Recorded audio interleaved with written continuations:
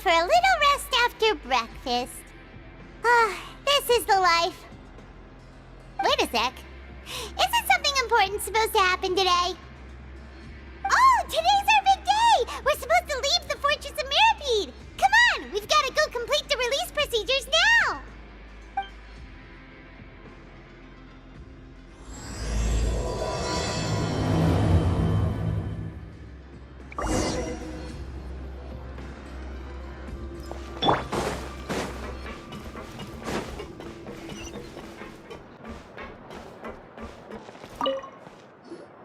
Please, sign here. This document will be effective immediately upon signing, and you two may exit the Fortress of Mirapede via the regular channels. It's been so long since we've been to the surface. Let's hurry up and...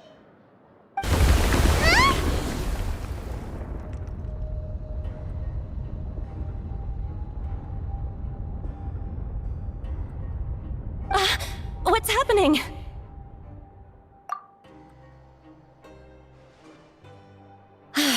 I'm fine, thanks. But I wonder what that tremor was just now. Let's go ask the Duke!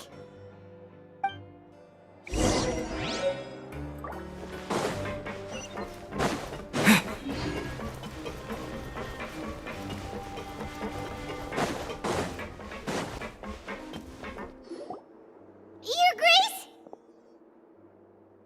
Ah, good to see you two. Is there something you wish to see me about? Yeah, what was with that earthquake just now? Ah, that. The tremor didn't originate from the seafloor. In fact, it seems it came from the surface. Over the years of serving as the warden here, I have developed a sense for distinguishing between what occurs on the surface and what occurs underwater. Besides, the seal that Monsieur Neuvillette set in place won't fail so easily. So the fortress is okay? If you recall our last incident, if there really were a problem, there would be crowds of inmates in a panic right now. Huh, you've got a point. Okay, seems we need to get back up to the surface and ask about what happened. By the way, do you know what day it is today? I believe today is this month's pipe cleaning day. Wait, seriously?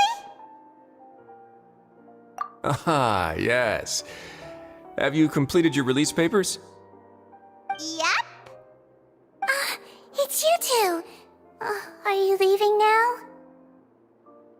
That's right! Today is our last day in prison! But now that Paimon says that, it doesn't feel like we were confined here. It's actually been pretty nice! Oh yeah, Paimon feels fond of this place now! Then be sure to come back and visit. I'll miss you. If you've signed the release papers, then you're free to go. The guards will escort you out. You're not going to see us off? I knew you'd ask. All right, sure. Let's go. Well, you actually agreed. No worries, you must be busy. Paimon was just joking. Ah, so you do have a polite side, I see. After being down here for so long, I imagine you must feel like you're lacking companionship. Shall I come along too? Yeah, don't worry, we'll come back to see you. Paimon really likes the cafeteria here. The chefs sure do know how to make good grub. I hope you won't be here as convicts the next time I see you. We'll do our best to stay out of trouble. Well, it seems our work in the Fortress of Mirapede is finished. That's the end of another chapter in our journey. And since Neuvillette was the one who asked us to come here, we should probably go report to him now. Next up, the Palais Mermonia. You're going to see Monsieur Neuvillette? Please pass on our kind regards. I'm sure just your regards will do, no? I believe it would be the polite thing to do. You're right. I've heard the Palais has been terribly busy these days. Tell him that I hope he hasn't been overwhelmed by the recent string of troubles.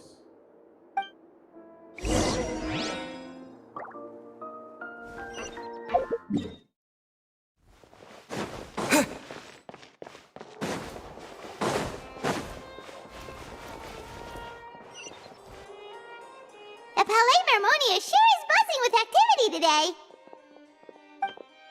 Halt! Huh? Oh, it's you two. Apologies. Monsieur Neuvillette did say you'd be welcome at any time. Excuse me, would you mind helping me take a look at this report? I'll be right there. Sorry, I've got my hands full here. You can see yourselves in. Everyone's so busy. Seems a lot has been happening.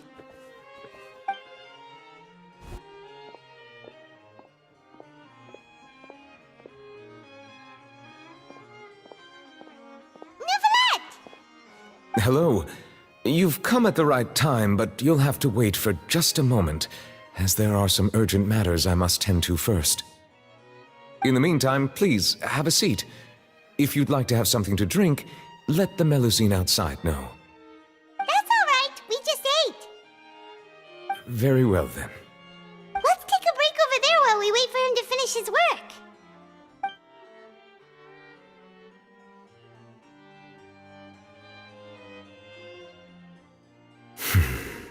All right. That should wrap things up for now. Are you done with your work? Yes, sorry to keep you waiting. Today should be the day you were released from the Fortress of Meripede, and it appears that you have managed to complete all the release paperwork. That's right, and we came here to see you right away.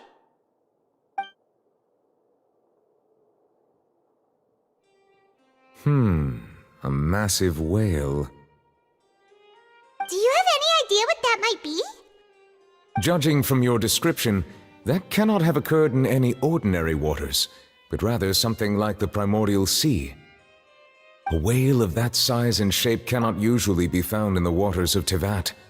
Therefore, we can only assume that Child is presently immersed in primordial seawater. Immersed in primordial seawater? But how? Is he okay? Most people wouldn't be capable of entering in the first place. I'm not completely sure how he could have gotten there myself. Yes? What is it? Ah, right! Paimon felt it too! We asked the Duke and he said it wasn't from underwater, so we figured you might know something about it. It turns out that I have just received a report about this particular matter. In fact, that's exactly what I was busy with a moment ago. The source of the tremor was here on the surface near Poisson. After the shaking stopped, the water levels in the Poisson area rose at an alarming rate. The water levels rose? Oh no! What about all the people there?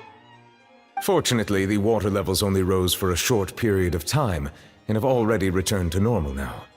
However, I still have a bad feeling about the whole phenomenon. If the change in water levels is connected with the leaking primordial seawater, then the situation in Poisson may be much worse than it appears. Navia should be in Poisson, right? We need to go check on her! I would also like to go there as soon as possible, but I'm afraid I can't leave just yet. We must immediately formulate disaster prevention plans for the surrounding coastal areas to avoid potential catastrophes. I'll have to ask you two to go to Poisson first. I'll meet you there to check on the situation once I've finished things here. There's no time to lose! Let's get going! Please be careful.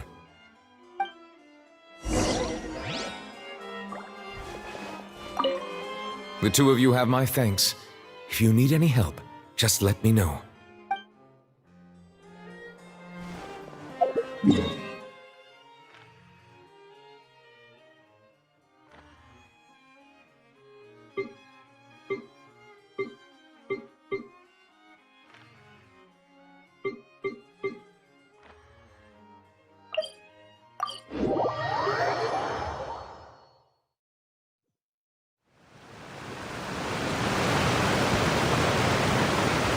Oh no!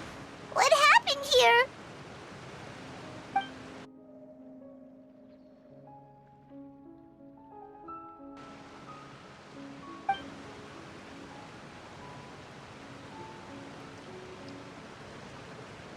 Navia should be around here, right?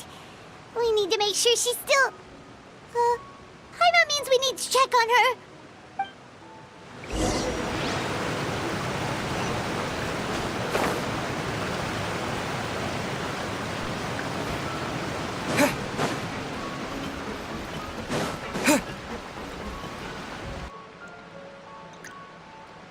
haven't seen a single soul all the way here. Oh, this is getting scary. What will I ever do now? Look, there's someone on the roof over there. Just stay put! We're coming up! Watch your balance!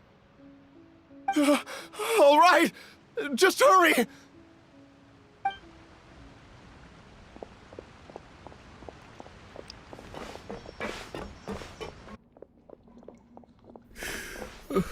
I'm not young anymore. How will I survive on my own? My Desiree! Oh, he looks pretty sad. My leg! How could this have happened? It hurts! Just hang in there. Help is on the way. You can hold my hand if it makes you feel better.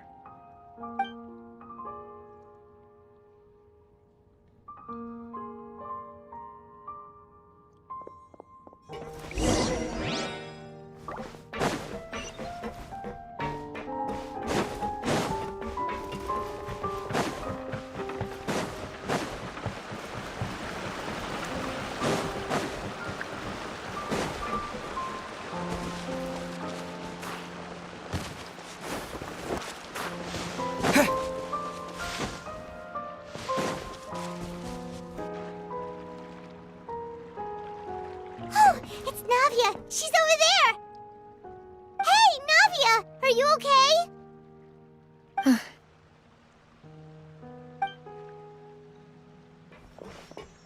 You're here. We heard there was a situation in Poisson, so we came as quickly as we could. Yes. As you can see, the water level suddenly rose. It caused quite the disturbance, in fact.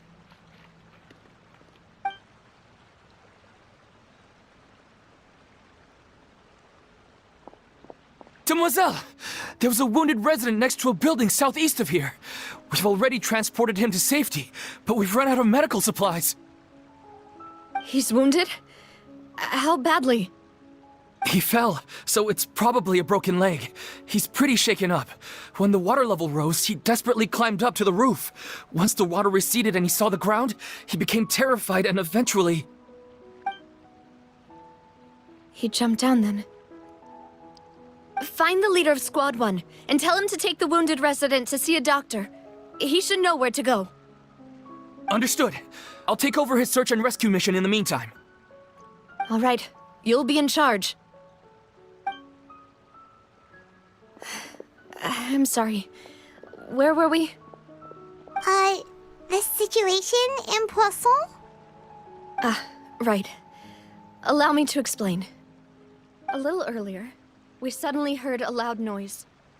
At first, everyone thought that something might have exploded in the waterways. But before we knew it, water started pouring out from everywhere. The rushing water seemed a little odd, almost like the unique color of primordial seawater. Some people didn't realize the danger and thought it was just ordinary water, leaking from somewhere. Everyone on the street who happened to be close to the water didn't have a chance to escape. As the water levels rose, they suddenly disappeared. Those who realized what was happening started to flee in a panic, desperately trying to get to higher ground. Many were injured in the stampede, and some people fell from significant heights. The Spina di Rosula initiated rescue operations as quickly as possible, but there have been a lot of casualties. Fortunately, the water began to recede after some time, and the chaos came to an end. The water that flooded the area contained primordial seawater, so the lower levels of Poisson are still hazardous. To ensure everyone's safety, I've asked the people there to leave as soon as possible. No one knows if this could happen again. All we can do for now is try our best to help evacuate the residents. We still haven't completed the head count, but we'll have some numbers soon. How awful.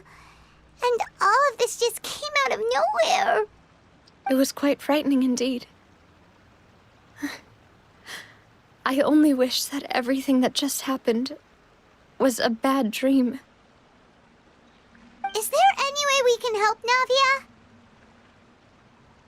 Thank you for being so willing to help in a moment of crisis like this.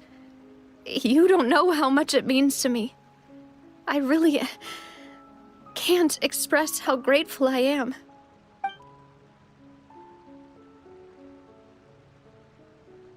Don't say that, Navia. That's what friends are for.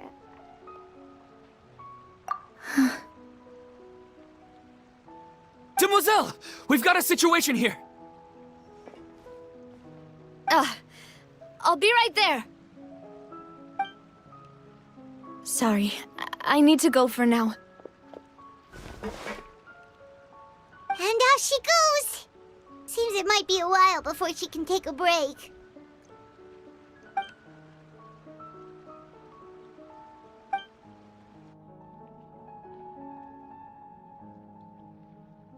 Okay, the wounded are being tended to, and we finished a preliminary head count. More support has just arrived, so I suppose I finally have a moment to focus on my own matters. Of course, we should remain ready for anything, and continue doing our best to rescue others. I'll be sure to have everyone at the Spina di Rosula ready to render assistance. Traveler, Paimon, would you two accompany me to my father's grave for a moment? Huh? Right now? Thank you.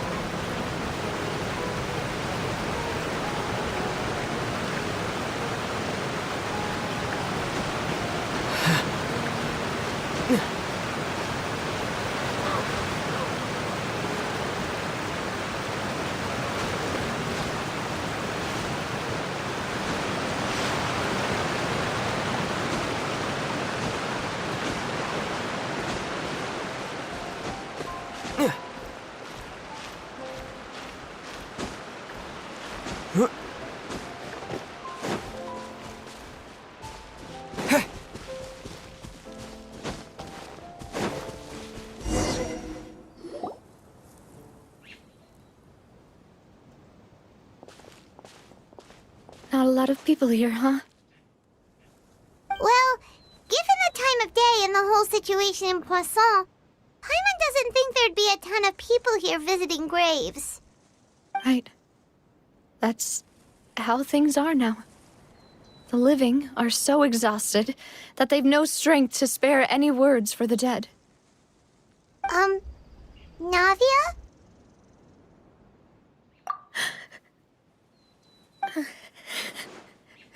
Navia, what's wrong? Sorry. I just...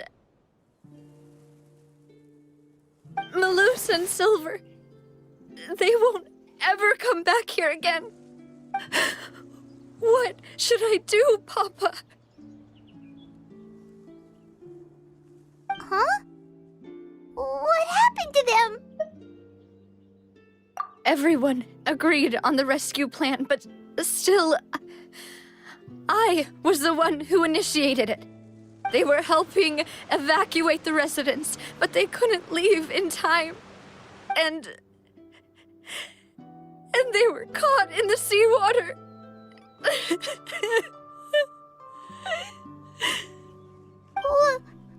What should we do? I've known them for so long.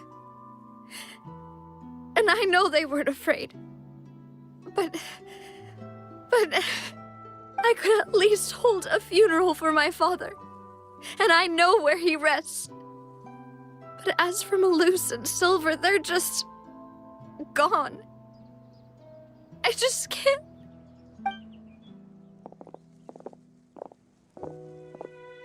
Everything looks so clean after it rains. Even the gravestones. I didn't expect that you'd enjoy a glass of red wine in front of Master Callus's grave. I can understand. Besides, the scenery here isn't half bad. See, it's not just me. I always want to bring something when I visit Papa. Perhaps we might even have a picnic. He wouldn't be angry, would he? How could Master ever be upset with you, demoiselle? Yet the cemetery is the home of those who have passed, is it not? Everyone ends up here sooner or later, no matter who you are. Buying yourself a plot in advance, are you? No need yet. But when I do, I hope you'll let me be buried beside Master Callus, demoiselle. Hey, stop joking around. I'm quite serious. That way, it'll save us both the trip to see each other whenever you visit your father's grave. That makes sense. In that case, could I be buried on his other side? After all, besides you, demoiselle, the two of us could certainly be considered Master's closest companions, no? Personally, I believe we fill those shoes just fine. Why are you bringing this up all of a sudden? Seriously. All right. I'll remember your requests. But I'd really prefer not to talk about this stuff. And what do you mean by saving me a trip? I'd make the journey even if I had to visit you two somewhere else. I'd promised to let them rest in peace here. But here I am breaking that promise. I'm sorry for letting you see me in a mess like this. I don't usually cry, really. Paimon doesn't know how to help you feel better. But, well, she understands how you feel. I'd always thought I could make my wishes come true. But now that I think about it, that never solely relied on me. Many things can only be accomplished with someone else's help. Malus and Silver have helped me so much. But by contrast, I could do nothing for them. I'm so sorry. You can spend as much time as you need here, Navia. We'll stay with you. Thank you. Right now, you don't know how much that means. By the way, you can have a look at this. It's a list of victims from the incident that took place here. Obena, Khan, Burnett, Giverny, Francine, Karina, Daisy Ray, Joinville, Jolianne, Esson, as well as Malus and Silver. So, everyone else is safe. But still... It's okay. I know what you're thinking. And you're right. We lost Malus and Silver. But we were able to save more than we anticipated. The overall outcome indicates that the cost was worth it. Right! Don't think that way, Navia. One person might be saved at the expense of another, sure, but that isn't something we should ever consider a trade. Malus and Silver were not the price for saving anyone. They're heroes. You're right. Thank you, Paimon. What you said just now was pretty amazing, actually.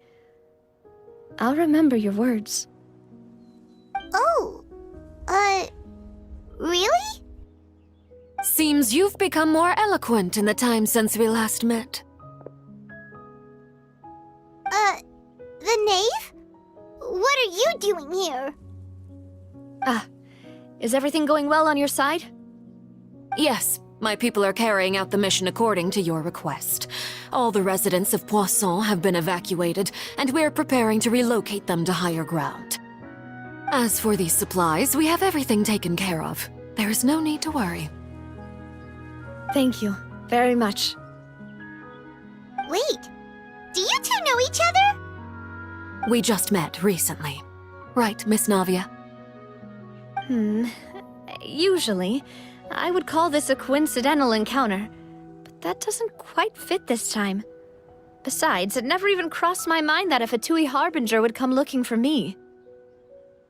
Thanks to the knave, Spina di Rosula received generous support from the Fatui, which allowed us to complete the rescue and evacuation work so quickly. Mutual aid is essential to fostering positive developments. We were already in the area, in any case, so it was nothing. That said, I must say that you're a lot sharper than you let on. I'm sure you understand what I mean. I apologize for all the ways in which I tested you previously. We've never worked with a Fatui before, and it's extremely important for us to know who we're working with. My subordinates have reported that Fatui soldiers have been observing water levels and taking head counts in various locations. I hear that they've also prepared a large amount of emergency supplies. I'm quite surprised. This is nothing to brag about, nor do I intend to. It is simply the way of powerful organizations to act forcefully, whether they are doing good or ill. You've witnessed that firsthand, in any case. As I've told this traveler before, I know of the prophecy, and I intend to prevent the impending disaster. Lending your organization a hand was a natural first step in accomplishing that. As such, do not be troubled by this token of our sincerity. Perhaps one day, you'll also be able to help me in the same way. Without your help, there would have been many more casualties. I won't forget your kindness. Furthermore, I sincerely regret what happened to Malus and Silver. I only wish that my people could have arrived a little earlier to prevent this from happening. Don't say that. You and your subordinates did everything you could.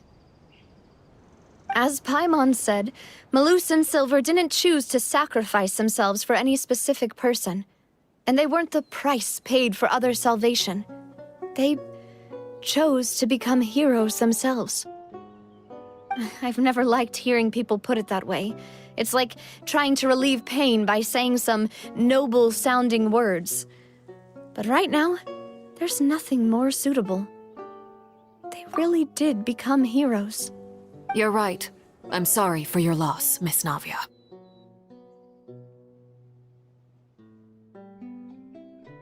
Water is life to Fontaine's people, and it also spells disaster.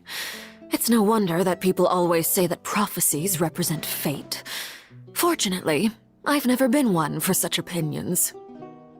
So, you're one who will try to change fate, then? Of course. That is why I'm going to Hotel Bouffe de Thé. I still have some things to take care of, and the children need my attention.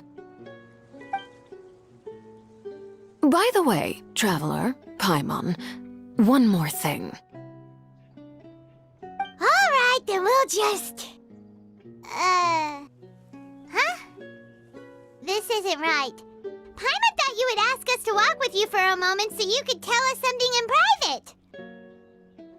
That is a clever and useful conversation technique, which I do like to use when necessary. But there's no need today. It would not hurt to have Miss Navia listening in.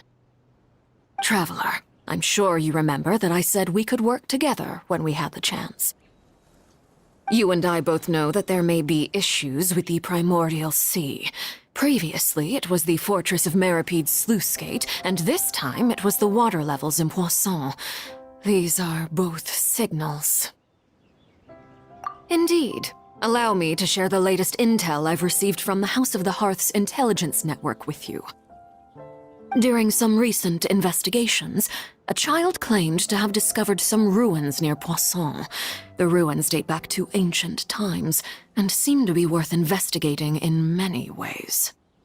Judging by the dating of the ruins, they may be related to the prophecy and the coming crisis. The situation is becoming more urgent, so any pertinent information will prove extremely precious. My people initially came to prepare for ruin exploration. Unexpectedly, this disaster struck, and at present, we're all busy prioritizing the rescue effort. So that's why the Fatui were already in Poisson. I wanted to take the children along, but unfortunately, Linny, Lynette, and Fremine have all been dispatched to higher ground to assist affected residents. Linny told me that outside of the house, the person they trust most is you. Which is why I want to give you this task. The House of the Hearth's members see each other as family, but Linny, Lynette, and Fremine said that they also see you as such, even though you are not from the house. I'm sure you already understand how earnest they consider their friendship with you to be. Oh, that somehow makes Paimon feel kinda happy. The intel I just shared about the ruins could fetch a high price. But since the children consider you family, it's only natural that I freely share it with you. Got it! So all we gotta do is go to some ruins, right? We can handle that. Excuse me, but may I tag along? You wish to join, Miss Navia? But are you sure you're up to exploring some ruins? You need to rest. Well, I'm sad, yes. But I can't just go back and plop myself into a chair by the roadside and do nothing. There's no point in being depressed while we still have a disaster on our hands. As my father's successor, I must live up to the hopes he had in me. Besides, I'm also doing this for myself. I need something, a distraction, to keep my mind off Malus and Silver.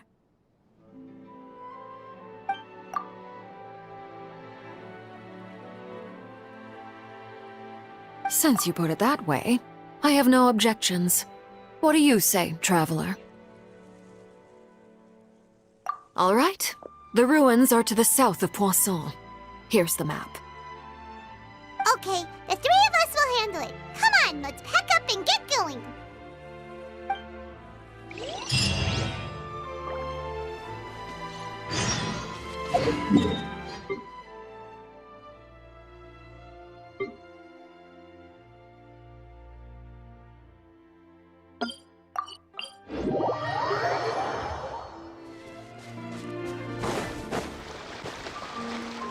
So, are these the ruins the knave was talking about? Whoa, talk about old.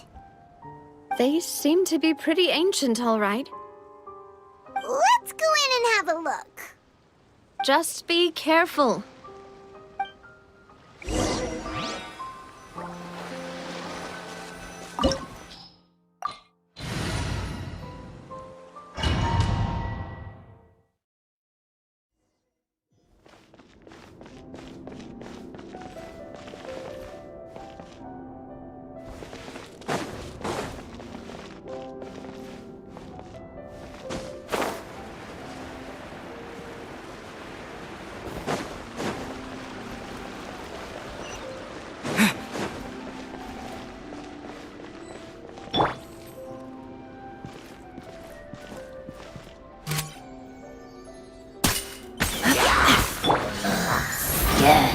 No one escapes my sights! Go, go, Barrington! Hey! I'll race you there! Don't be scared. Get him!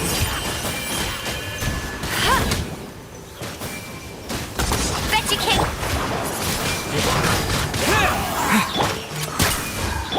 Go, go, Barrett Bunny! Not now. Let it rain! Wind Blade! Precision strike! Get him!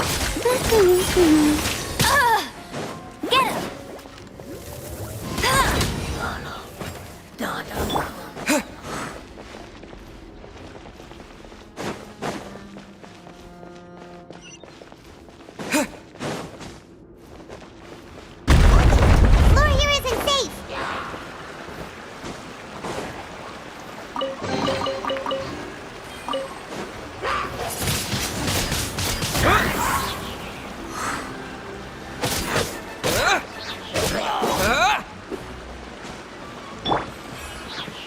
Let's keep going, team!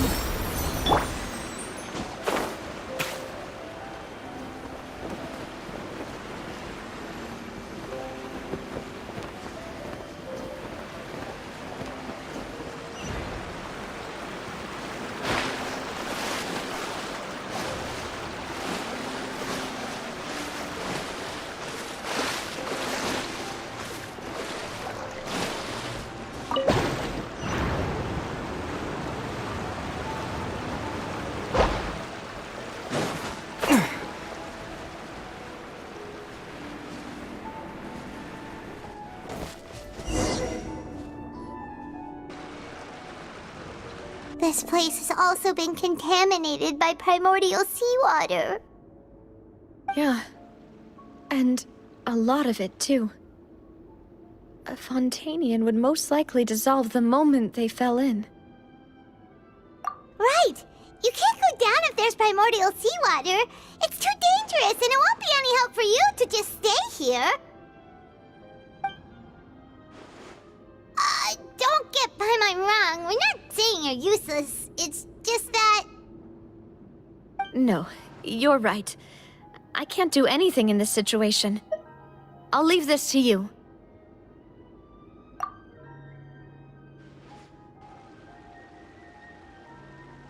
That complicates things. Maybe the only way left is forward. In that case, do you want to wait for us here? The water levels here are unstable, and there's a chance the water will rise. So, staying here wouldn't be safe either. I'll go together with you. Perhaps we'll find the exit just up ahead. All right. Come with us for now then, but please be careful.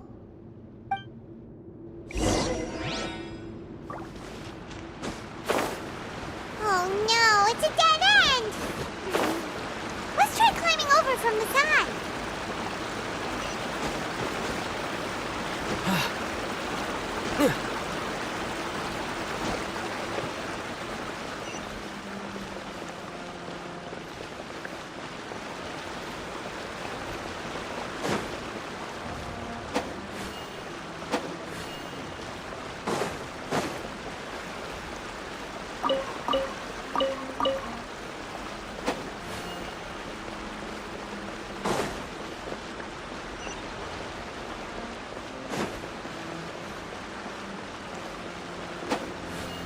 Wind Blade!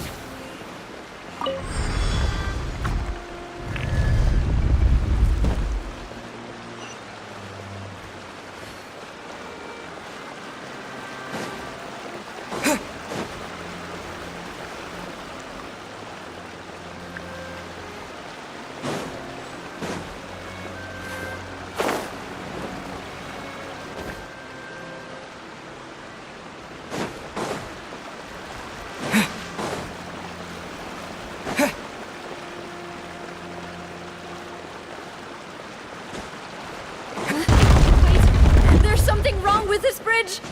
Run!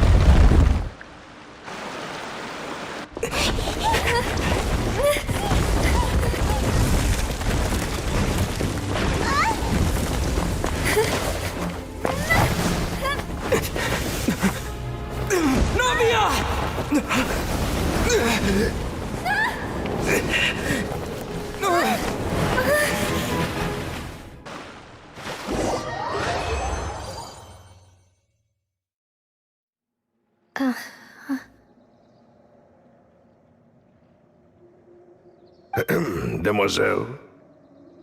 Huh? Demoiselle, what are you doing here by yourself? Would you be standing here till dark if I hadn't come to get you? Maybe she just wants some time to herself, Malus. Oh, was I sleeping? Yes, it would appear so. I must be tired. That's quite possible. However, you were the one that suggested we go out for a walk. Oh, right. I nearly forgot. It must have slipped my mind when I dozed off. I haven't had a nap today yet. Have I? This is a familiar feeling, yet something's a little strange. Is something the matter, Demoiselle? Oh, no. No, I'm fine. I was just trying to recall why we came out for a walk. Do you remember Mr. Giverny? He'd requested our help before with foreign merchants who had a debt dispute with him, and we'd resolved the matter not long ago. We were headed to see how things were going with him at the moment. Ah, right. Yes. I remember now. Oh, Miss Navia. Ah, Mr. Malus, and Mr. Silver, too. It's good to see all of you. How have you been? I've been great. Thanks to your help, those bothersome merchants finally realized that I wasn't the one they were looking for. Why, I wasn't even the guarantor for that person. They were knocking at my door day and night. Even my neighbor, Obina, was getting fed up with them. Sometimes force is required to calm someone down and get them to listen to what you have to say. That's right. Oh, by the way, Burnett, what was it that you wanted to give to Miss Navia again? Oh, yes. One moment, I have it right here. Miss Navia, these are some flower seeds that I prepared. Please take them. They're a very good variety, and they'll become very big and beautiful once they bloom. I don't know what we would have done without your help, so this is a little token of our appreciation. I hope you won't refuse. Ah, did you cultivate them yourself? Thank you so much. I'll certainly take them. Malus, we do still have some empty flower pots at home, right? Why, we can have as many pots as you'd like, Demoiselle. Perfect. In that case, we'll swap out some of the decorative plants for some of Mrs. Burnett's flowers. Very well. Wait. Something seems to be off here. Excuse me, madam. If I'm not mistaken, your name is Burnett, correct? That's right. Is something wrong? No, it's nothing. This is the first time we've ever met, but your name seemed familiar to me. I must have heard it when I was discussing things with your husband previously. I've heard this name before. Sometime recently, I'm sure of it. And why are there so few people around here? Where did everyone go?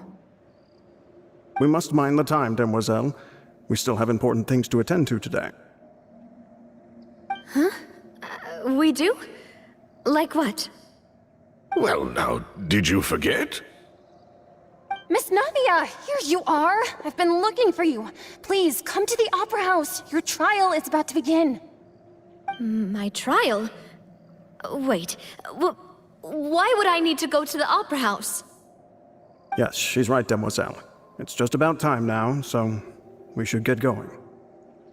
Oh? All right then.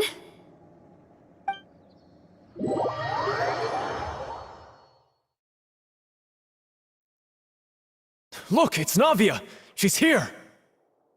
And her two attendants are with her! Goodness, everyone's finally here. There sure are a lot of people here to see the trial. And they all seem to be oddly excited about something. I even know some of these people. Karina, Desiree, Joyville, Jolien, Essen. Why are so many people here? And why do I have no recollection of this case? And as for the judge... huh? Where's Monsieur Neuvillette? Please sit in the defendant's seat. Don't worry, Silver and I shall accompany you. All right. But are you sure you can stand behind me? Typically, it wouldn't be allowed, but today is an exception. Hey, what kind of place do they think this is? Come on, do they have any idea what they're doing? Seriously. Enough with the whispering! Could someone please tell me where Monsieur Neuvillette is? And why I'm standing trial? My dear Miss Navia, have you not yet realized what you've done? In that case, allow me to explain. As all here know, you are Master Callus's successor, the head of the Spina di Rosula, someone held in high regard by every soul in Poisson. After you took over the Spina, you treated all of us just like the late Master Callus had. If anyone in need reached out to you for help, you responded. Not only you, but your butler, your subordinates, nearly everyone in the Spina di Rosula fought for the well-being of those in Poisson. Wait a moment. Aren't you just proving that I'm a good person? Yes, correct. Absolutely right. And that is why you stand accused. You have helped so many people get through so many difficulties. You are one with us. We are inseparable.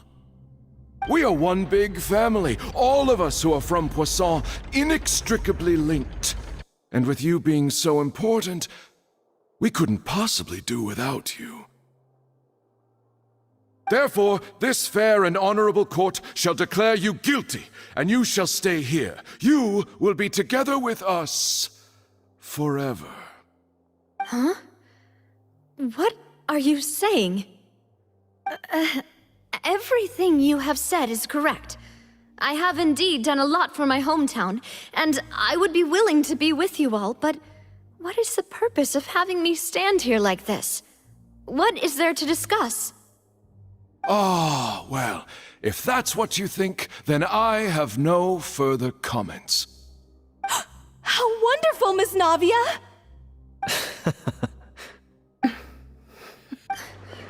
I know all these people.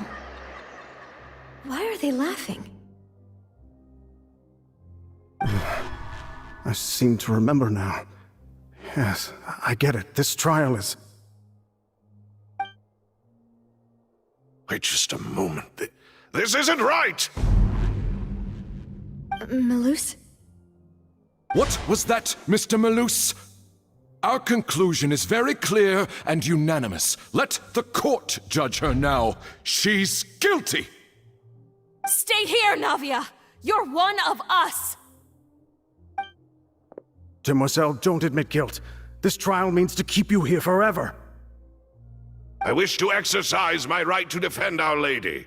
Mr. Joinville, you only know of Navia's goodness, but nothing of her utterly independent mind. She was born a free and independent spirit. She has never been tied down by anything. Indeed, even the death of Master Callus couldn't stop her. Her actions cannot serve as proof that she identifies herself as part of any group. She merely acted as an individual, extending her hand to help others. Please do not mistake her actions as being otherwise. Really? As an individual, you say? Don't forget, we are all Fontanians here. This is the nation of justice, the nation of Hydro.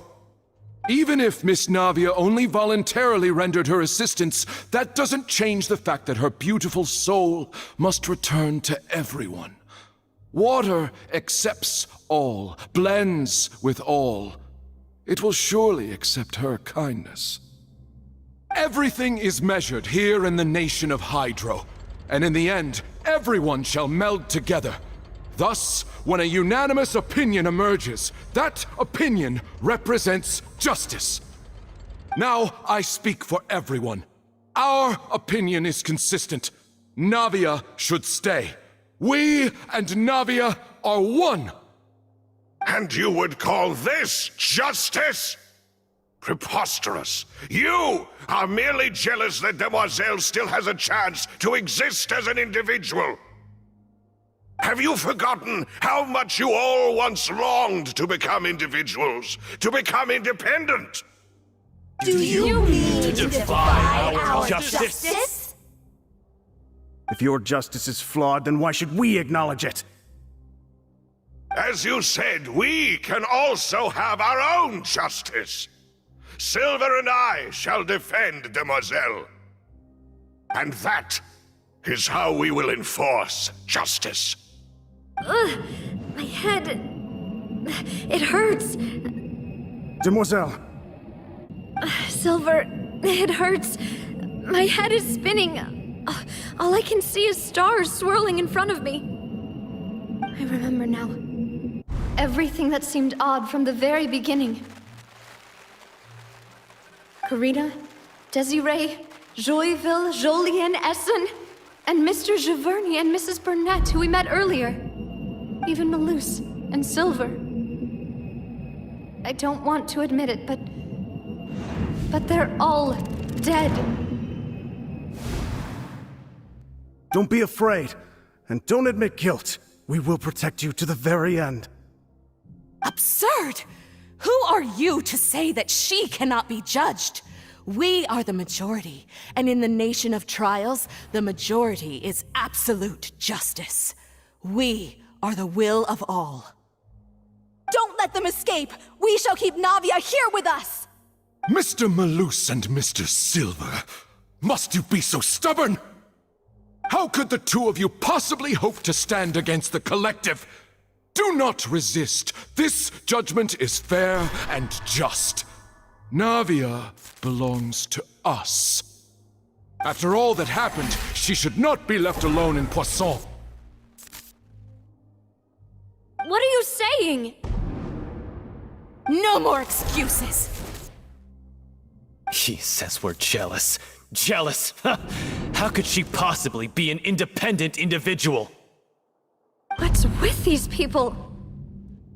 Who's jealous of her? She belongs to us! Miss Navia, she... Silence! That's... Monsieur Neuvillette! Such commotion is prohibited in the court. The accusations you just presented are nonsense and cannot constitute a proper trial. The court will adjourn for the rest of the day. In this, I shall hear no objections from any unauthorized party. Our thanks, Monsieur Neuvillette. Please leave with me, Miss Navia, while there is still time. But... Go on now, Demoiselle. This is your only chance to leave this place. What, can't bear to leave us behind or something? Malus. My apologies. I couldn't resist making one little joke once I realized that this shall be our last goodbye. Malus... Silver... Quickly, you must come now! Goodbye, Demoiselle. Farewell.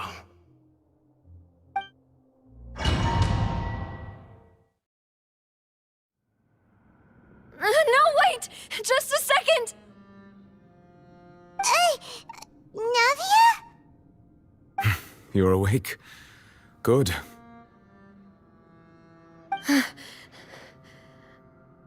I must have been dreaming. Malus and Silver were still alive, and they were defending me at some insane trial. It looks like you're all right. Did all the sad feelings cause you to have a nightmare? I'm could give you a hug. The ruins you were exploring suffered a cave-in. When I arrived, I found you falling toward the water. You were just about to be dissolved within, but I...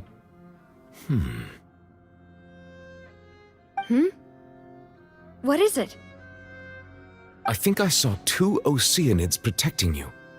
It was only for a moment, perhaps even a fraction of a second, but they gave me the chance to retrieve you. Were it not for their intervention, I would not have been able to rescue you before your consciousness dissipated. Wait, did you say Oceanids? You mean like what happened with Vache? Perhaps those 2 Oceanids were the people you saw in your dream. I always told them that they didn't have to protect me. To think that they'd keep doing so even after death. Please come with me.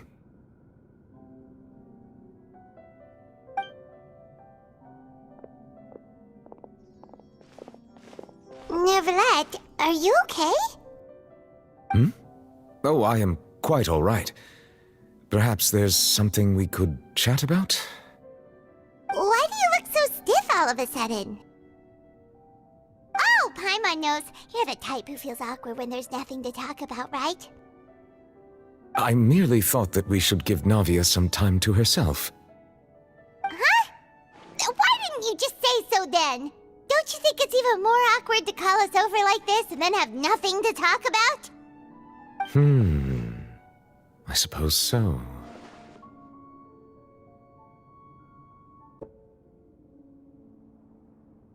Ah, Sigewinne. I hope all is well with her these days. Her work in the Fortress of Meropide has not been too much for her, has it? No way! Don't worry. She's doing fine down there. She's an amazing head nurse. I see. Well, that is good. I have always worried that Sigewinne would need a lot of time to understand the world of humanity, just as I have.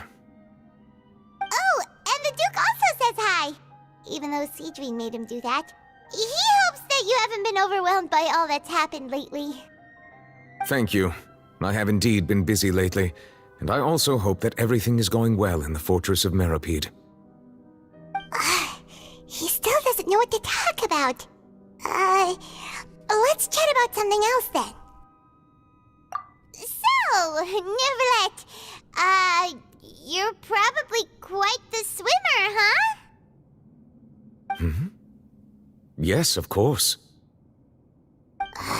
This isn't going anywhere. Let's try something else. How did you find these ruins? Did the knave tell you? Yes, in fact. I had arranged to meet you in Poisson, but when I arrived, I discovered that the Fatui were helping the residents evacuate. They had even transported a large quantity of supplies to the area. Amid my astonishment, I ran into the knave, and we had a chat. She informed me that she had asked you to investigate the ancient ruins here. Yeah, we originally planned to meet up with you, but we thought you might still be busy with all those official documents. We didn't think exploring the ruins would take very long, and who would have thought you'd wrap things up so quickly?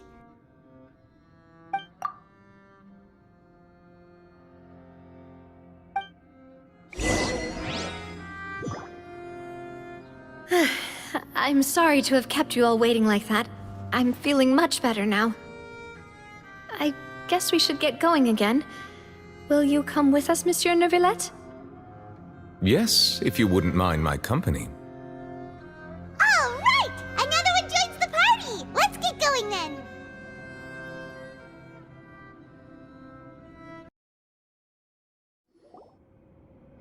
No, wait! Just a second!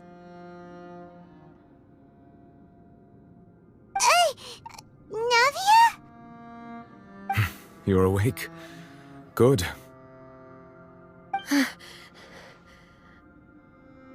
I must have been dreaming. Malus and Silver were still alive, and they were defending me at some insane trial. It looks like you're all right. Did all the sad feelings of a nightmare? Paimon could give you a hug. The ruins you were exploring suffered a cave-in. When I arrived, I found you falling toward the water. You were just about to be dissolved within, but I...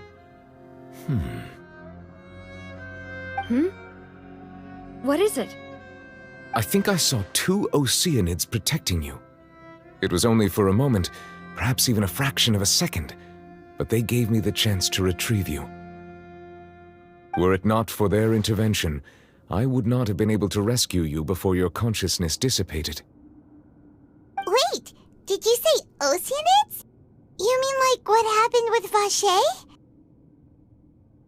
Perhaps those 2 Oceanids were the people you saw in your dream. I always told them that they didn't have to protect me. To think that they'd keep doing so even after death. Please come with me.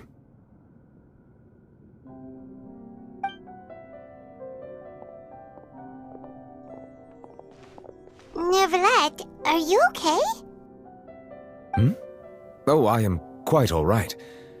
Perhaps there's something we could chat about? Why do you look so stiff all of a sudden? Oh, Paimon knows. You're the type who feels awkward when there's nothing to talk about, right? I merely thought that we should give Navia some time to herself. Huh? Why didn't you just say so then? Don't you think it's even more awkward to call us over like this and then have nothing to talk about? I suppose so. Ah, Sigewinne. I hope all is well with her these days. Her work in the Fortress of Meropide has not been too much for her, has it? No way! Don't worry. She's doing fine down there. She's an amazing head nurse. I see. Well, that is good. I have always worried that Sigewinne would need a lot of time to understand the world of humanity, just as I have. Oh, and the Duke also says hi! Even though Sigewinne made him do that. He hopes that you haven't been overwhelmed by all that's happened lately. Thank you. I have indeed been busy lately, and I also hope that everything is going well in the Fortress of Meropide. He still doesn't know what to talk about. Let's chat about something else then. So, Neuvillette, you're probably quite the swimmer, huh? Yes, of course. This isn't going anywhere. Let's try something else. How did you find these ruins? Did the knave tell you? Yes, in fact. I had arranged to meet you in Poisson, but when I arrived, I discovered that the Fatui were helping the residents evacuate. They had even transported a large quantity of supplies to the area. Amid my astonishment, I ran into the knave, and we had a chat. She informed me that she had asked you to investigate the ancient ruins here. Yeah, we originally planned to meet up with you, but we thought you might still be busy with all those official documents. We didn't think exploring the ruins would take very long, and who would have thought you'd wrap things up so quickly?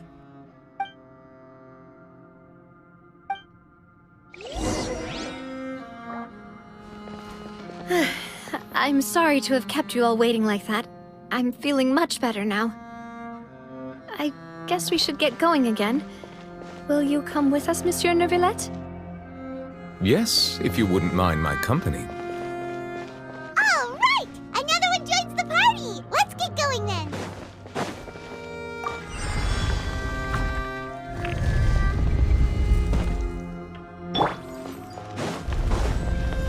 Oh, mine's with the moon. My guidance. Final warning!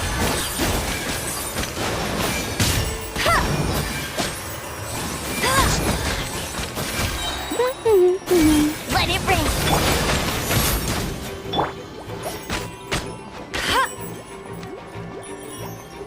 Hey, get him!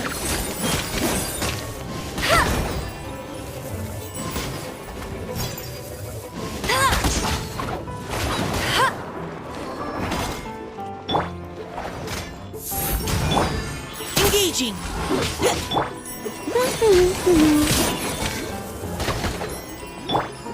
Stars, shine for me.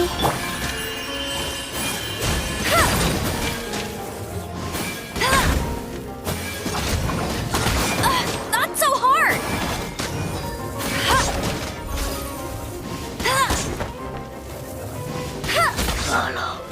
Dada Kondala.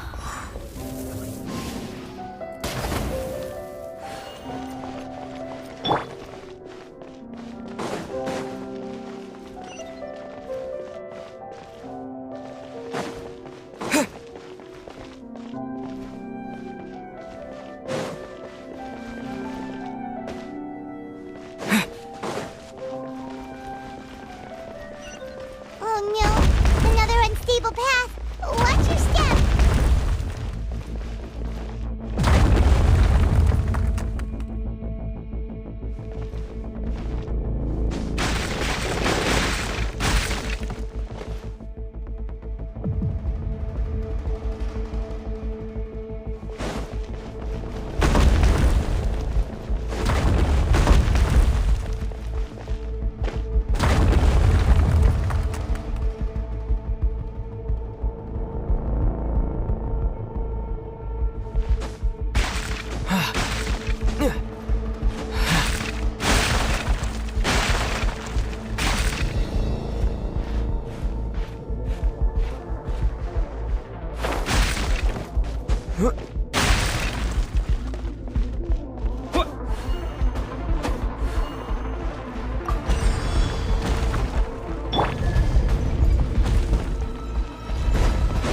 Watch out! There are rocks falling over here!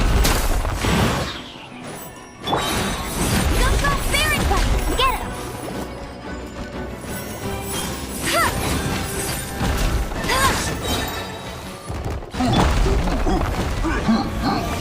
No one escapes my sight! Let's keep going, team. Providing cover. Cold, mine's a commit. Wind blade!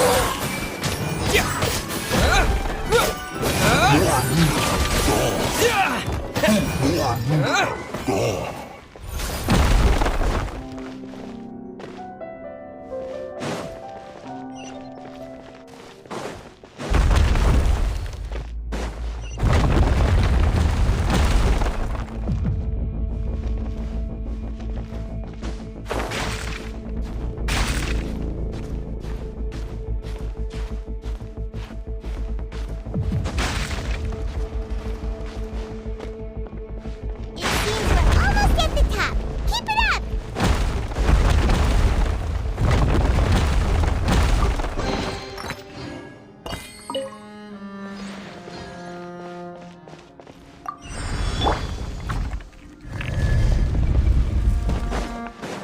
Yeah.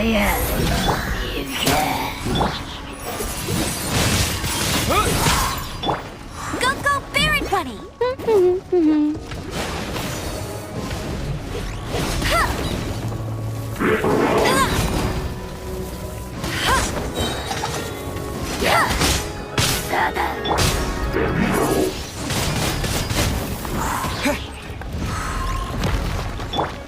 Engaging.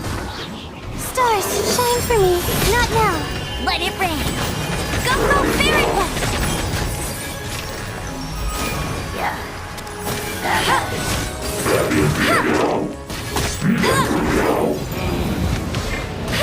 Tired.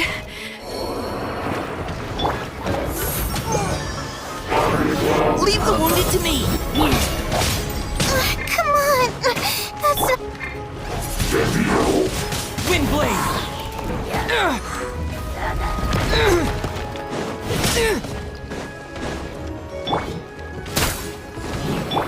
My guiding stars.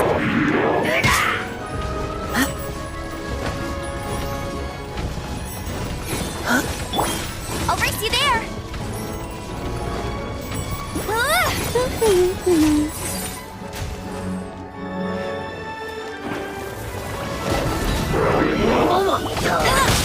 That's cheating! Not now. Cold, mine's a good...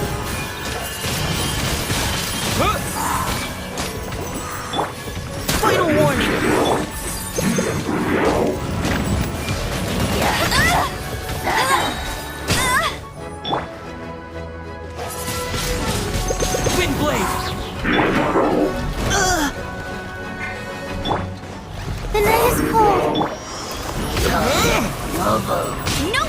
my sights!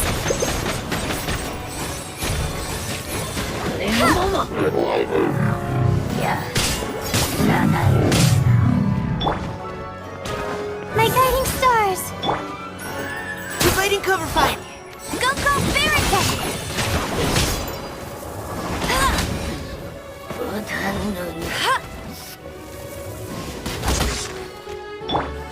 Not now. Stars, shine for me. Final warning! Let's keep going deep! Get it!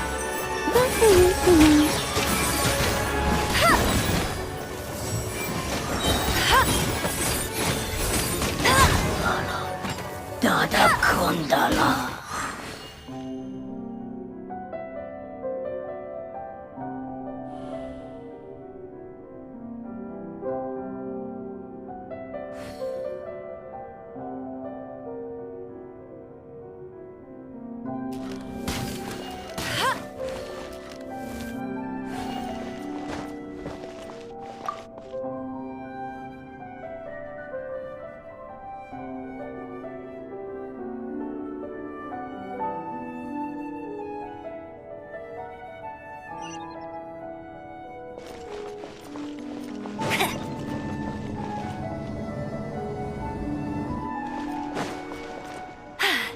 Told you I'd win.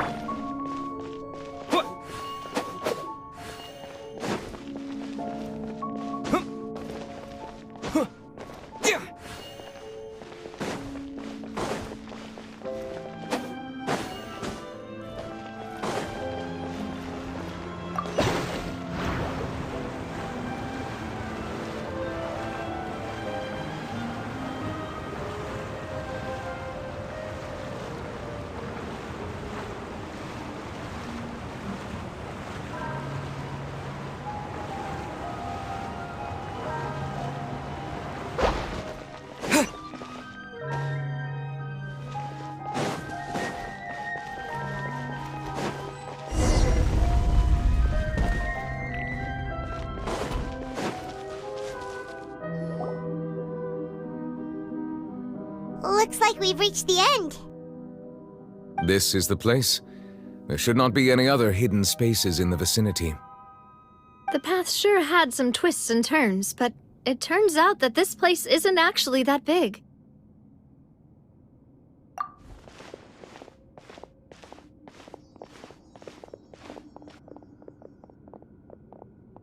Stone slates.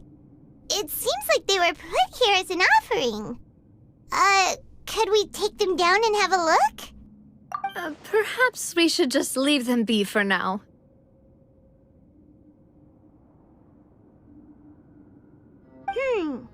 There are 4 locations in total, but only 3 stone slates. The slate that should be in the first empty spot is missing. The surrounding walls also show signs of damage. There's something written below. Let Paimon see. Reason dictates that this nation be destroyed. I shall record the history of its future here in its past. Say what? It feels like someone left these slates and these words here for a purpose. But does he mean that Fontaine should be destroyed? That would fit the circumstances dictated by the prophecy, yes. Indeed, the slate's contents correspond to it. Take the second slate, for example. There's a person kneeling here. She seems so dedicated. And there's a whole bunch of other people behind her doing the same. She's facing this... what is this? Some kind of island in the sky? And is that Lady Farina in the third image? Did the Hydro Archon fall into the water? And is that a ring of people around her? Paimon doesn't quite get it. Are they all in the water? The fourth image. I know this one. This exactly matches the content of the prophecy. The people will all be dissolved into the waters, and only the Hydro Archon will remain, weeping on her throne.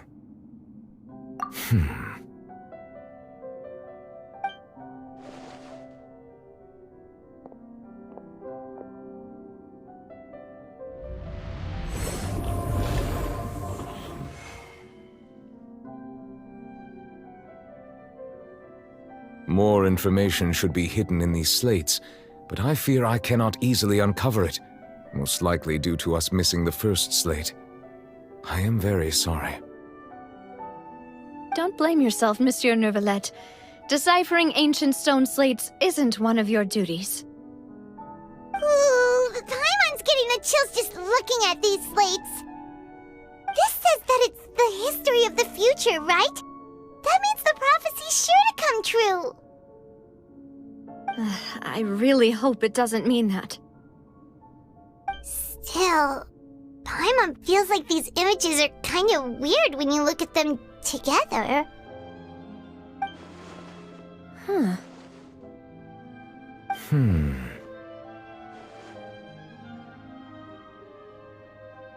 That's right!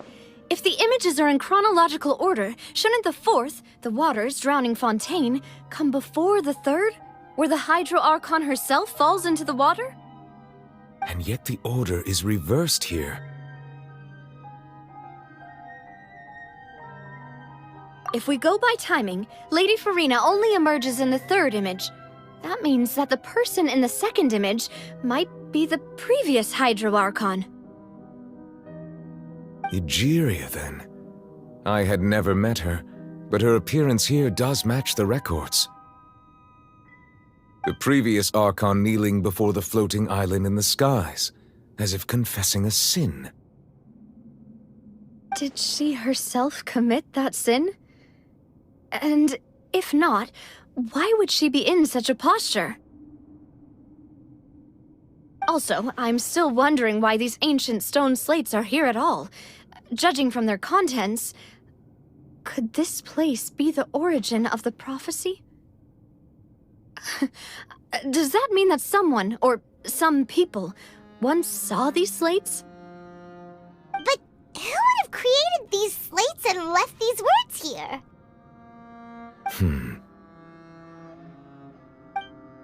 It seems that any further clues will have to come from Farina. In that case, there's no time to lose. There's nothing else to be gained here, so let's head back first. Yeah, we'd better get somewhere safe for now.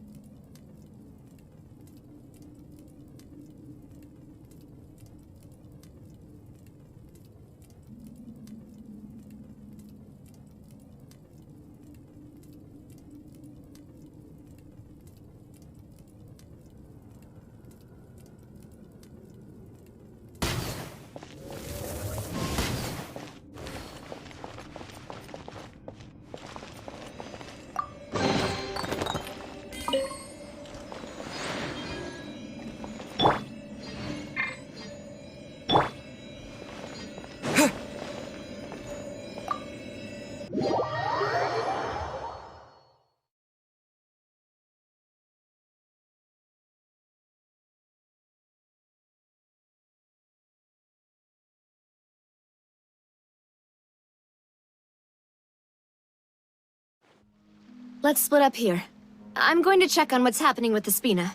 You know how it is. There's some things you just need to be there for yourself. You still have energy for that, Navia? Paimon's already beat. Just head back to the Fleuve Cendre and have a rest then. Thanks for keeping me company all this time. I'll depart as well. Thanks for your hard work today. Rest well, everyone. Traveler, I will go talk to Farina tomorrow morning to ask about the stone slates. I'm sure that you're concerned about this matter as well. If you have time, drop by my office. I will share the results of our discussion with you. Are you really gonna talk to her about this directly? Will that be a problem? Paimon's getting a little scared now that it's come to this. She has long been harboring secrets and will not give them up easily, which makes it all the more my duty to ensure that she understands the present situation.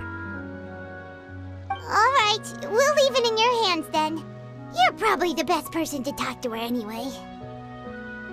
I will be carefully considering my words tonight.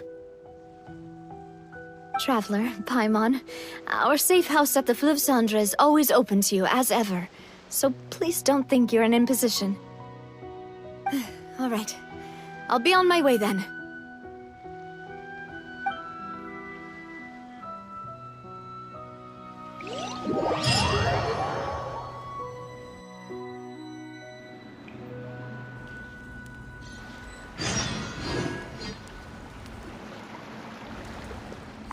We're finally back! Welcome back. We've got a special menu prepared for you two tonight. Yay! And there's good food too! Navi, no, the boss is the best. Ooh, desserts! Nice, these are all Paimon's! Paimon's already starting to forget what happened today. Oh, that voice. Is that who I think it is? Huh? It's you two. What are you doing in Fontaine?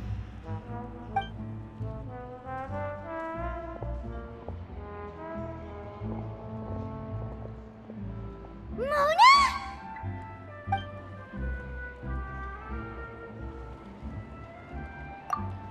Seriously, nobody just uses a scry glass whenever they've got time to just see who they'll meet on the road. Still, we didn't expect to see you here. Wait, you're not a Fontanian, are you, Mona? Well, I have some business to attend to here, so I booked a hotel in the city. I was just out for a stroll when I bumped into you. Quite unexpectedly, if I might add. Why did you think I was from Fontaine, though? Is that because Magistus doesn't sound much like a Mondstatter surname? Yeah, let's go with that. Well, I used to have my own surname, which was, well, some other thing. Either way, the old hag told me when she took me as her disciple that the first step to being a great astrologist's pupil was to change that name. There was nothing for it, really. She really is amazing at astrology, so I changed my name to what it is now according to her wishes. To my surprise, however, Magistus is not the name of some ancient house or clan. It isn't? Nope. Although it is used by us in place of surnames, it generally just means great. Wow! Imagine including a boast in your name. Wait, are you gonna have to put that into your genealogy as well? I reckon so. In any case, I'd give my disciple a name like this as well, if I were to take one. Astromancer Barbeloth Trismegistus. Whoa, that's a long one. Does it also mean great or something? My name means Mona the Great Astrologist. As for the old hag, hers is, in plain speech, the thrice-as-great Scholar of the Stars. Just take it as a title specific to astrologists. Thrice as great? That's so petty. know, right? That's just how she is. She used to call herself Magistus, actually, but when she took me in, she changed her name to Trismegistus. Talk about excessive. Magistus is thus the calling card of our school, so to speak, which makes it about the same as a surname. It's all right if you don't get it. You can look into it further should you need to study astrology more deeply.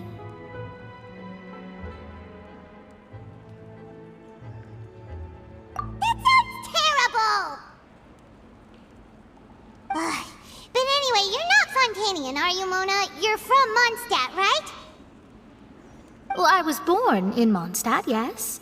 My parents migrated to Dorman Port, and I traveled with the old hag for a while, after which I settled down in Mondstadt City. Oh, that's a good thing then. At least we know you won't be dissolved by Fontaine's waters. Speaking of that, I'm sure you're aware that a bunch of things have happened here in Fontaine, right?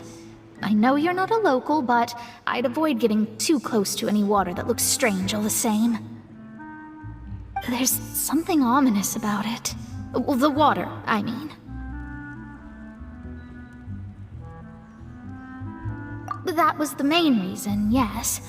Just a while back, the Steambird invited me to take part in a panel and speak about the circulation of the prophecy as an astrologist. The invitation was sent quite early on. I don't think anyone expected Fontaine to be in this much trouble. What do you make of that prophecy, Mona? Just tell us what you think as an astrologist. Your word would go a long way to make things more certain and less scary. What I can tell you is that I'm an astrologist, and that this prophecy concerns the fate of Fontaine, even that of all Tevat. Ascertaining this is akin to reading the fortune of the whole world. I'm afraid that this is not something that just anyone can do. If I could do it, you would no longer call me an astrologist, but a visionary. But on the flip side, the prophecy is so huge and powerful that it must surely come from a powerful visionary. Its contents involve the fate of the world. Disregarding it would be a mistake. A visionary? Sounds really powerful and all, but does such a person really exist? Of course. The old hag could do it, and I'd bet there are others amongst those Hexenzirkel colleagues of hers who could do something similar. Huh? Are you sure? All right, I'll help you. It isn't often that I see you with such a serious look on your face. I'll tell you once I hear back from her. Thanks, Mona! You're amazing as always! Oh, well, this is something only I can do after all. So yes, your praises are quite welcome. That's the greatest of astrologists for you! Of all the people we know, you know the star's the best! Indeed, indeed. That's the spirit. Oh, sorry. I came to see what all the commotion was about. If there's anything you need, do not hesitate to inform the Spina di Rosula. Oh, whoops. Guess we were getting a little too carried away there. Well, I'll go tend to my own business now. If I receive any news, I'll be sure to come find you two again. And there she goes, quick as rushing water. And here we are with the Spina guy giving us suspicious looks. Right, but we were able to recruit Mona's help, didn't we?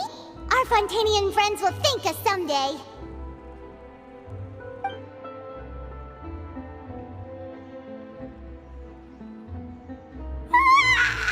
Good morning. To be honest, Paimon's still feeling kind of sleepy. But it's time to get up, Traveler. We agreed to go see Neuvillette, so let's pack it up and get going.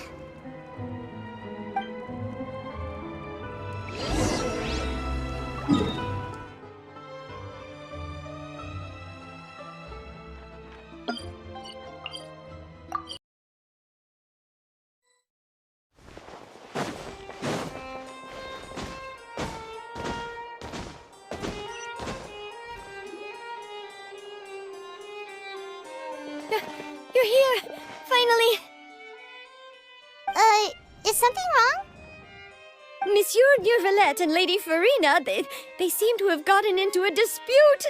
Please go see for yourself.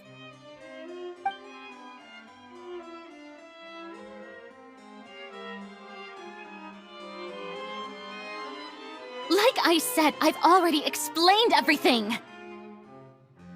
And yet the problem has not been properly solved. There is little space for excuses between us. It is not my intention to offend you, but please, tell me where you stand. You are the Hydro Archon Focalor, are you not? Look at this. This is a list of the victims from the recent Poisson incident.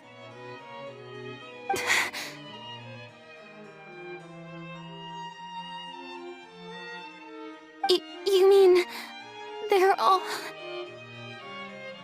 We did not arrive in time to avert this disaster, and I will not have it happen again.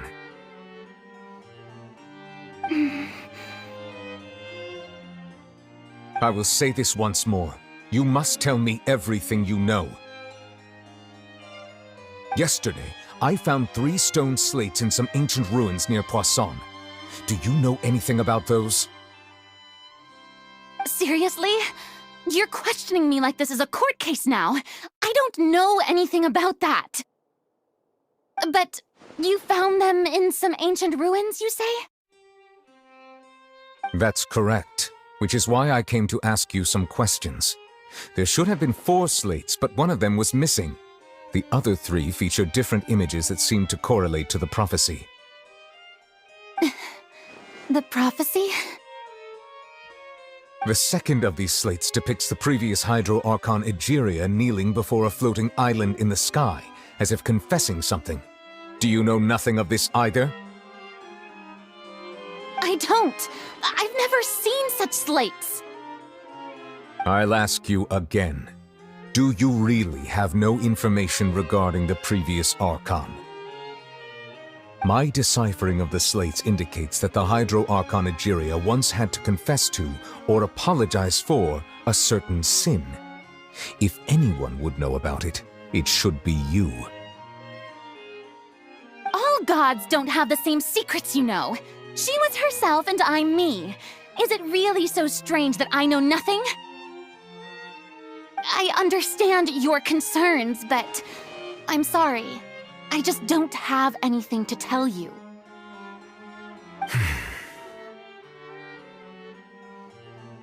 Forgive me for saying this now, Lady Farina, but I have long known of your various secret investigations into certain matters. There are several indications that you have been investigating the prophecy on the sly.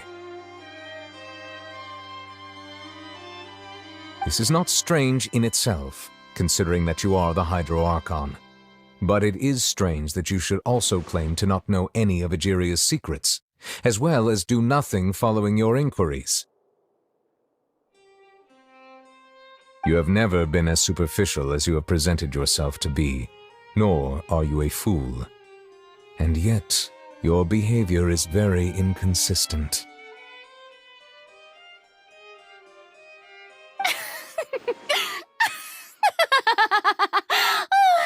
So you've been watching me all this time, have you? I didn't think you were that type. You... Well, since you know about my secret investigations, then you should know I'm actually working to take care of it. There's no point questioning or suspecting me.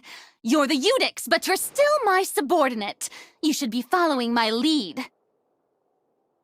Just trust in me. You're Archon, and do as I say. Never mind whether you can truly convince yourself to or not. It'll all turn out fine. That's all I have to say. We do not discuss this matter again. Oh, the opera's about to start. Toodles!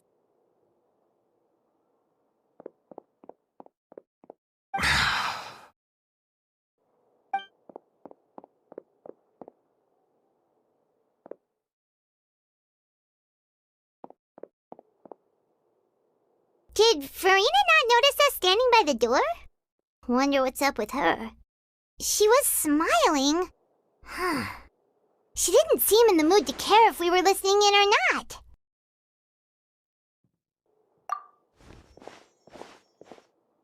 I assume you've been outside for a while now? Oh, you noticed. Seems Farina didn't even realize we were here. She was in a great panic, though I cannot discern the reason. Our discussion reached impasses time and again, a state of affairs that we cannot allow to continue. Still, I do not understand. Dialogue is the basis for understanding, so why did she keep refusing to engage?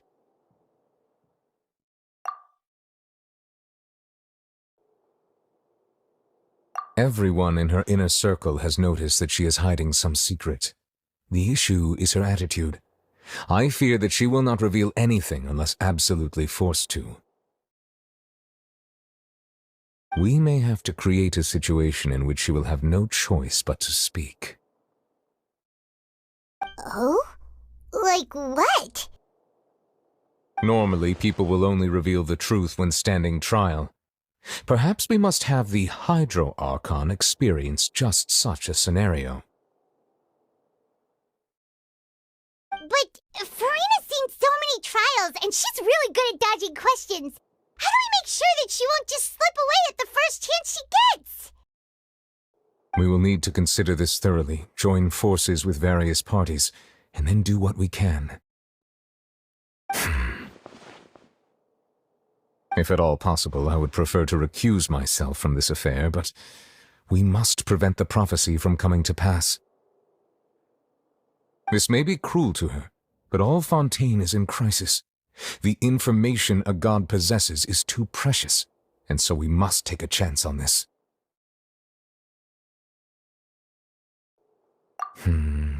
But who will lend us their aid to do such a thing?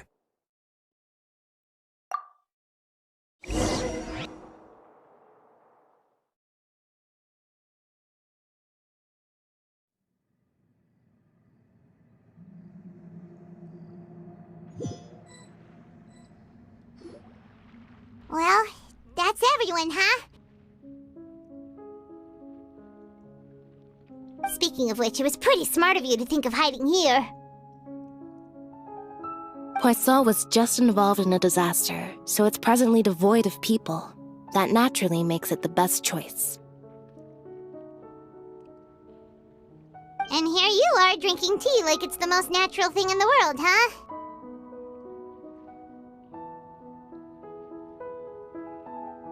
That's what families should do. Sit and enjoy a leisurely time together. It's nice to enjoy tea here, you know? Care for a cup? Lend me your ears, everyone. Or perhaps one of you might like to start us off. How about you, friend? Me? No, I don't think I can. Then, how about you, good sir? I fear that I will cause the mood on this boat to become as somber as it is in court. Well then, I guess we're lucky we've got a local like me to organize things. Wonderful, the spotlight at last. I guess I'll be facilitating things from here. That was a little long-winded, don't you think? Oh, you might be right. Anyway, to cut to the chase, our friend here, the Traveler, has brought us together to discuss something. As for what that is, well, let's start by saying that we'll be pooling our efforts together to create a series of traps. Oh, how intriguing. Well, it's just an expression, really.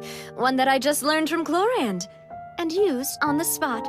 So, let's invite her to explain in detail. A round of applause, please. Huh? Didn't you say that you would be facilitating this?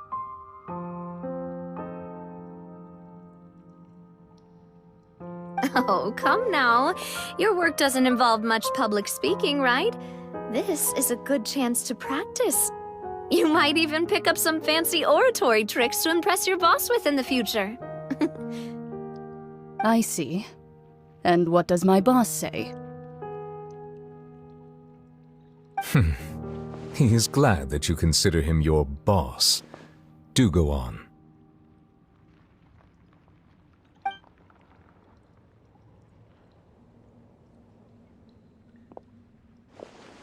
In that case, do any of you have experience hunting?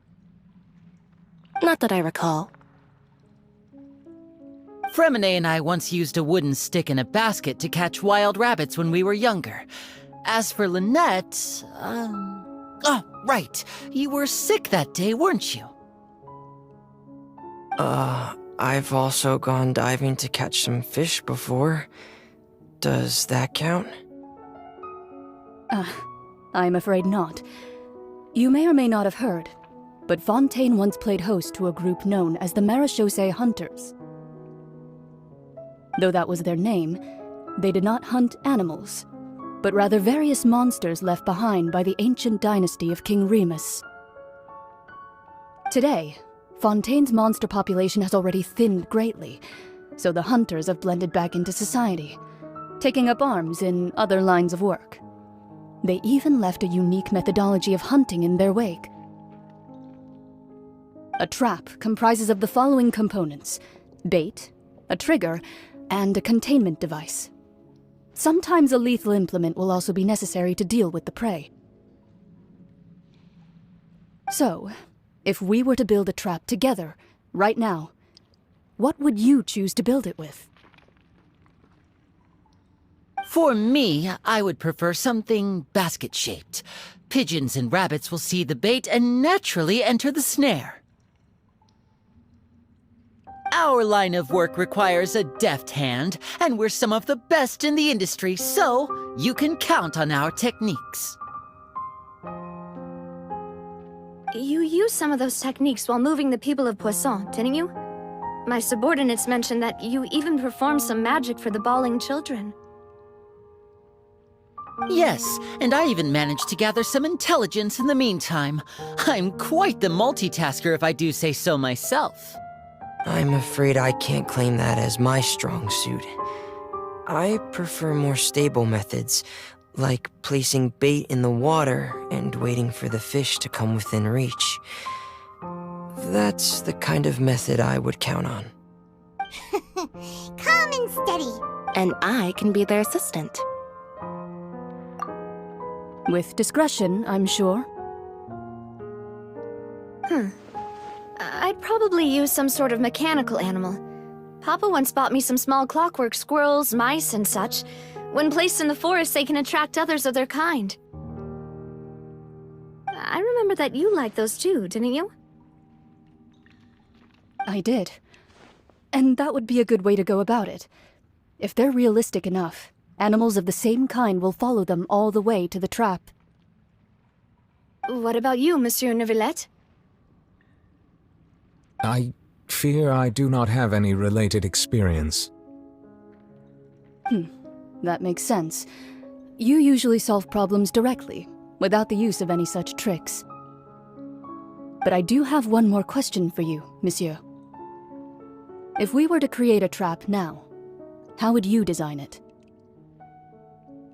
I would like for it to be effective, but bring no harm to the prey. A more gentle trap would be ideal.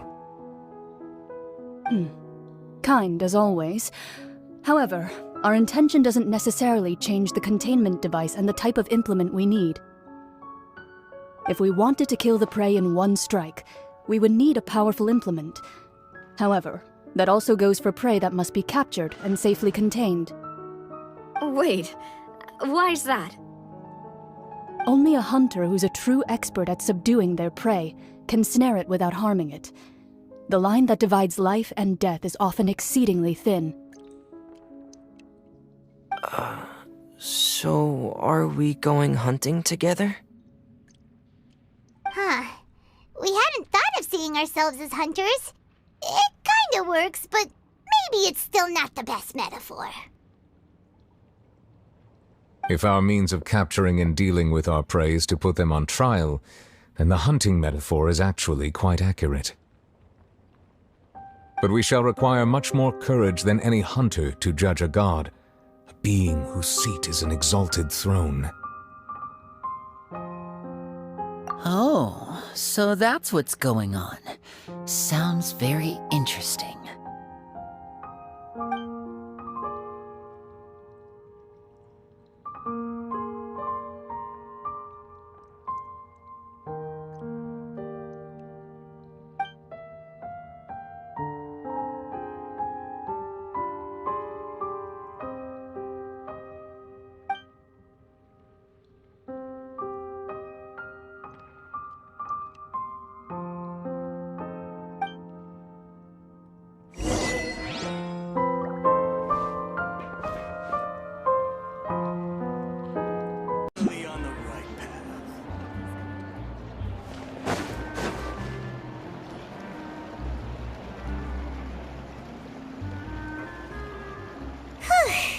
It's been a tough few days, hasn't it? So much has been happening. Paimon didn't think the meetings would go on for so long, but everyone seemed pretty fired up, huh? Paimon thought they'd be at least a little frightened. Well, Fremine was, now that Paimon thinks about it, but everyone else just looked a little surprised. Well... It's hard to say. Paimon doesn't have any experience with this sort of thing. But with you around, Paimon sure will do great! After all, you're the most reliable person in the world, aren't you? Huh? Did you just pour some tea? Paimon didn't notice you doing that at all! Then what's that? Paimon's never seen that cup before! Don't be frightened. I'm just joining you two for tea. I merely refrained from saying anything till now. Who's that voice? But there's no one here! Ah, have you forgotten me already? Wait, you are familiar. You're the voice we heard from the sky in Sumeru! The voice from the sky, I fear that description is wrong. Though, not completely wrong. You're feeling lost now, just as you were feeling previously. I sensed that confusion and thus came to you. Guiding people is an irresistible hobby of mine, after all.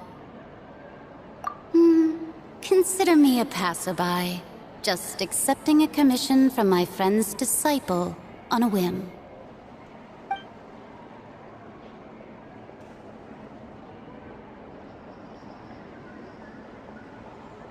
The prophecy. Yes, what has been prophesied will be fulfilled. You may view such things as the history of the future. What? Then is there any way we can stop it? I believe you have witnessed a failed attempt with your own eyes. Can everything in Teyvat so easily be changed? Ah, so you've caught on. Just as prophecies are usually only the future as seen from the perspectives of the gods, could things be happening in hidden corners where the gods' gaze does not fall? Are the things that you shall see different from the fate that the gods perceive?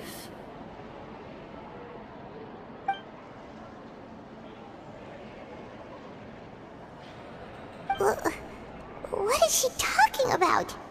It all sounds really impressive and important and stuff, but it also sounds kind of scary.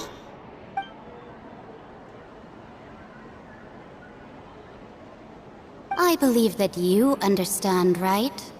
Some things are insignificant, but others you must reach out to change. Ultimately, fate shall serve as your only guide, no matter what will happen in Teyvat's future. All you need to do is to play your part. This was good tea, by the way. Thank you for your hospitality. Well, that'll be all for today. The voice. It's gone.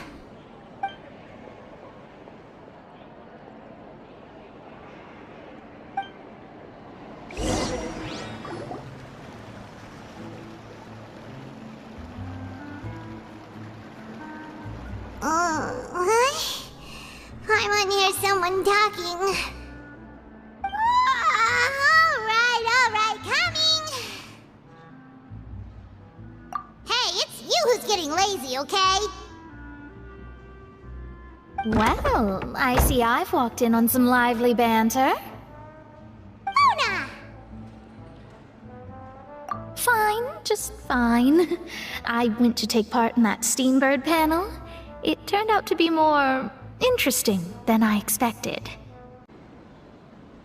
Not all Fontanians are pessimistic about this. One journalist mentioned that sitting around and waiting for the end to come would be wrong, and that they should make their own rescue preparations. I agreed, so we had a brief chat with her. Did she have pink hair by any chance? Why, yes! It was Charlotte. You remember her, right? That daredevil journalist? I'm in full support of her view. Prophecies are very important, but how can people allow their lives to be commandeered by just a few words? That's right! Paimon's glad to hear something sensible for once. Ah, yes. About what we had discussed before. I did try, but I'm afraid I couldn't reach the old hag. I'll try again tonight, but I wouldn't get your hopes up. Huh?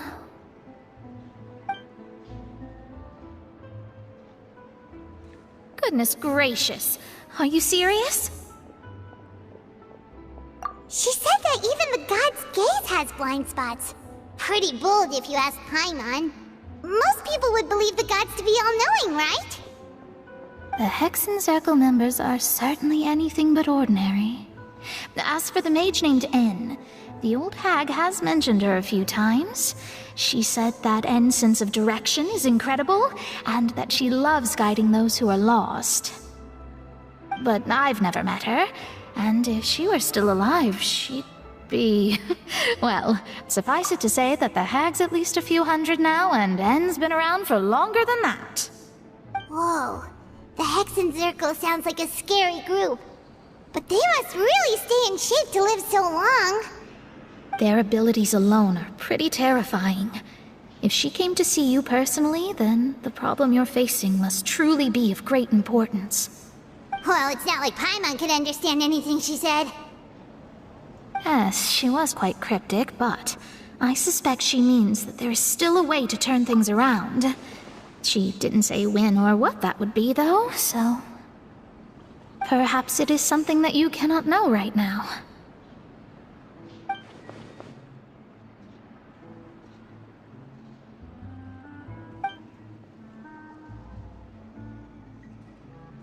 Traveler, Paimon, are you two all right? Oh, we're fine. We're just a little down right now. It kind of feels like the end is coming, you know? I see. I feel that same sense of desperation, too. I guess you could consider me someone who has often witnessed fate. So far as I have seen, it cannot be swayed. But even so, I still hope for, and believe in, miracles. Astrology is eternal and rational, but fate may not be. It is cruel, but it can also be beautiful. Perhaps that's what En was trying to tell you. Not to lose heart, and to believe that what you are seeing playing out before you is not yet set in stone. I did originally think of steering clear of all this, but I couldn't. Even if this is all futile, I still wish to help everyone. If we don't struggle to the last, then how can we face the end when it comes? Huh. You do have a point. There I go, talking about astrological principles again. Sorry about that. The moment I start talking about work-related stuff... I need to get going. It was worth trying to comfort you, even if only a little. I believe that you'll help those who are struggling in the same way I did. I suppose that might be why we always seem to meet by coincidence. Paimon feels kinda moved by what Mona said. But also kinda sad, too. Hey, Traveler. Paimon said finally feels like going outside for a walk. Let's go. Let's walk around the city, shall we? There's a few spots we always like to walk by.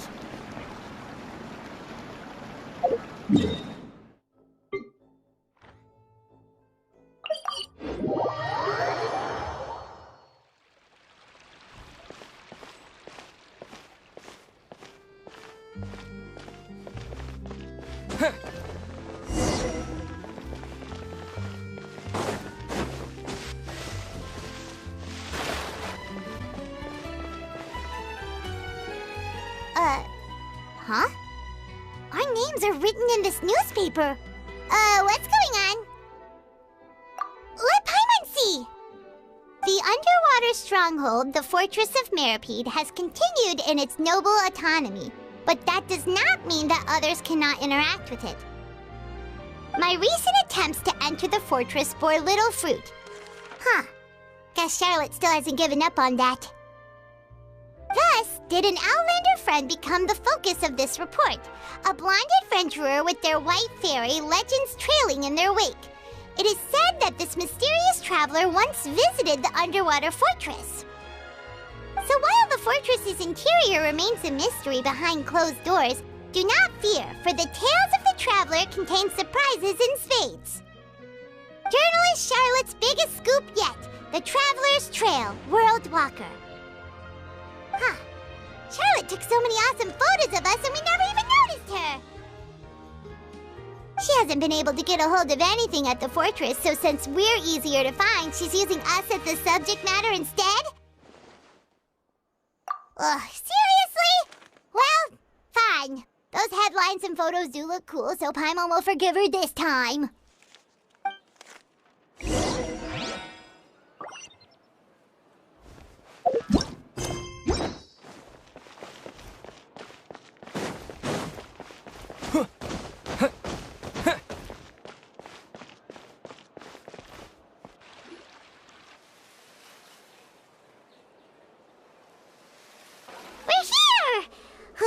Paimon's hungry.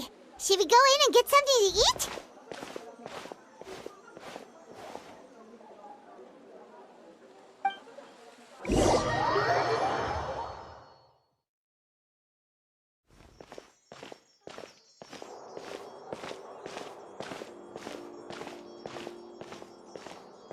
Hey, quick! Look! That's the limited edition only 16 slices a day cake! It was so delicious the last time we tried it! Despite the tense situation we were in, let's give it another go! Paimon's sure it'll be great! 1 slice of cake, please. Someone showed up after all! Oh, wait, you're the one from the Palais Mermonia. Oh, are you here to buy cake too? It seems Monsieur Neuvillette was right. You really can eat. Wait, did he really say something like that? That's right. Even he has his own preferences when it comes to food. As for me, I love the cake and coffee here. Do you come here often? Usually every day.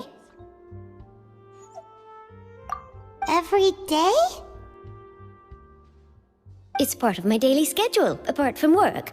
I shall have my cake and coffee. Then what if someone told you one day that this place would be closing soon, and you wouldn't get to eat cake here anymore? What would you think? But why would it close? Well, Paimon doesn't know either, but maybe the waters will rise tomorrow. You know, like in the prophecy. Oh, the prophecy. To be honest, I haven't paid much attention to that. No, still, even if there'd be no more cake tomorrow, that wouldn't keep me from having some today. No, it's the same for eating in general. You might not be able to eat tomorrow, but if you can do so today, then you should carry on. That's what people call living, you know. Huh. Don't be sad. Excuse me, could I have 2 more slices of cake to go? These 2 slices are for you. Sijuin said that this kind of expression you're making is what humans call being sad. Oh, you know Sijuin? I sure do. She was born before me, and she sometimes comes to the surface to teach us things about humans.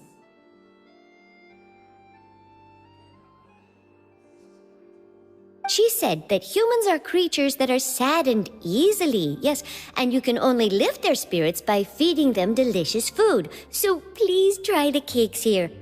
I've got something else to do, so I'll be going now. You two try to stay in a good mood after eating, all right? Bye.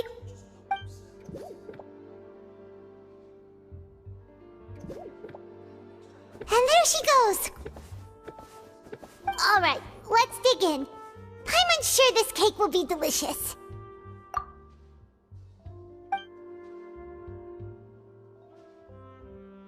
It's more delicious than last time, and the flavor gets even better with a sip of tea. It sure would be nice if we could come again tomorrow. Sure would be nice if we could always eat delicious food here. Art is the key ingredient of fine dining.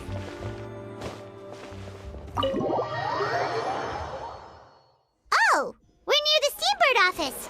Let's go look for Charlotte and have a chat.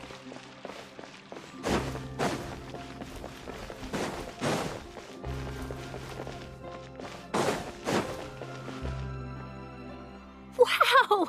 If it isn't the Traveler and Paimon! Oh, have you seen the article I wrote about you? Ha!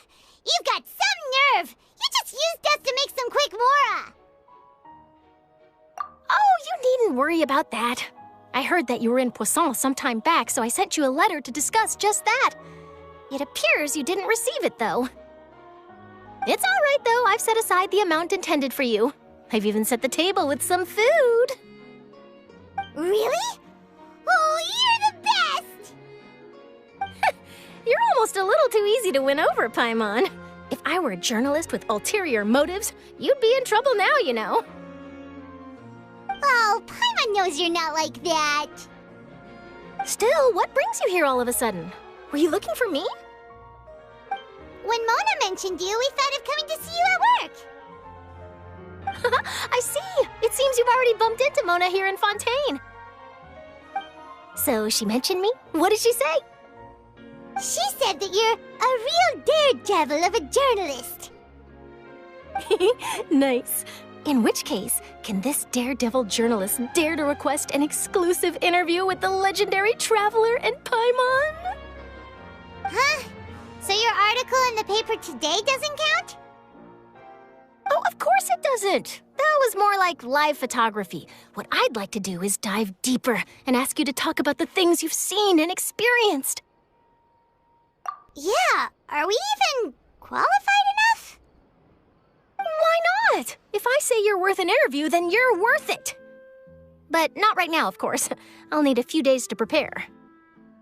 Oh, in that case, we'll just chat when you have the time then? Oh, so that's a yes? Ooh, splendid! I'll tell the editor-in-chief immediately. I'll have to apply for lighting, a venue, some props, and... Whew, so much to get done now.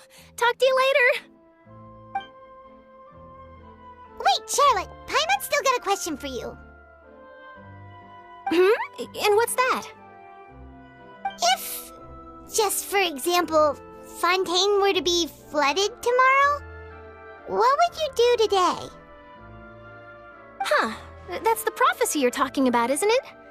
I mean, I do hear about it often, but I've never once thought that the day could be tomorrow.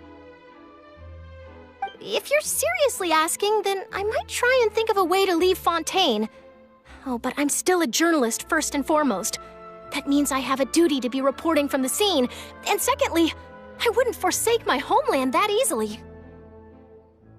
From what I've seen, most people don't know what they'd do should the worst come to pass. In truth, it might be better just to behave like normal rather than worry over such an end. So in all likelihood, I'd probably still be prepping at the office for that interview of ours. I know what you're thinking. That sounds a bit sad, but I've always believed that it's best to do what you enjoy. Just think about it. If this this nation really were to be suddenly destroyed tomorrow, but I still successfully finish an exclusive interview with a truly unique person, then the story I would wind up writing would truly be timeless. And then do you know what I'd do? Well, I'd write that story, send it for printing, and use messenger pigeons to get copies out to the various nations as soon as possible. I'm not a dreamer, nor am I a workaholic, but I do love my job, and I'd be proud of leaving such an article behind. I guess you could say that I was born to be a journalist. But anyway, that's my answer. And on that note, I'll get back to my preparations. That's so nice. All of a sudden, Paimon actually kinda envies her. Anyway, let's go and take a look at the sea, shall we?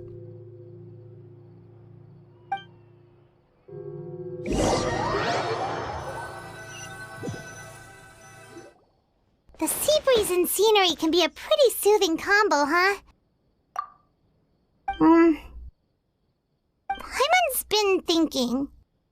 If it wasn't Fontaine, but all of Tevat that would be destroyed tomorrow, where would we go and what would we do? No, Paimon should ask, if you could choose, what would you like to do?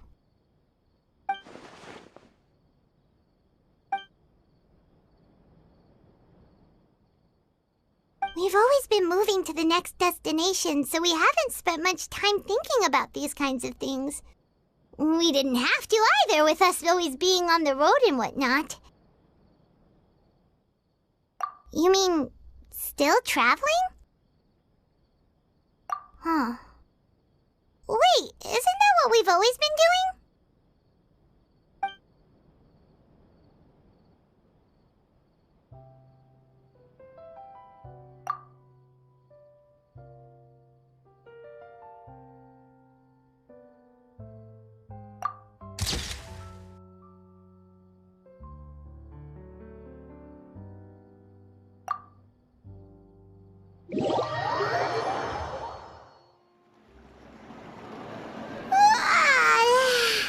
Feels like you'll grow mold if you stay here long enough. But it's still better than the Fortress of Meripede, that's for sure. It's not only damp there, but salty too. Ah, so the two of you are still here. Wonderful. Oh, you're from the Palais Mermonia, aren't you? Yes, I'm Isadora. Monsieur Nervillet sent me to look for you two before. I heard that afterward you went to the Fortress of Meropide. Not at all. I'm well aware that you're friends of his. Actually, I'm here to pass along a message from him. Yes, inside the Opera House. The Maréchaussée Phantom has declared the incident a small-scale riot. A riot? Well, that said, I don't personally think it was that serious. Lady Farina was watching a performance at the Opera House, and while she was resting during an intermission, some other audience members suddenly started harassing her, loudly accusing her of doing nothing about the prophecy crisis. And before she could respond, others started to join in. The crowd continued to grow, and protests against the Hydro Archon started to break out. So people have started to put the blame on Farina. Guess they finally found an outlet for the pressure they've been under due to the prophecy. I agree. People will naturally rely on gods, as is customary. But the moment people feel threatened, gods are also the first to be blamed. So what happened after that? Is Farina okay? Seeing that the situation was spiraling out of control and that further argument was pointless, she claimed that she'd gotten tired of this and left in a hurry. The Maréchaussée Phantom had their hands full maintaining order and did not catch where Lady Farina had gone.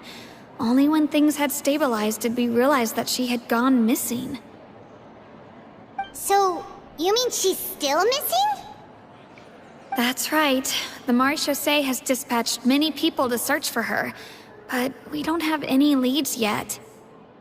That That said, I don't think there's much to worry about. She is a god after all. Even if she were to fall into the hands of rioters, what could ordinary people do to her? Good. Monsieur Nervillet sent me to tell you about the situation, but he didn't say anything else. Don't worry, this is more than enough to go on. Thanks for keeping us informed. Ah, is that so? Well, all right then. In that case, you two take care. I'll be heading back to the Palais now.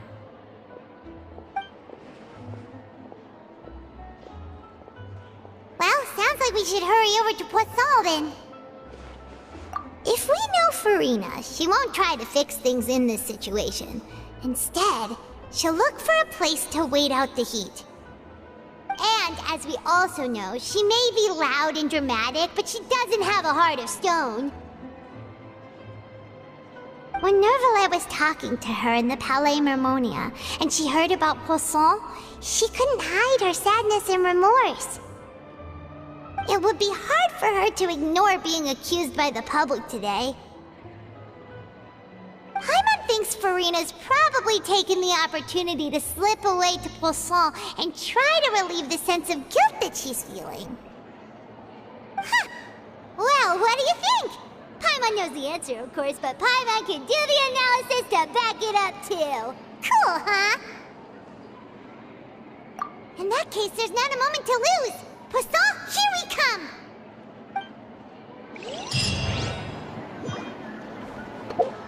This place looks deserted. Guess all the survivors must have evacuated already. All that's left here are signs of devastation. Could Farina really be here? Let's try to find her as soon as possible.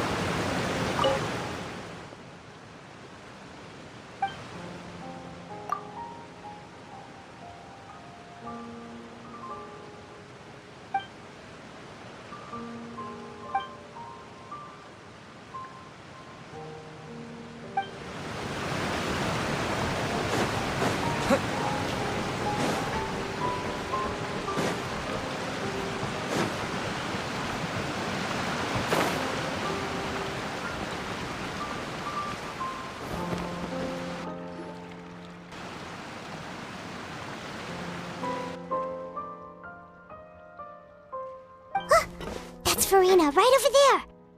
She really is here all on her own.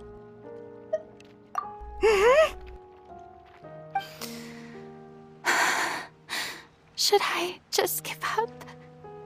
This is all meaningless. What was meant to happen did happen after all. Everyone's dead. I'm sorry. I am so sorry.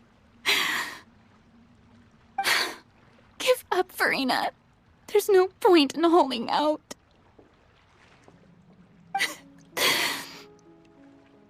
I'm sorry.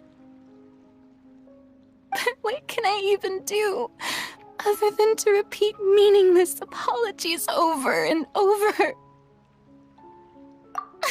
Who's that? Don't worry, Farina. It's just us.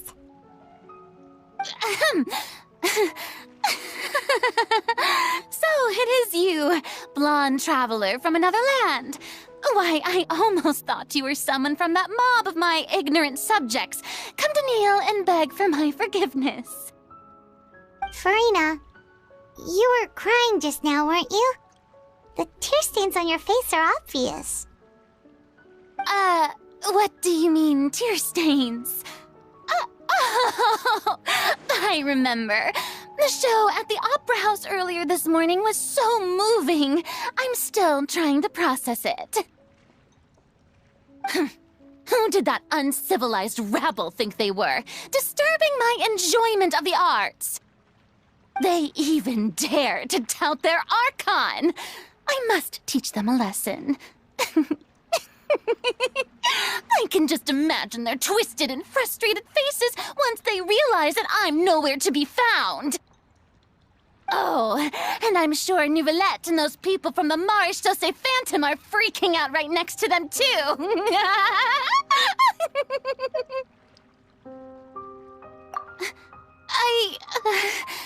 Of course course not! Hey, there she is! The Hydro Archon's over there! Quick, after her! Farina, those people seem to be after you. They are? They're just some rabid fans who want to cut the line because they haven't been able to meet me in person, aren't they? That's against the rules. I can't let them get their way. Farina just ran off! Quick, we have to catch up with her!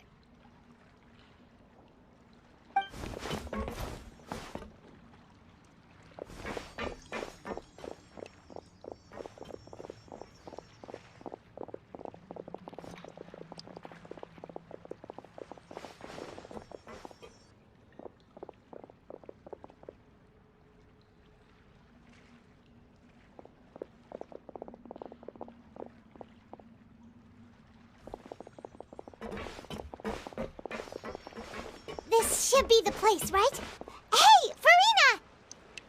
There's a good hiding spot over here. Quick, come to Paimon before the rest of them catch up to you. What is this place? Hurry, they're almost here! Fine. I suppose haste is warranted. Lead the way.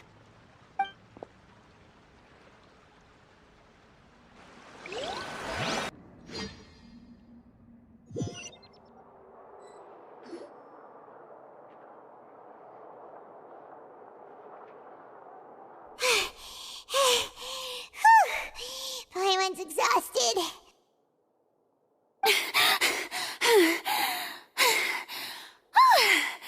I'm so tired. I totally thought they had caught me. No, I merely gave in to the sheer enthusiasm they displayed.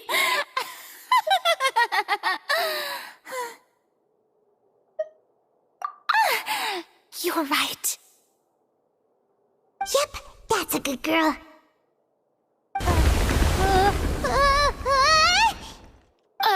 What's happening? The ground's shaking. Is it an earthquake? Yeah, a quake of this kind preceded the flooding in Poisson, didn't it? It can't be. It's happening again. Well, there's no need to worry too much about that. Neuvillette made some emergency plans, so the evacuation should go a lot smoother this time. Yeah, I hope you're right. But the people of Poisson, they've already...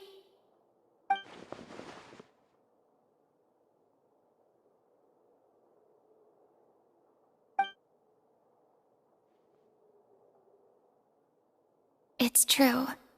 I've been investigating the prophecy for hundreds of years. I once had informants all over Tevat, searching for clues and feeding information back to me. I've tried all kinds of ways, too, to hold back the sea. Anything to keep the coastline from advancing. But all my efforts proved to be futile in the end. Really, the truth has been clear to me for a very long time. We cannot make an enemy of the divine. No matter what we do, the will of the heavenly principles will have its way, and the prophecy shall be fulfilled. Give up.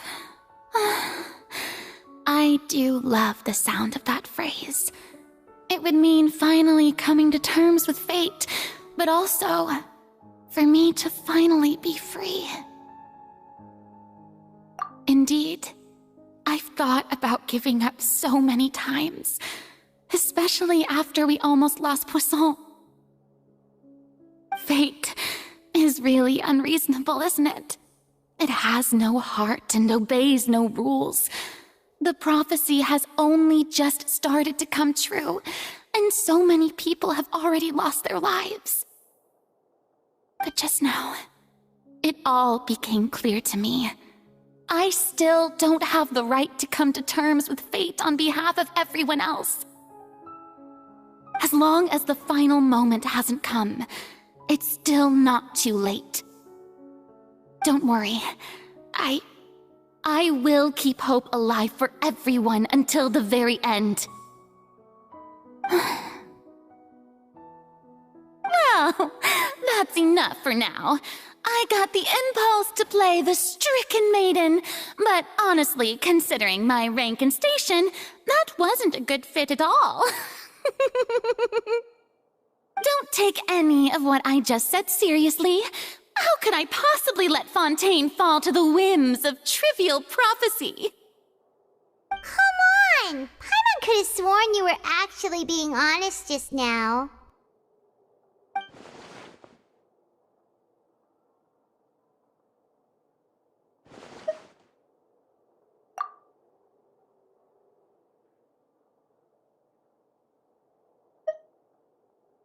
Share my burden. That's impossible. It was fated right from the start that this would be my duty alone.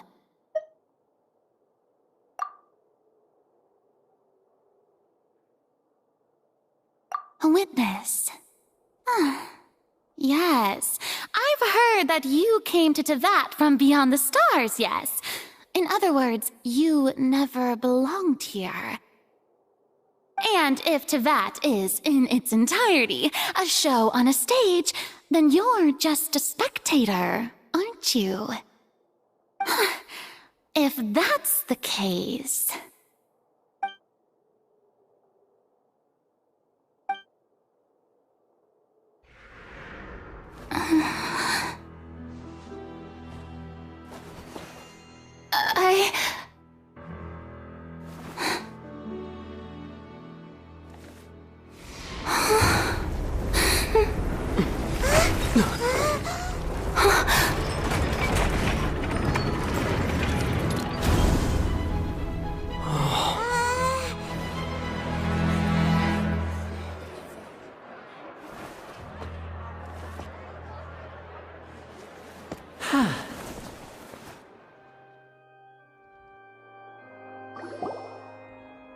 Ladies and gentlemen, this concludes my opening performance.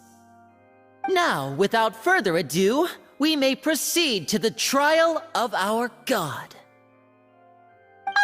So this is what it is. Yes, you deserve praise for the effort you took to raise the dramatic stakes.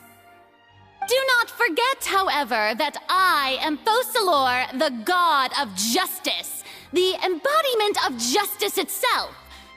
Does it not strike you as even the least bit absurd to bring the very concept of justice to trial? May I interpret these words as your refusal to stand trial?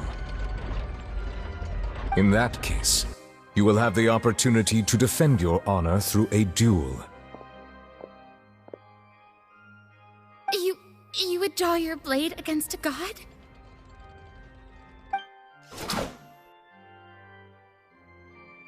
I see. It seems like you have made up your mind.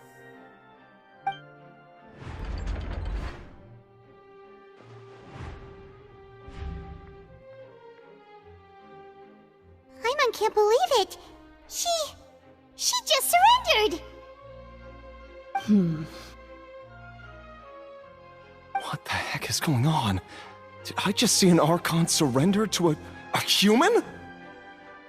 Wow, how utterly humiliating. Lady Farina, what is the meaning of this? Shh! It would seem that there has been a misunderstanding.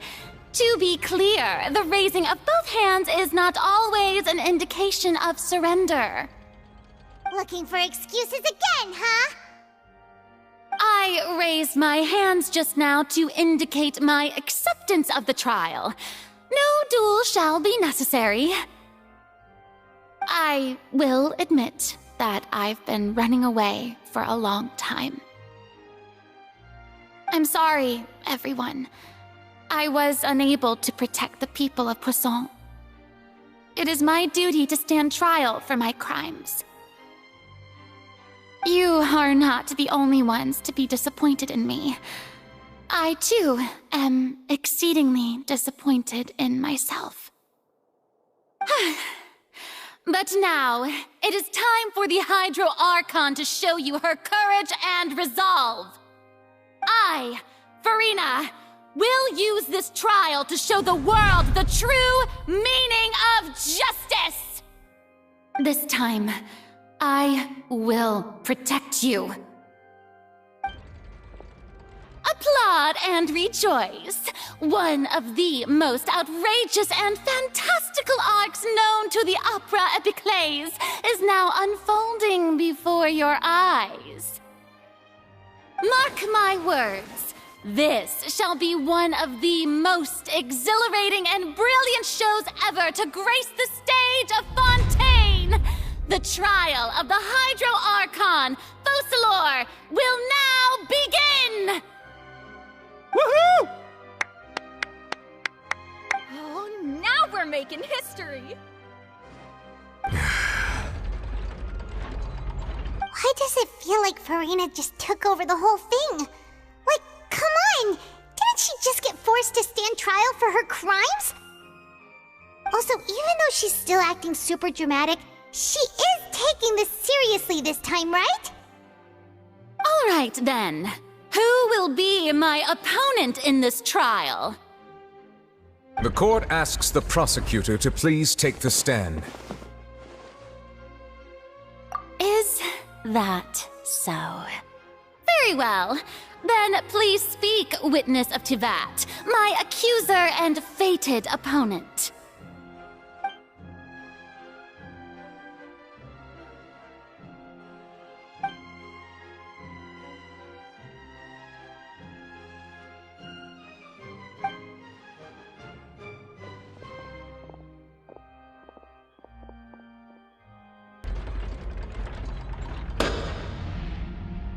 Also, please allow me to ask, as a final question before the trial begins. Just how much work did you do to force me onto this stage? Well, we did do a lot of prep after the meeting that day. I can go over the tasks assigned to the Spina di Rosula, since they were rather straightforward and easy. Navia, the president of the Spina di Rosula. Most of the people who participated in the disturbance this morning were my subordinates.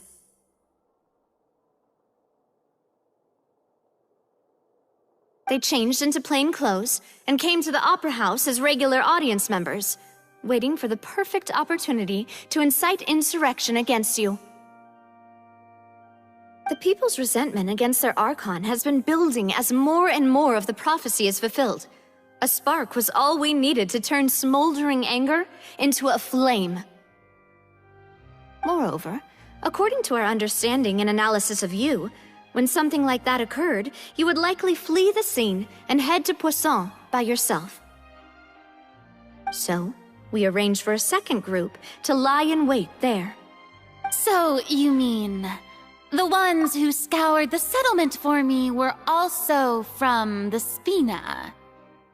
And their goal was to force you to step into the giant magic box so you may personally participate in the greatest magic performance in all of Fontanian history. That's right. That house was a magic box, rather than someone's residence. As the super ultimate version of the setup that I used when I first performed at the Opera Epiclese, the volume of the box was increased by a whole order of magnitude, and the distance it traversed was the entire gap between Poisson and Aranias. Its cargo, of course, was an Archon instead of a human. My thanks, Farina. Without your help, we could never have pulled off such an extraordinary performance. You're welcome? Of course, this performance was only made possible with Father's support. The House of the Hearth spent a massive amount of labor in Mora to pull this off. We had to select a location, construct the giant magic box, dig a tunnel, and open up a path through the water. It was a lot of work for all of us.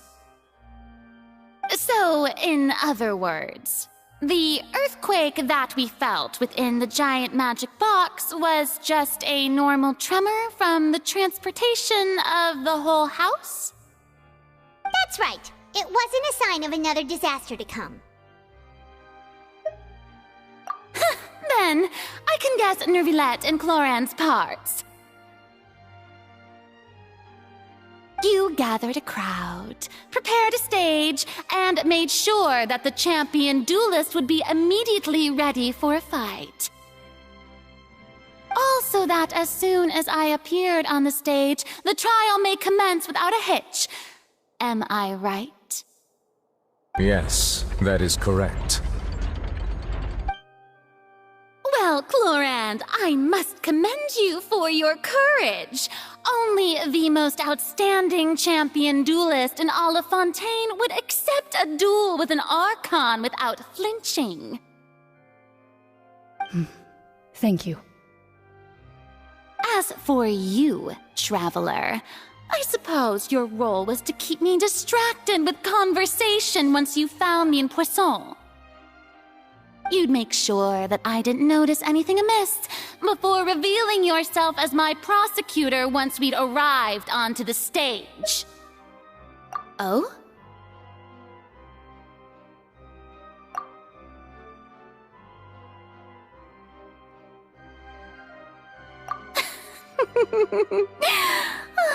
Is that so? Then I suppose I must have missed my final chance. It's fine. It matters not. What's done is done. The stage is already set, so there's no reason to disappoint the audience. Let's see this trial through to the very end.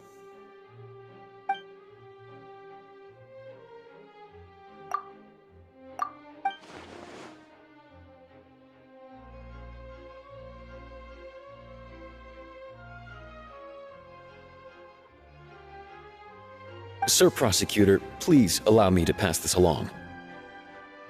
This is a document that Miss Charlotte applied for and received permission to share with you during the trial. According to her, it should speed up the proceedings. Huh? Charlotte wanted to give us something? Oh, so she's here too! Hey, Charlotte! Oh, let Paimon see. Isn't this the exclusive interview that she did with us before? So she's already finished it, huh? Oh, wait.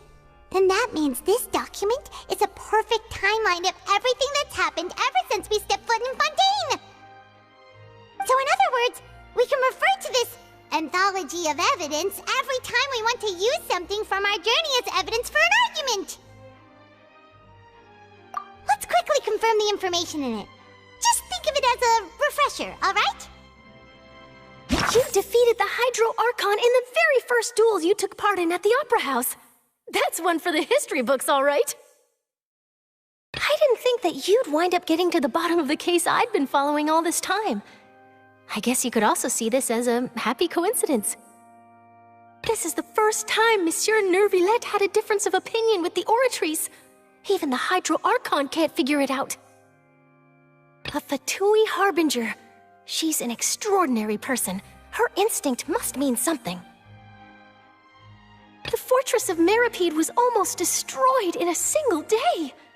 That I didn't witness that scene personally will always be a source of professional regret, I think. According to Monsieur Nervilette, both Child and that whale should have been in the primordial sea at that time. I nearly lost my awesome friend Navia. To be honest, that still gives me shivers.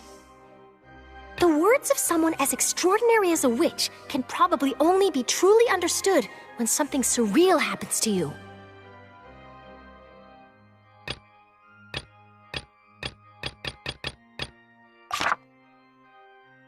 You defeated the Hydro Archon in the very first duels you took part in at the Opera House. That's one for the history books, all right.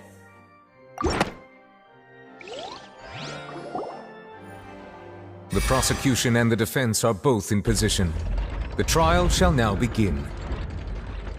Oh, come on, Nervilette. There's no need to repeat all the unimportant legalese. Just fast forward to the part where the prosecution lays out my offenses. As the defendant and the lead actress of this performance, I still haven't even been informed of my supposed guilt in all of this. Of course, it is only natural for humans to struggle to understand the actions of a god. However, you will need more than that to convict me of a crime. That's true, but my charge here is unrelated to your conduct as an Archon. Instead, I would like to charge you as a fraud who's never been the Archon in the first place. Wait, what was that? Lady Farina's a fraud? Hey, I came here thinking that we were going to try the Hydro Archon for forsaking her duty, but did I hear that right? She's not our Archon at all? Charge accepted. Lady Farina, do you plead guilty to the charge?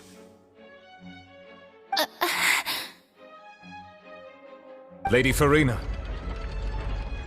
I plead not guilty. How can I be guilty?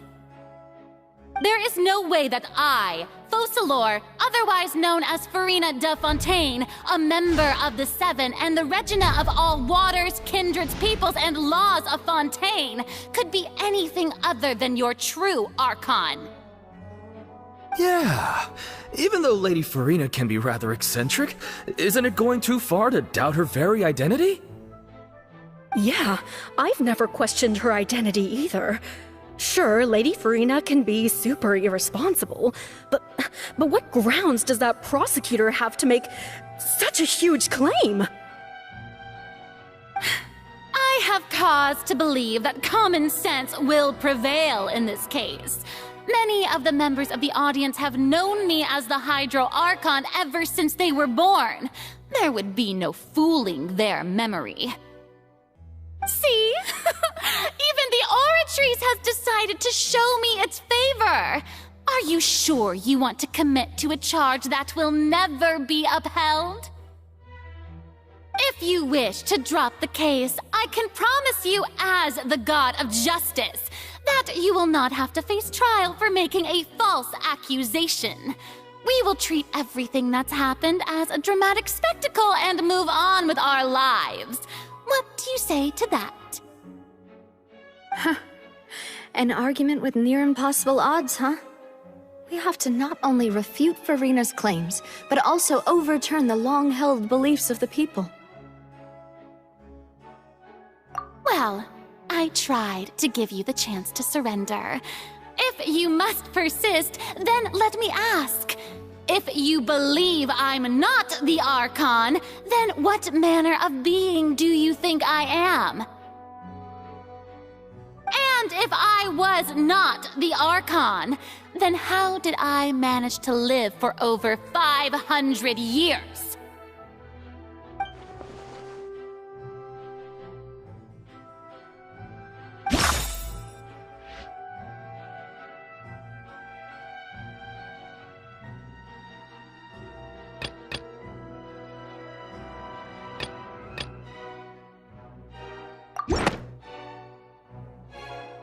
That doesn't sound right. Paimon doesn't think this clue can be used as compelling evidence to build our case.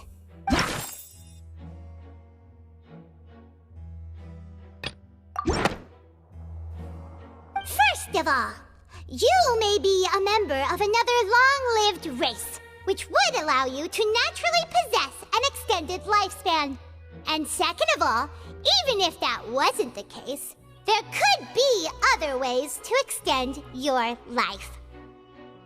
Who gave you that idea? Was it the knave? You'd sink so low as to use a harbinger's words against me.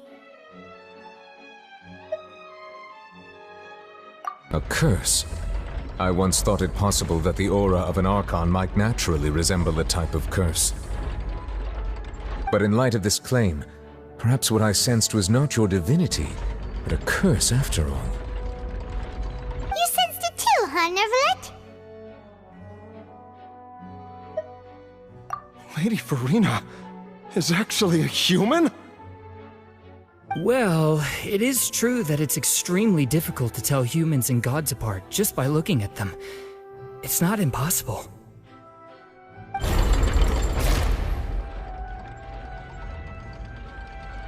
Well, don't start celebrating too early now.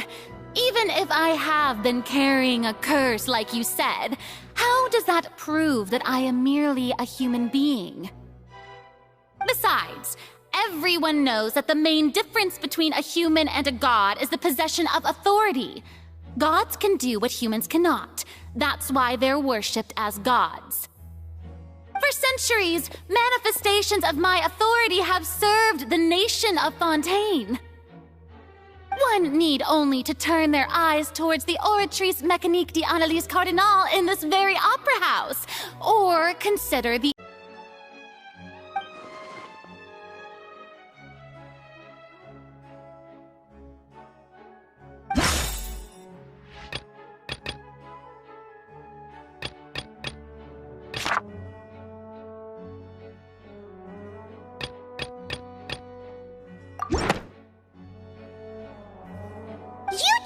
reference the Oratrice. But weren't you as confused as all the rest of us when the Oratrice declared Child to be guilty without any proof? Otherwise, you should have come up with a good explanation for that by now. Didn't I make myself clear at the time? The decisions of the gods are naturally difficult for humans to comprehend. There is no need to provide an explanation.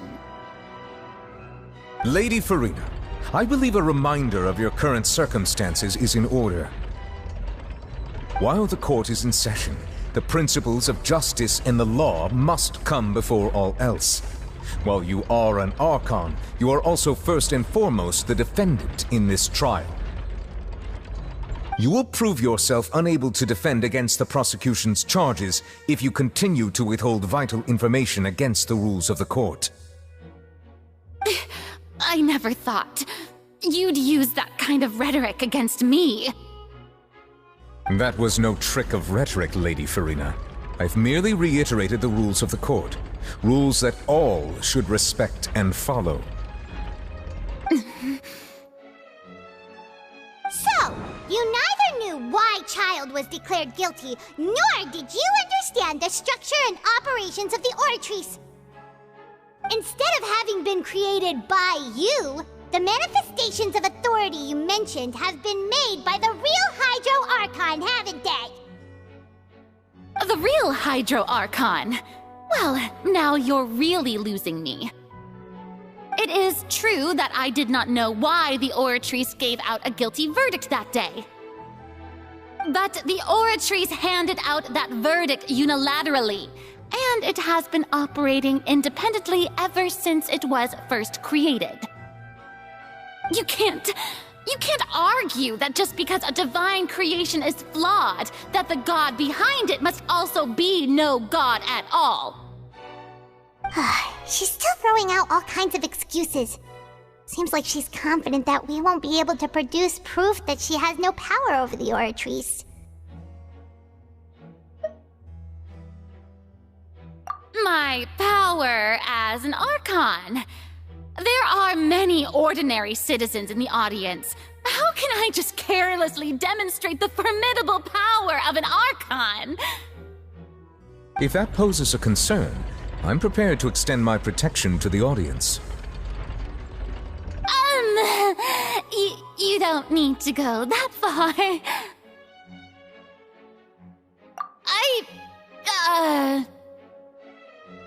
Aren't you the Hydro Archon?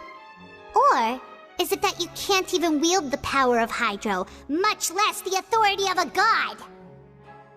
Indemnitium! Yes! It's all because of Indemnitium! All Archons derive their power from the faith of the people, and I've converted the people's faith in justice into Indemnitium! Thus did I give up all of my divine power to provide everyone with energy for their daily lives. Have you ever seen a more magnanimous god? Isn't that a huge stretch? Yeah, no matter how generous an Archon can be, how could they give up all their power? Can a god with no power even still be called a god? It seems like nobody's buying Farina's excuse. Hey, come now, everyone! Please don't stare at me as if I was a liar! I'm still the same Farina you knew, right? The one that you loved! Shouldn't you want to believe in me? Please? You've got to believe me! If what the prosecutor said is true, she really has committed a grave offense. Did she deceive all of us? And all of our parents and grandparents too? And all of our ancestors? Ever since they were born? Enough! That's enough! Tell me then, if I'm not the real Hydro Archon, then who is? If you have no evidence of another Hydro Archon's existence, nor can you find anyone who can back up their claim to be such, then what grounds have you to say that I'm not actually the real deal? Wow, she came up with yet another argument. How can we refute her now? Seems like she really doesn't want to give up.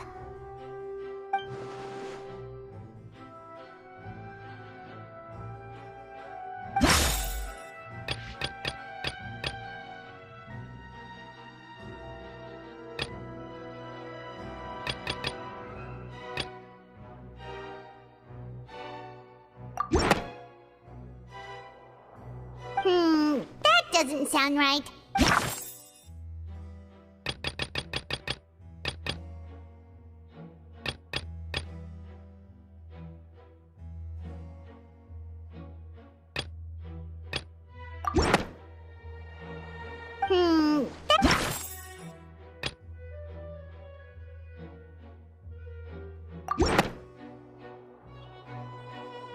It has been established that all Fontanians can dissolve in water from the primordial sea. And that means... Since you insist on claiming to be a god and not a human, then there's a method that you can use right here and now to eliminate all suspicions of you being the latter. Miss Navia, please apply to serve as a temporary attorney for the prosecution before addressing the court. Though you act in partnership with the prosecutor, you must still adhere to proper procedure. Super sorry, Monsieur Chief Justice. I swear this really will be the last time that I'll speak out of turn. Now, I've brought some seawater from Poisson. As everyone knows, a massive flood struck the area not long ago, taking many lives, including those of some of my closest friends. So, Miss Farina, would you dare to touch some of this seawater? If we are to believe that you are indeed the real Hydro Archon, touching this seawater would have no effect on you. All it should do is strengthen your case. But if you don't dare to touch it, then we would have basically proved the reverse. Oh, and I must remind you that after the disaster at Poisson, nobody wants to see any more people dissolve. I do hope you'll act prudently and choose the simpler path of admitting guilt. Navia from the Spina di Rasula. The Spina has governed Poisson for many years. I guess her suggestion is valid. If Lady Farina is indeed just a human, she's probably Fontanian like all the rest of us. Would she really dare to try?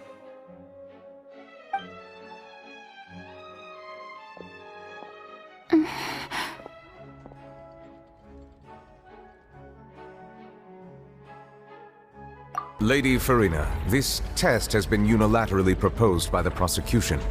As it falls outside the realm of standard court proceedings, you possess the right to decline participation.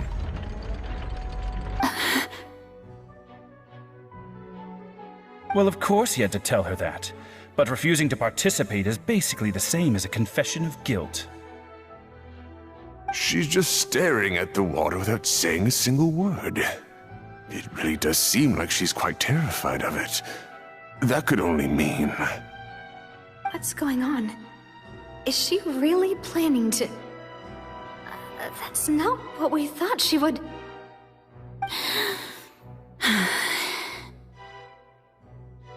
Due to the inherent risk of the test, Lady Farina, you may...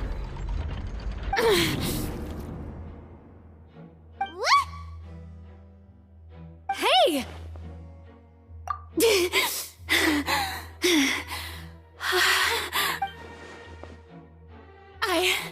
I'm fine!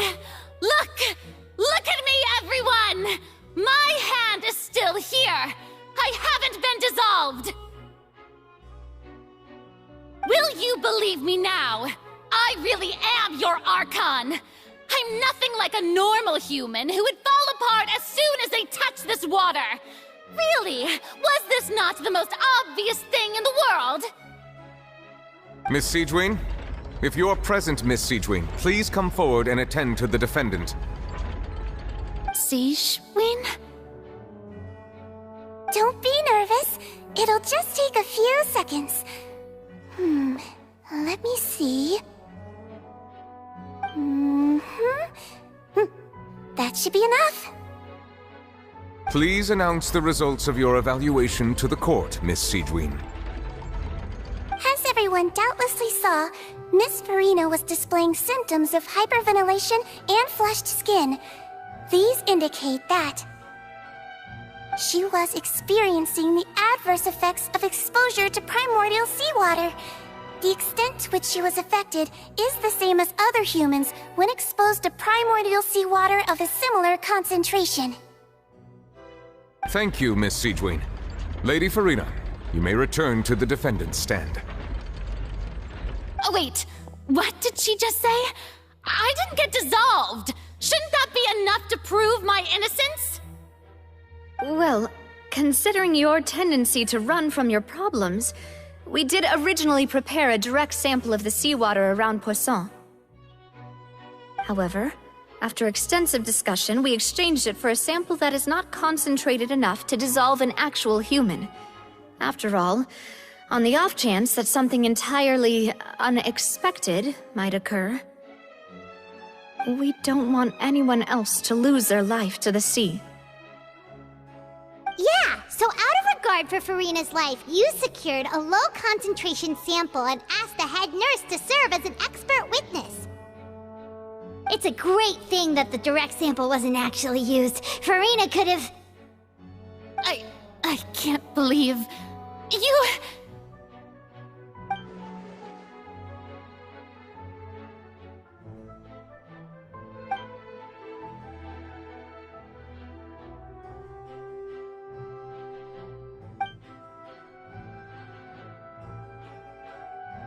Listen to me, everyone! Please don't give me such cold and disdainful looks!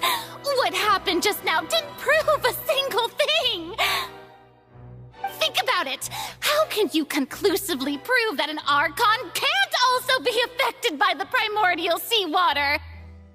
Also, if I was really just a human, why would I dare to just put my hand in that kind of water?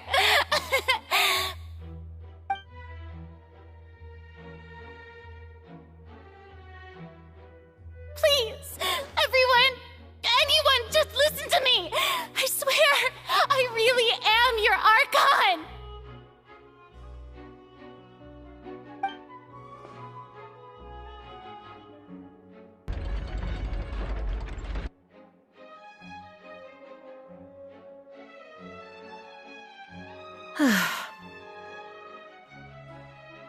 I don't think anything she says at this point will sway anyone.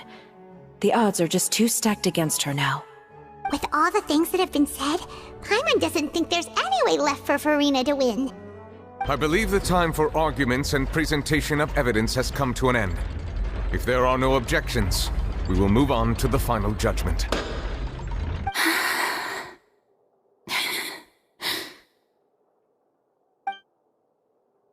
I don't think anything she says at this point will sway anyone. She's too stacked against her now.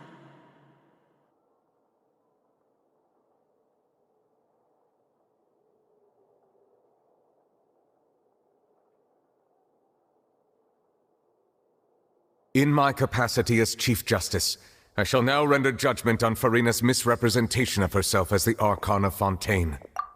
As a human who knowingly deceived her fellow citizens, Farina is guilty.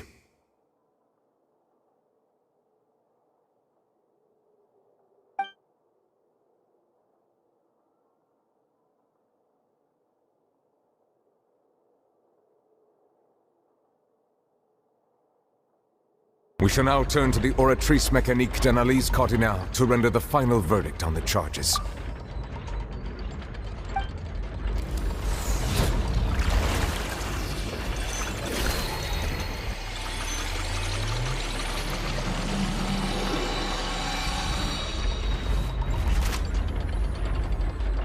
According to the judgment of the Oratrice Mécanique d'Analyse Cardinale, Farina is... Well, what's wrong? What's the Oratrice's verdict? No, the Oratrice also displays a guilty verdict. Isn't that correct then? However, the exact wording of the verdict is thus: the Hydro Archon, guilty, to be punished via the death sentence. The death sentence? That's actually one of the available sentences? I've always thought that it was just a myth. The one and only time the death sentence has been handed out at the court, and it's been given to the very person we've worshipped as the god of justice? What an unexpected twist. Farina's been sentenced to death by the Oratrice? We just wanted to use the trial to show her the seriousness of things so she'd tell us the truth. How did things escalate this quickly? This outcome is indeed quite strange. According to Fontaine's current definitions of justice, as well as its recommendations for criminal sentences, is this sentence really appropriate for the crimes that have been committed? Sentenced to death by the Oratrice. You know, the real evil mastermind behind the serial disappearances case. Indeed. Not only is Farina's sentence overly excessive, the very point of our trial today was also to prove that Farina has never been the Hydro Archon in the first place. But now, the Oratrice seems to have deliberately invoked the title of the Hydro Archon. What does this mean?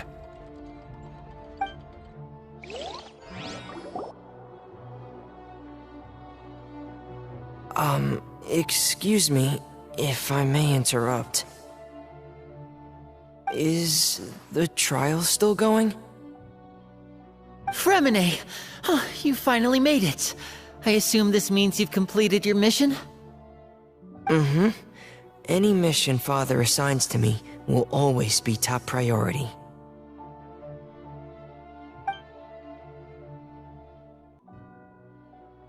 Is that the first prophecy slate? Huh. So the knave privately arranged for Fremine to try and find the missing slate. I looked everywhere and finally found it at the bottom of the sea. It took me a long time to get around some dangerous stretches of water. But has the trial already concluded? Then doesn't that mean I've come too late? Oh no. Father will be disappointed in me. Thank you for your hard work, Mr. Fremine. Please allow me to review the record left on the slate.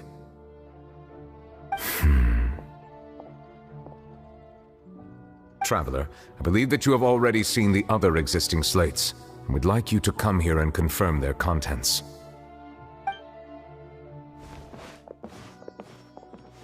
Huh? So what do you see? What is it?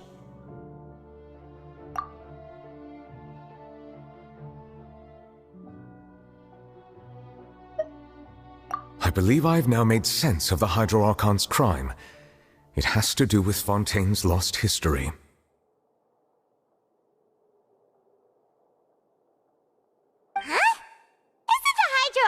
Archon just guilty of deceiving her people? Oh, wait, no, that's Farina, and we've already proven that she's not the Hydro Archon. So when you say Hydro Archon, do you mean the real Hydro Archon we've been kinda talking about? In truth, everything that you've encountered in Fontaine up until this point can be traced back to the contents of these stone slates. However, I'm uncertain as to how much sense they currently make to you. Okay, let's try to recall the contents of the other 3 stone slates. Paimon will do her best to help you remember.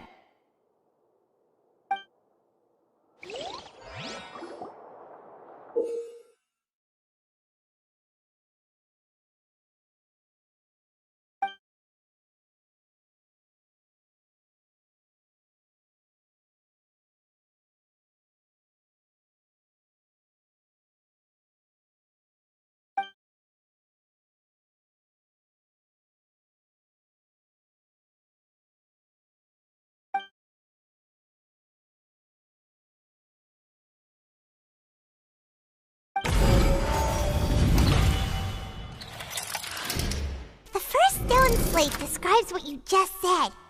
It seems to show the previous Hydro Archon using her divine power, and then the Oceanids turn into humans. Does that mean that Fontanians are transformed Oceanids? Oh, Paimon wasn't expecting that. But if Oceanids can turn into humans, then perhaps this process can be reversed as well. The second stone slate shows Celestia floating in the sky, and the Hydro Archon and her people worshipping it together. But the heavens still brought judgment down upon them. This must be the point when the Hydro Archon and the Fontanians were branded with their original sin. Does this mean that the original sin and the Hydro Archon sin are the same thing? The third slate shows the Hydro Archon sinking into the sea surrounded by many people. Huh. That reminds Paimon, didn't we also watch that happen to someone else? Well, the fourth slate is the prophecy the Fontanians have been talking about. People dissolving into the sea, the Hydro Archon crying on her throne, and so on. We didn't believe that such a crazy disaster could happen at first, did we? But after that incident, it was just a question of when and not if.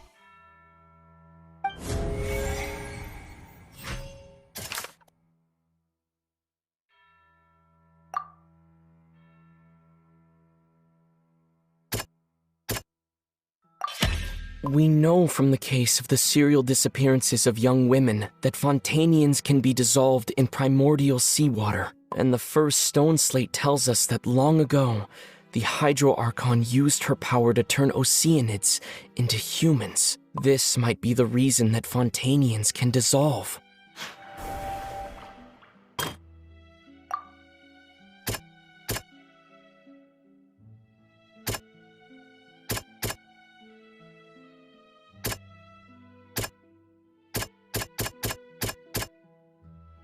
That doesn't sound quite...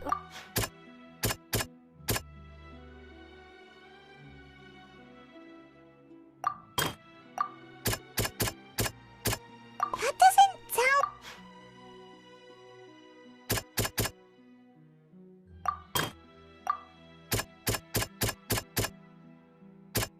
That doesn't sound... That doesn't... That doesn't...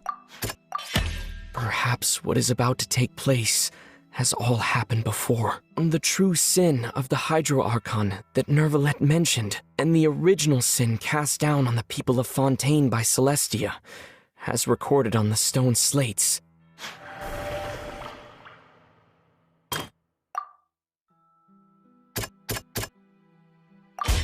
It's not as simple as falling into the sea. When Navia fell into the sea, her consciousness was subjected to judgment. The stone slates show the people gathered around the Hydro Archon in the sea. Could that be alluding to the same thing?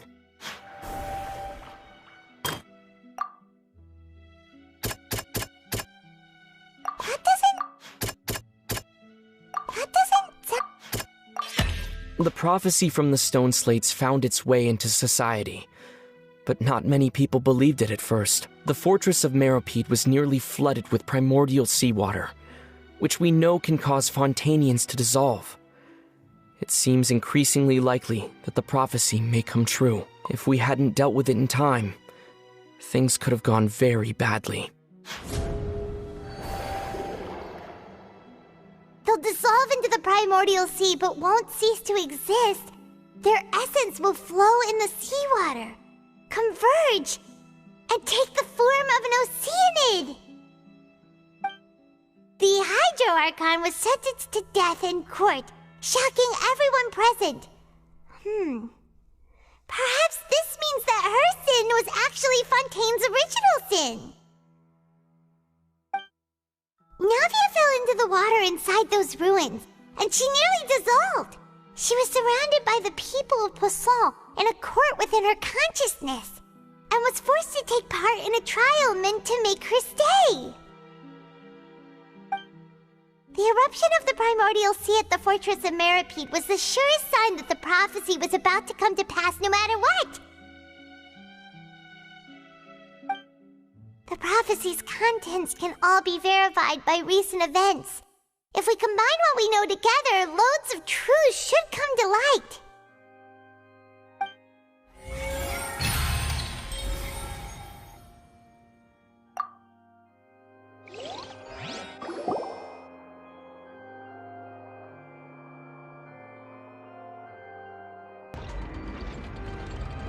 Huh? Oh, Paimon gets it now! So that's how you can make sense of it. But then it feels like we're going to have to share some truly shocking revelations. Let's hear them. Incredible. Linny, did you hear that? We're not real humans. All Fontanians were originally created by the late previous Hydro Archon, with oceanids as their basis. The evidence for that can be found in how only Fontanians could dissolve in primordial seawater, and how all the girls Vacher dissolved were also turned into oceanids.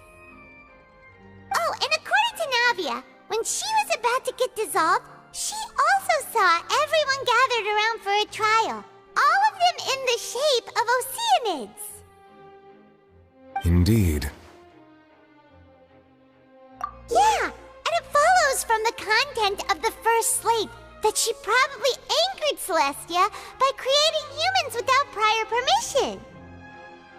That could also explain why the Oratrice judged the Hydro Archon to be guilty. It's to account for that ancient sin. The Hydro Archon's true sin was creating us?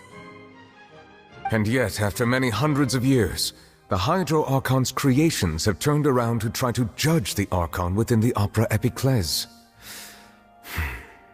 The twists of history are often the most unexpected of all. Yeah, isn't the image here just like when Navia fell into the sea? So wouldn't it be trying to show the image of the Hydro Archon also falling into the sea once the prophecy has been fulfilled in the fourth slate?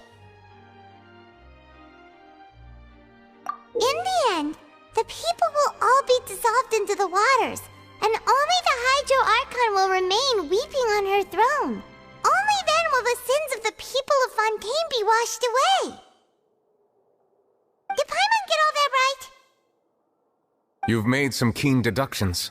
I must say, given how much you still don't know, it is impressive that you've already managed to connect so many pieces of the truth.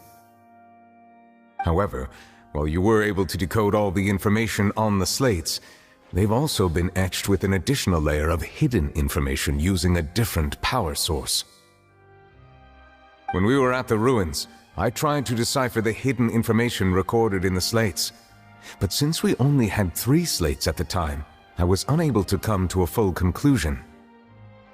Now that the slate collection is complete, I shall make another attempt to decipher the narrative recorded within. If everything goes well, we should finally be informed of the unadulterated truth.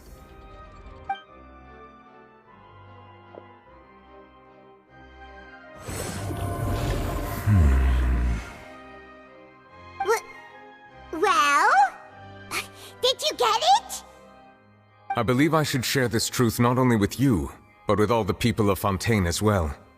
I will try to briefly summarize it for you. Your hypotheses regarding the origin of Fontainians and the sin of the Hydro Archon were both correct. In the Fontaine of old, the previous Hydro Archon sensed the yearning of her Oceanid familiars for life on land. The Oceanids were enamored with the beauty and romanticism of human beings, and wishing to have those experiences for themselves, expressed to the Hydro Archon their desire to become of a similar kind. However, even though water as an element is intricately linked with the power of life, the Hydro Archon, as one of the seven, did not possess the authority to create a new form of human life. Not one to give in, she eventually found a way to create permanent humanoid bodies for her familiars by appropriating the power of this planet's primordial sea. She poured primordial seawater into the Oceanids' blood vessels, creating humanoid mimics in the process. But if Fontainians were to ever come into direct contact with water from the primordial sea, the power within their bodies would escape these artificial restraints and return to the sea. As a result, their forms would collapse, and they would be reverted to their original forms as Oceanids. Of course, the Hydro Archon never received permission from the heavenly principles to create a new human race. And thus, the Hydro Archon and all of her creations came to shoulder the original sin of appropriating the power of the primordial sea. That is the true history of how the people of Fontaine first came into being. So we were all Oceanids before we turned into human beings? That's way too much information for me. I think I'm just going to pretend that I never heard a single thing. Wait, but if that's the truth, we can't let the Hydro Archon be sentenced to death. After all, her only sin was creating us. This really might be too much information for your regular Fontainian, but it does answer a lot of our questions. Alas, your hypothesis regarding the third and fourth stone slates was inaccurate. The slates' respective positions are, in fact, correct. A key point of the visual on the third slate is how all the individuals depicted in the water are humans rather than Oceanids. They have not been dissolved, which implies that the water depicted in this slate is not water from the primordial sea. The nation of Fontaine is the nation of Hydro, as well as the nation of trials and justice. Instead of being the literal element, the water in the scene symbolizes judgment and justice. You may also recall Navia's experience. When she fell into the sea, her consciousness was surrounded by that of many others who intended to hold a trial to determine her fate. Therefore, the meaning of the third slate is that the people of Fontaine shall try the Hydro Archon at the court of justice. Yes, it refers to our present situation. I think I'm following now. So, what you're saying is, even though we decided to put on this trial to avoid fulfilling the prophecy, in truth, everything we've done has happened exactly as the prophecy foretold. So now, it seems, we're the ones making sure it comes true. What should we do? Huh. No matter what, the prophecy will be fulfilled. Is this what it feels like to be a prisoner of fate? If that's the case, does that mean the scene in the fourth slate will also be fulfilled soon? Traveler, I would like to point out another small fallacy in your deductions. About the fourth slate, you probably thought that the eruption of primordial seawater beneath the fortress of Meripede served as the surest sign that the prophecy was about to come to pass, yes?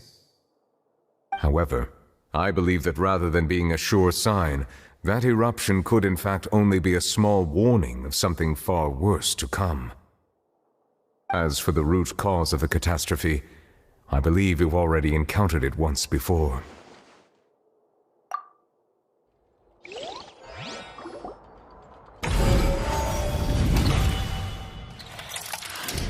This eruption was just a small warning of the things to come.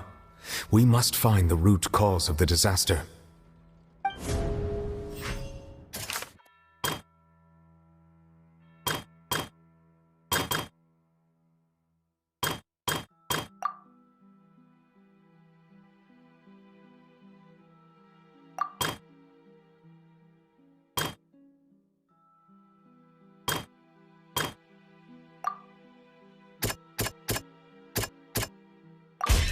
It was both dream and reality. If we're talking about a true culprit, that could only be that thing inside the primordial sea, right? The truth, the original sin, the trial, and the root cause of the disaster.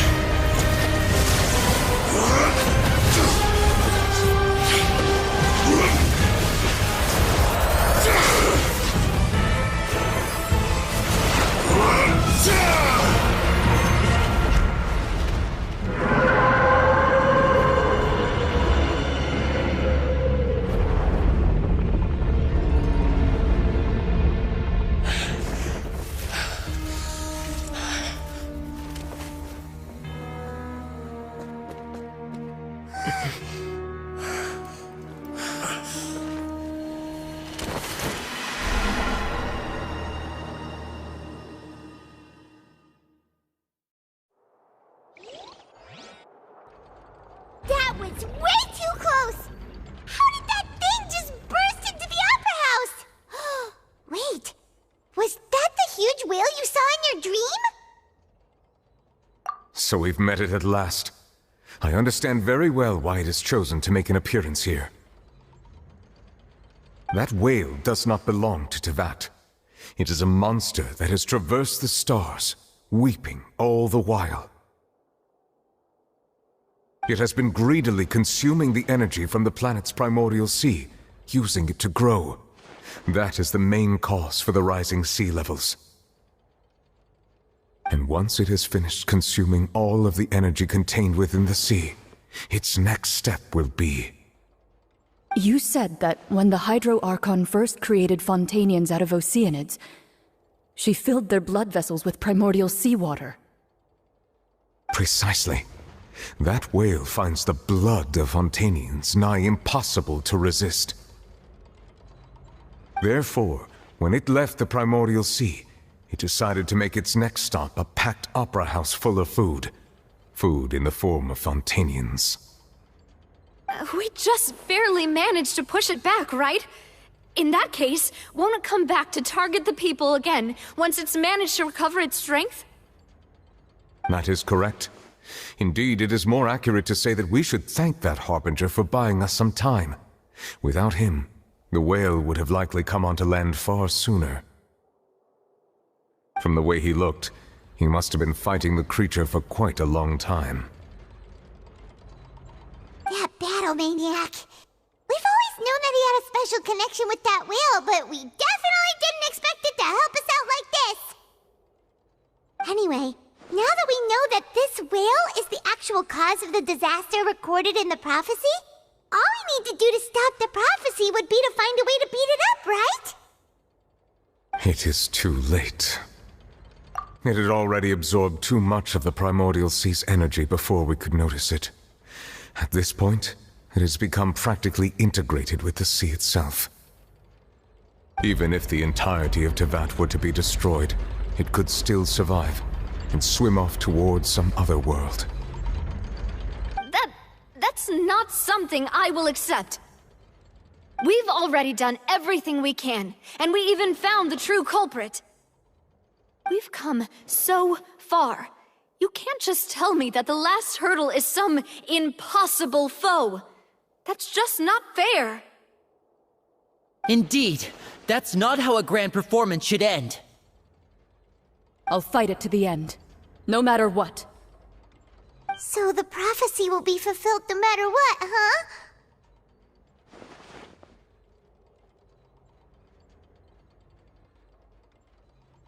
The prophecy.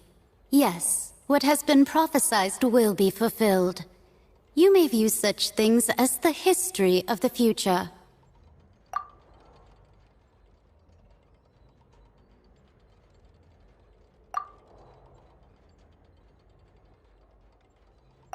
Just as prophecies are usually only the future as seen from the perspectives of the gods, could things be happening in hidden corners where the gods' gaze does not fall? Ultimately, fate shall serve as your only guide, no matter what will happen in Tevat's future. All you need to do is to play your part.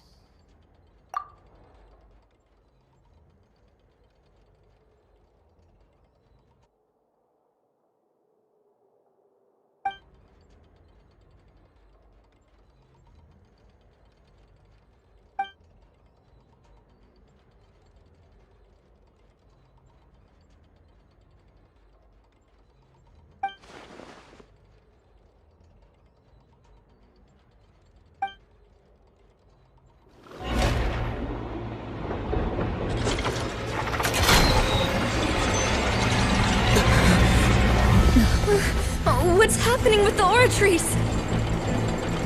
I believe it is preparing to carry out the death sentence.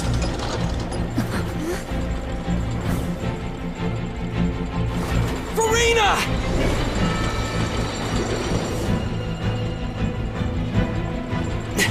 No, I still need answers.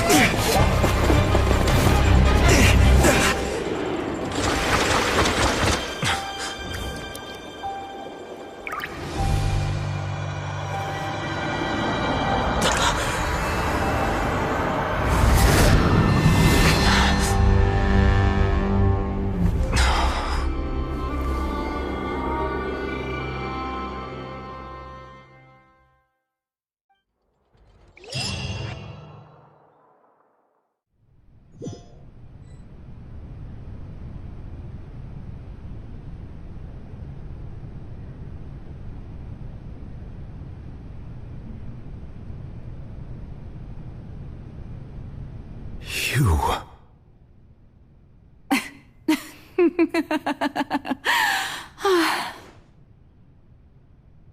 Sorry. That shocked expression on your face is just too amusing. I couldn't help myself. You are not Farina. Who are you? The sweet sound of bewilderment. Marvelous. A sure sign that my attempt to deceive everyone was a resounding success. But to answer your question, I am Focalor. You know, the god. Focalor? Why did you deceive us? Oh, that wasn't my goal, of course. Goodness, no. But I had to fool everyone else too, if I was to stand any chance of deceiving the heavenly principles. Deceiving the heavenly principles? It's all because of that pernicious prophecy. Dreadful, wasn't it? Everyone doomed to dissolve. Fontaine condemned to be flooded. One was not amused. In fact, one was positively bemused when that problem was thrust upon me by my dearest predecessor. That's the former Hydro Archon Egeria, for the uninitiated. It hardly gets more disastrous than a preordained national catastrophe, now does it? She knew full well that the prophecy would surely come to pass. And as one of the seven, she also knew full well that one defies the heavenly principles at one's peril. So yes, as you have no doubt surmised, it was a rather impossible situation that I found myself in. I spent a terribly long time mulling it over, alone on the ocean floor. And I was almost growing barnacles by the time I finally realized there was only one possible solution to this confounding conundrum. I had to outwit the heavenly principles, allow the prophecy to be fulfilled, ostensibly at least, while saving everyone at the same time. I'm a genius, I know. I can only assume that's why Egeria chose me as her successor. Although, looking back now, it was hardly the inheritance one dreams of. Between the task of saving the nation, the quotidian duties of the Hydro Archon, and not to mention the original sin of creating a new race of humans, I dare say she left me quite a colossal mess to clean up. But one can only play the hand one is dealt. I did not choose this, any more than I chose to be one of her Oceanid familiars. So you were also once one of the Oceanids, transformed into a human by Egeria's hand. Yes, I was. I always dreamed of becoming human. And I still do, even now. In my eyes, to be human is to be part of the greatest opera ever known. After becoming a god, I separated my divinity from my body and spirit, leaving behind only a self that was as naive and bewildered as my past self on her first day as a human being. The me you see before you now is that divinity. And the human counterpart I left behind, I named Farina. She could feel joy, sorrow, and everything in between. She could be as vain and conceited, or as meek and vulnerable as she wished. Her strengths were of a kind only a human could possess, as were her shortcomings. But in my eyes, Farina's humanity was what made her perfect. She was perfectly human in every way. The person I always wanted to be. Anyway, so then I cursed her. All part of the plan, of course. The plan to deceive the heavenly principles. Do you still remember the final scene of the prophecy? The Hydra Archon alone, weeping on her throne. In order that the prophecy might appear fulfilled, I invited Farina to be an actress, to play the part of the Hydro Archon in the prophecy. Under the curse I placed on her, so long as I, Focalor's divinity, continued to exist, she could not die. But nor was she free to live her life in the pursuit of happiness. Instead, she was forced to take the stage in the opera house, to embrace the role of leading lady, to forever play the part of the god from the prophecy, all to create a deceitful appearance of that prophecy coming to pass. I suppose now you probably understand why your court is called the Opera Epiclese. But Farina is only human, isn't she? Even though she has had a long life, her mind is no stronger than that of any other ordinary human being. I cannot begin to fathom what she has had to endure. It must have been torture for her. It has indeed. And although she is, in a sense, me in human form, I most definitely owe her an apology for it. It's been 500 years. And all along, she's been playing her part in the most unimaginably long, unbearably lonely, and agonizingly painful opera of all time.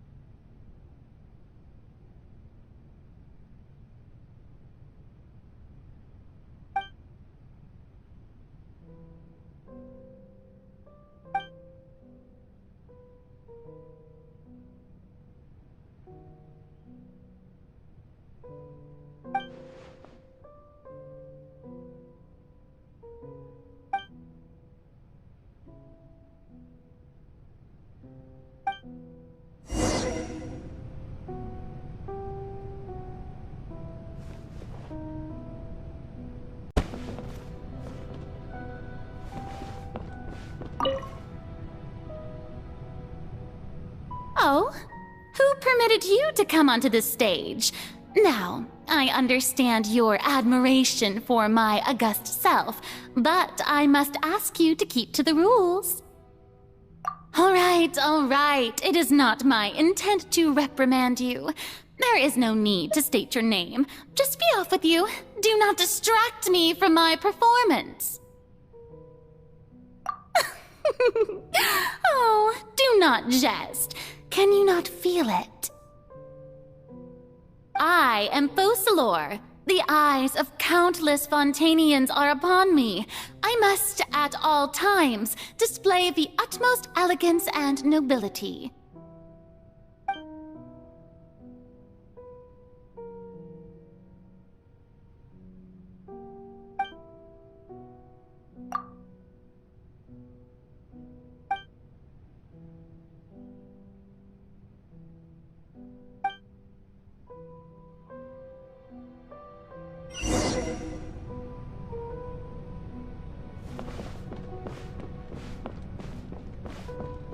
Dear audience, the performance is experiencing a technical difficulty, but worry not. The guards shall resolve it soon enough. Let it rain. Go, Baron Bunny! Get him!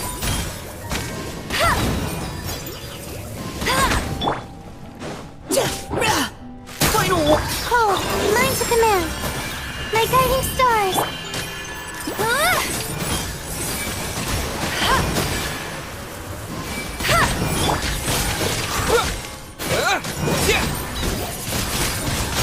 Windblade! Providing Go, Baron Bunny!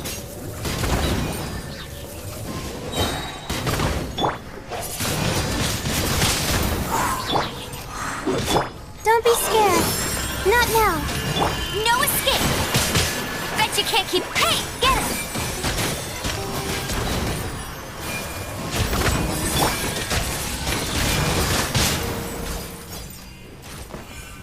Hey, what gives? The audience is still watching me, you know. Guards? Wait, where are the guards? Guards!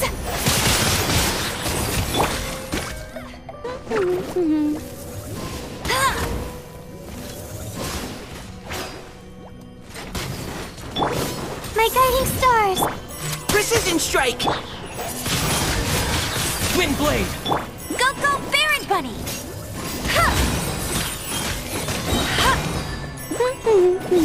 No one escapes my... Oh, mine's a command. You had your chance! Get him!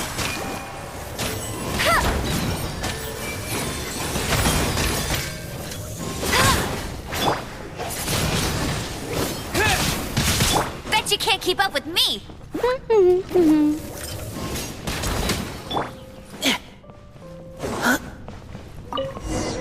Precision!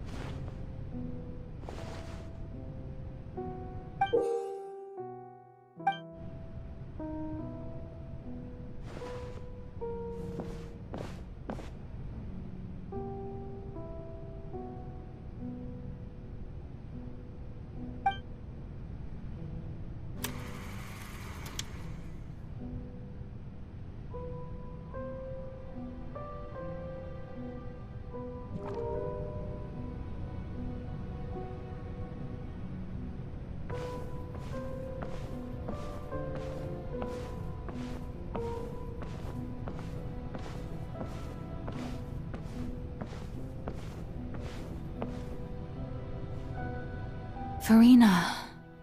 Farina. Huh? Who's that? Who's calling me? Where are you? Be not nervous. Be not afraid. I am before you. Wait a moment.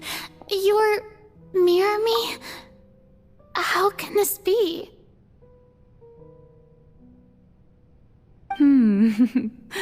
Mirror you, huh? You know what? That's not bad. Let's go with that. Mirror me? What do you wish to say? The prophecy. Have you heard of it? What prophecy? Wait. I know. I think. I don't know why, but it's in my head somehow. The people will all be dissolved into the waters, and only the Hydro Archon will remain, weeping on her throne. Only then will the sins of the people of Fontaine be washed away. Oh, very good. You know it well. What's going on? I can't seem to remember anything clearly. The only thing I know for sure is this prophecy. Will it really come to pass? Yes, it will.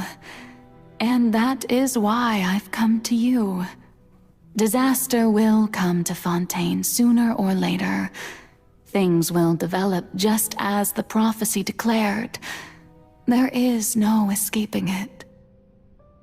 But doesn't that mean everyone will die? I'm a Fontainian just like them. Will I dissolve too? Oh, don't worry. Magical meetings exist in this world precisely to give people a chance to turn things around. It is the reason why you met me today. I will tell you how to save everyone, but you may have to suffer somewhat. Oh, so there's still hope after all. Goodness, you frightened me. You spoke so much and with so much certainty. As for the suffering, well, I will admit that the first thing that came to mind was, why do I have to be the one to suffer? But if the prophecy will come true, I'll also die anyway, right? So if I've already met you as my magical meeting in this world, if there were scales, with all the people of Fontaine on one side and my pain on the other, is it not obvious where the scales should tilt? You truly are the perfect human. My ideal. I suppose this would also be the justice that belongs to you. Huh? Don't worry, it's nothing. Listen well. Fontaine has just lost its Hydro Archon. I need you to play a role. That of the new Archon. Play as... a god? That's right. You must begin a never-ending masquerade. You must never let anyone suspect your identity. If you can keep it up, then I shall have my way of defying this prophecy. But should your identity be revealed, then all hope will be lost. But how will I do this? A human assuming the role of a god without being exposed. Don't worry. What you must do is not to turn yourself into a real god. You simply need to play the role of a god as humans imagine them to be. Being a human yourself, I'm sure you already know what such an entity would be like. Remember, your true challenge will not be pursuing divinity, but contending against humanity. I'm still not sure I understand, but I'll try. I'll try to do this. So, how long am I going to have to play this role? To accomplish this mission, you will have to stay on the stage for many, many years. You will endure and not grow old until your task ends. But I promise you, all will eventually end in a magnificent and dramatic trial, and everyone will be saved. A trial, huh? How exciting. I'll be looking forward to it.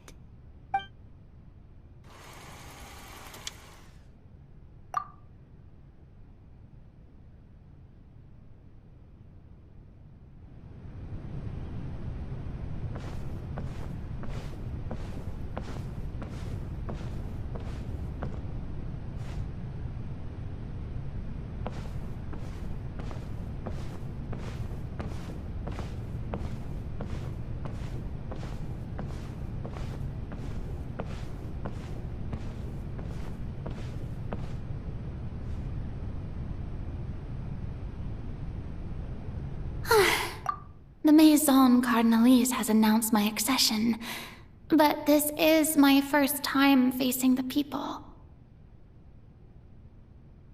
What should I say to most appear like a god? To be honest, I still don't know. Perhaps I should first try to act natural.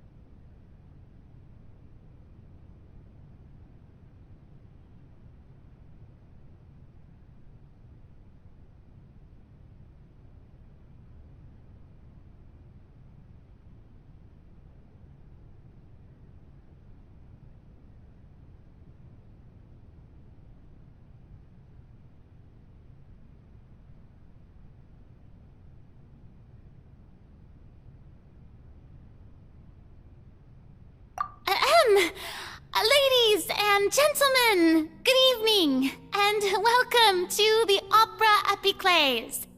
I'm sure you've all heard about how I have taken on the role of Hydro Archon.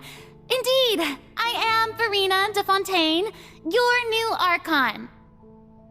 In truth, I know little about becoming a nation's new god, but it will be my honor to guide you all. As the god Focalor, the god of justice, I shall do all within my power to lead you into an age of fairness and justice.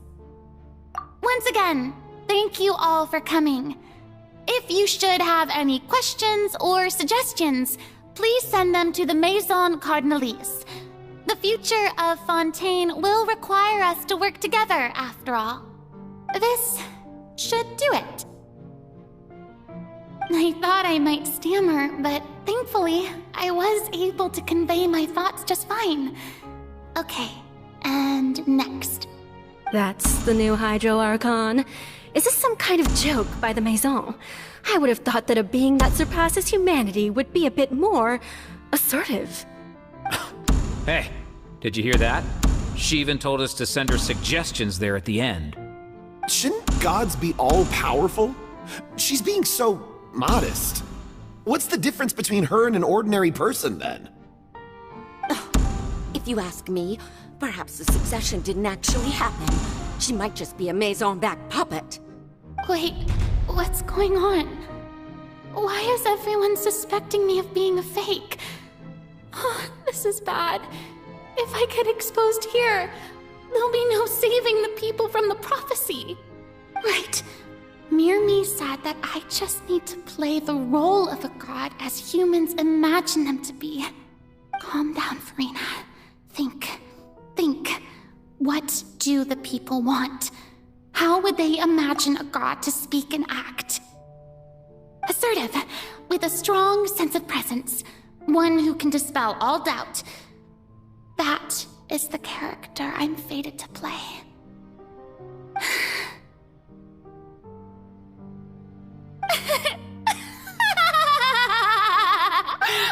Oh, very good, my people. Only ones such as you are deserving of my rule. Now, I was wondering if some weak puppet were to one day come onto the stage and claim ownership of this opera house, would the children of Fontaine follow them? Well, it seems that you would all see right through them. Having passed my test, you are qualified to witness wondrous trials alongside my august self, here in this opera house. You may consider my previous act a door gift of sorts. I thought it was a debut that suited the atmosphere. Now then, let us be reintroduced. Ah, so that was just a performance. How could I have forgotten that we were inside an opera house? Her personality. It's quite shocking, to be honest, but I suppose it's a better look than before. Such a fascinating and bold deity. How wonderful! Our future may yet be bright after all.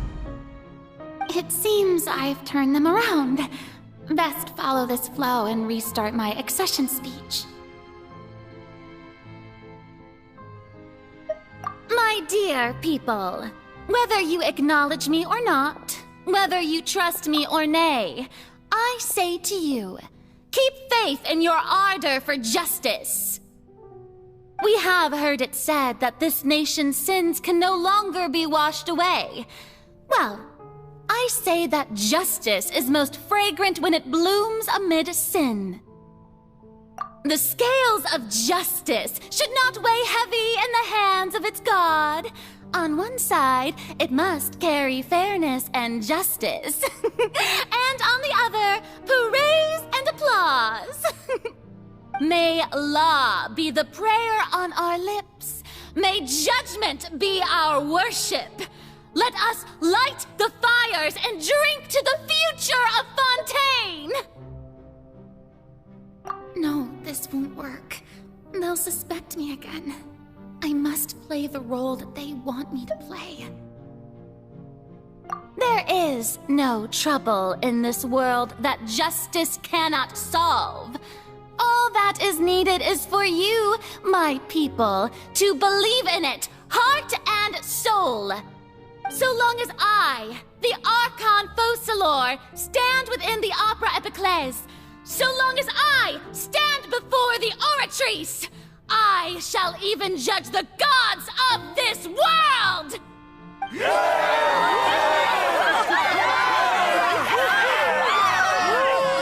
Oh, yeah!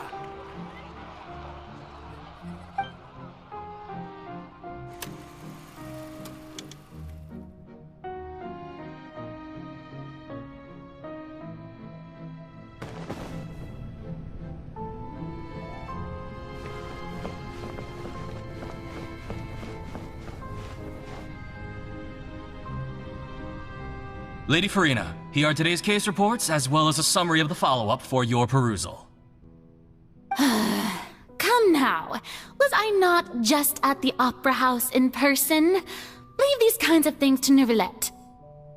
Besides, none of these trials were the one that I'm looking forward to the most. If I may be so impertinent, what kind of trial are you truly looking forward to? A magnificent, dramatic, and wondrous trial. A trial to end all things.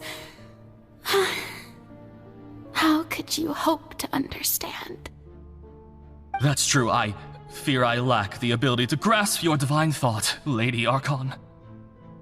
No need for fright, and do not take what I said before too seriously. Go now, do your duties. The trial I await. It will come one day.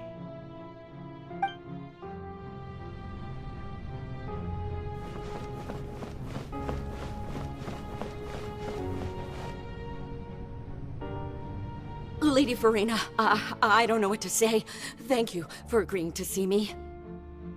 No need to thank me. Or rather, thank your own sense of perseverance instead. Long have you stood in line to meet me, have you not? Oh, I'm afraid that's just an inevitable consequence of my divine charm. All right, Deoteria, is it? How is your son's illness?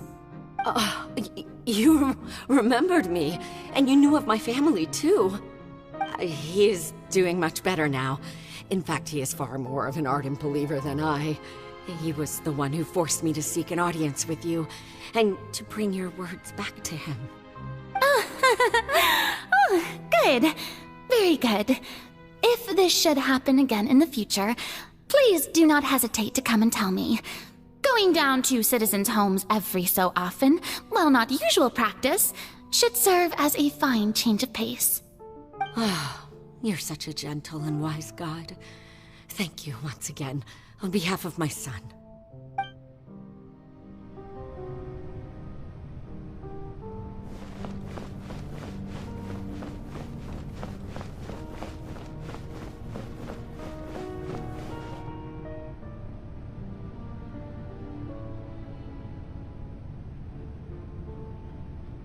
Lady Farina, here are the latest hydrological reports. As for the specific parameters you asked to take note of, I'm afraid things still don't look good. I see. It's as I thought, then. As your god, I did already expect this, but I wanted to see how far your human wisdom would allow you to analyze it. All manner of signs indicate that the prophecy will still come to pass. Forget it. That's not something you need to worry about right now. Well, as I understand it, the Fontaine Research Institute is also trying to find a way to counter the rising water levels. Really? Have they found anything? I'm afraid that they haven't found any effective solution thus far. Is that so? Well, no wonder. This issue has reached the realm of the gods, after all. Still, their spirit is praiseworthy.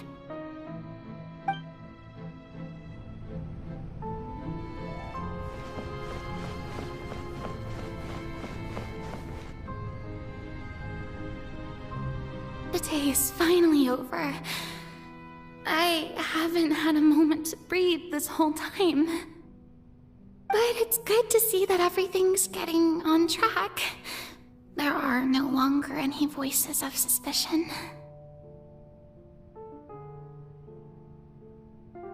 Maybe this is fine. I just need to keep going, and everyone will be saved. All right, Farina, don't think too hard about this. You need rest. Tomorrow's a new day.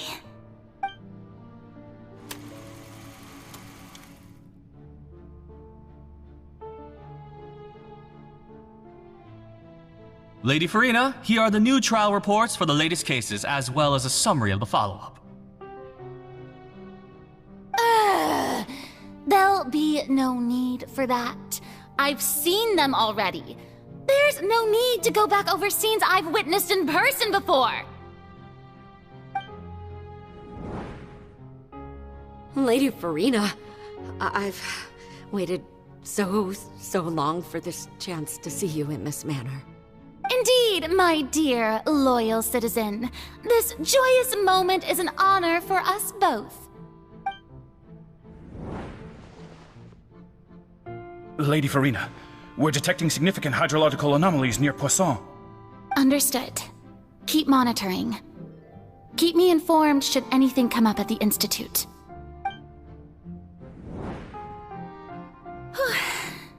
I don't think I let anything slip today.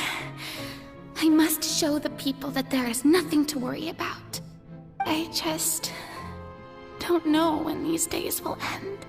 I feel utterly exhausted. Best to rest early today, too.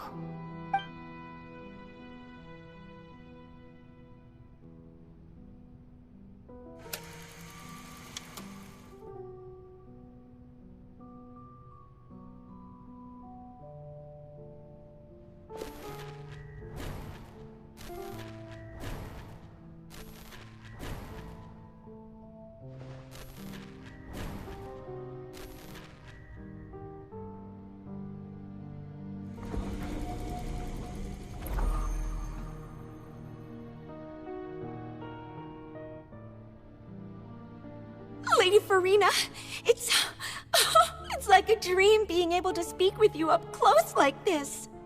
I've heard that the first member of our family who was honored to receive an audience with you was Madame Dioteria, almost 20 generations ago. And what a fine family yours is indeed. It brings me great joy to meet such a faithful believer. A descendant of a line most ardent. Surely you exaggerate, Lady Farina. My lady? What is it, good citizen? Oh, are you crying? Oh, really now? I didn't even notice. This must be the overflow of hydro from my person. Well, can't quite help being the god whose dominion is the waters, can I? No wonder. No wonder. A manifestation of your power, then. Oh, Archon, I am honored to have witnessed it. Honored indeed.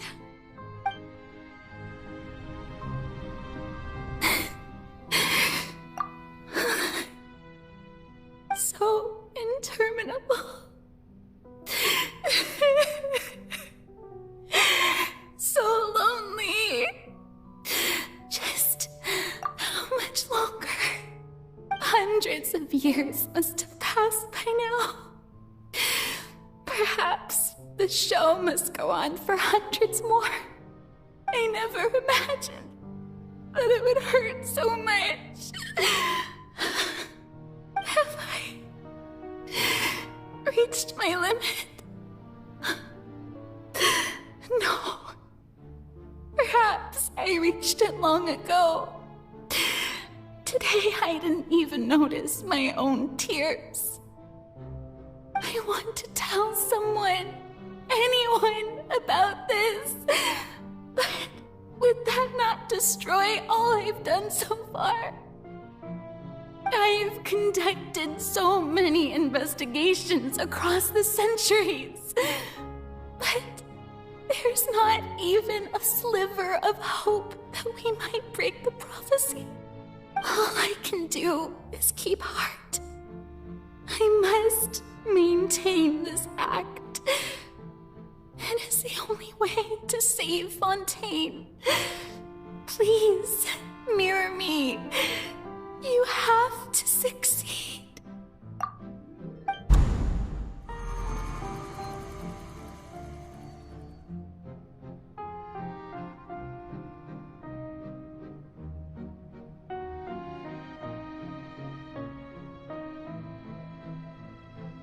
Farina, You don't have to shoulder this burden alone.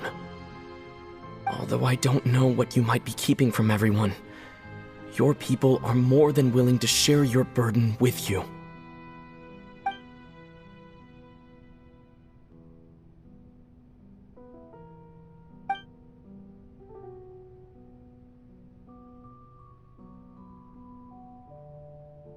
Share my burden. That's impossible. It was fated right from the start that this would be my duty alone. But even if your burden doesn't need to be shared, you can still choose to confide in someone. Just share it with me. I'm what you'd call a witness. A witness? Yes, I've heard that you came to Tevat from beyond the stars, yes. In other words, you never belonged here. And if Tevat is, in its entirety, a show on a stage, then you're just a spectator, aren't you? If that's the case... He's right. I could confide in him, couldn't I? But if things don't play out as expected, the people of Fontaine will be the ones to pay the price. No, Furina, you shouldn't be selfish. But what if it's really all right? Furina, you've worked so hard for so long. Surely it would be okay to put yourself first for once. Just this once. Is it such an outrageous thing to do anyway? To find someone in whom you can confide your frustrations and sorrows? Surely it could not hurt. If you let this opportunity slip through your fingers, it might never come by again. Think about it long and hard.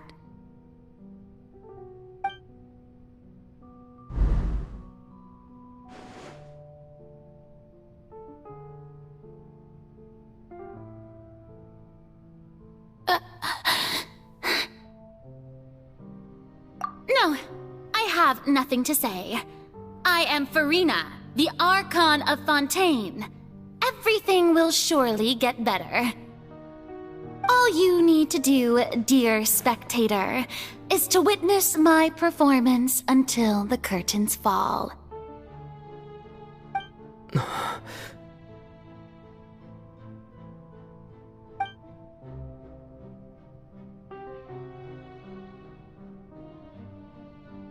Fine.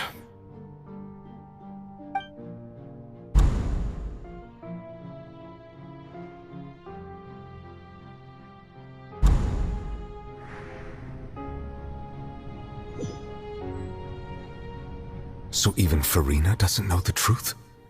You've never once let her in on the full plan? Yes, it had to be done. To deceive the heavenly principles, you must first deceive yourself. She did very well. If she had let her resolve falter even once in these 5 centuries, Fontaine would have been doomed to the most tragic fate.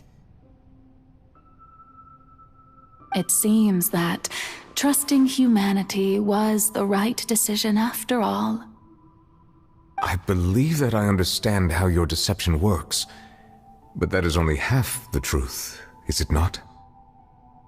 How would you build on this foundation to save the people of Fontaine? That is the most important thing. Ah, good. Of course, the Iudex of Fontaine has pinpointed the crux of the issue.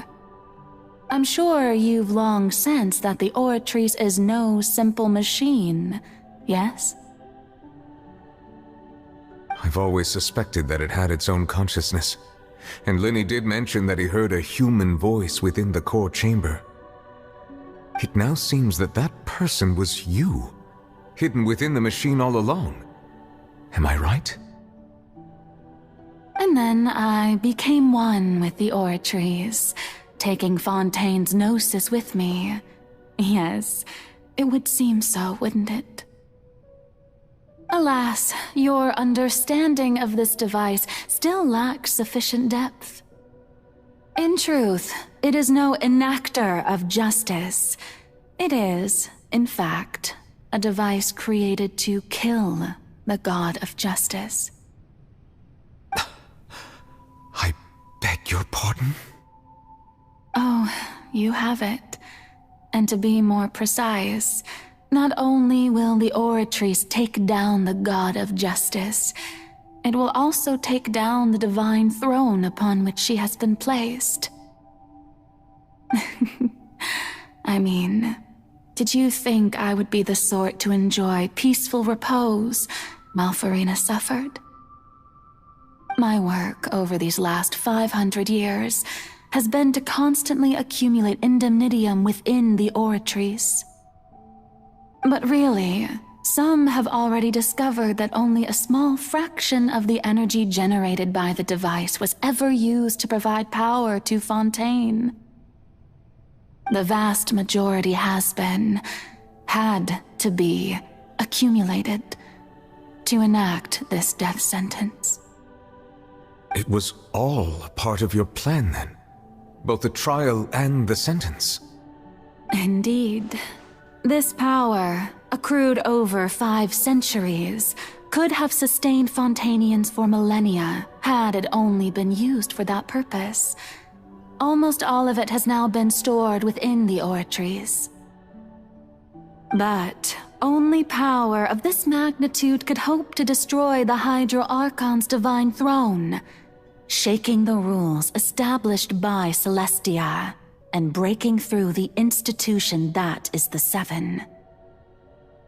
So the Oratrice's call for death was for neither Furina nor Focalor, but for the Hydro Archon. The destruction of that divine throne. If I do not misunderstand your intent, you must be...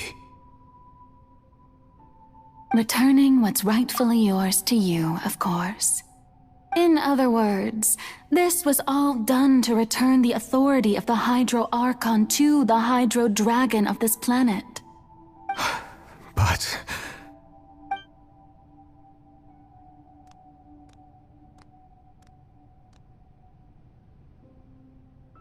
Oh, what?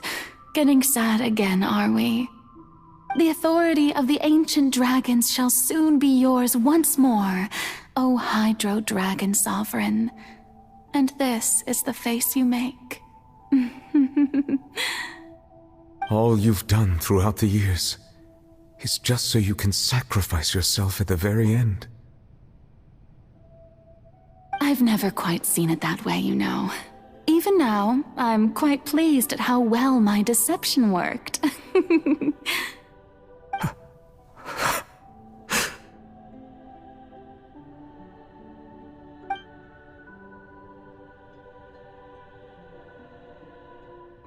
Hydro Dragon, don't cry. I must say, had it been within my rights, I would have loved to judge the heavenly principles themselves. Were they not guilty of essentially the same crime? Egeria stole the power of the primordial sea, and the heavenly principles stole the power you ancient dragons possessed. I, for my part, am the god of justice. And is it not just that your original powers should be returned to you? Speaking of justice, I have always believed that justice lies in the process of pursuing human existence itself. So, if the theft of the primordial sea's might was Fontaine's original sin, then, leaving matters of procedural right and wrong aside, the descent of the Fontainians as humans and their right to exist in this world would be Fontaine's original justice. In other words, existence was Egeria's justice, and to me, justice is the continuation of that existence. Defying the prophecy and ensuring that Fontaine's people shall live on, that should be the justice enthroned over all others. At this point, we, Whether it be myself or all other Fontanians, have shouldered the burden of this sin for far too long. Iudex Neuvillette, the highest judge in our land, when you regain your full power as an elemental sovereign, what verdict shall you pass upon us? So when I was invited to the court of Fontaine to serve as Iudex, I see now that that was your idea too. At last, I now understand the true purpose behind this position. In the beginning, I was uninterested in human existence. But these 5 centuries of living alongside them have gradually brought about mutual understanding between us. And I have even attempted to feel as they feel. You are a devious one, Focalors. Things being as they are, surely you know that I could never declare them to be guilty.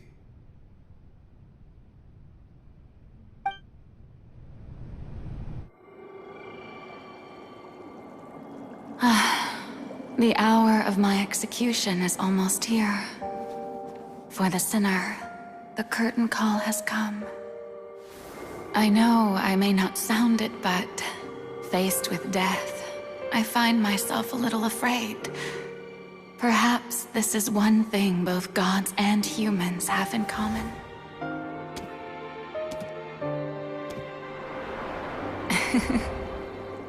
Farewell, Neuvillette. I hope you've enjoyed the part you played these 500 years.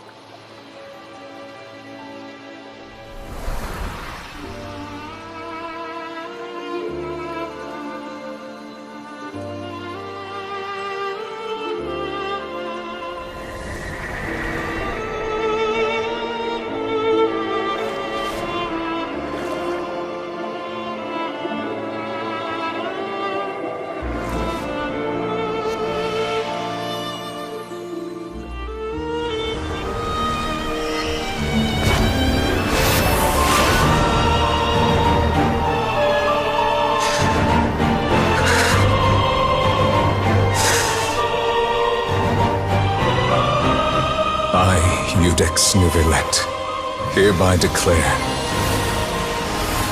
people of Fontaine, your sins are forgiven.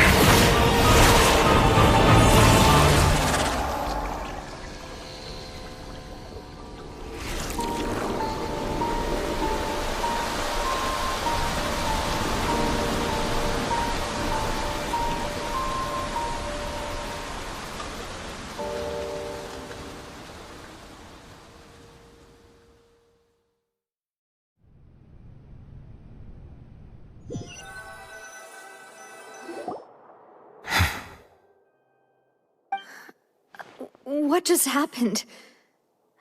Has the death sentence been carried out? Was that bright light some sort of misdirection? I have a feeling that something huge just happened. But since we're all still alive and haven't been dissolved, I assume whatever happened was good for us. It's time to end this. We must mete out punishment to that beast. Didn't you say just a moment ago that it can't be defeated? I have gained the strength sufficient to deal with it. Through certain means, I now have the ability to separate the power of the Primordial Sea from that creature. We should seize the opportunity to pursue our quarry.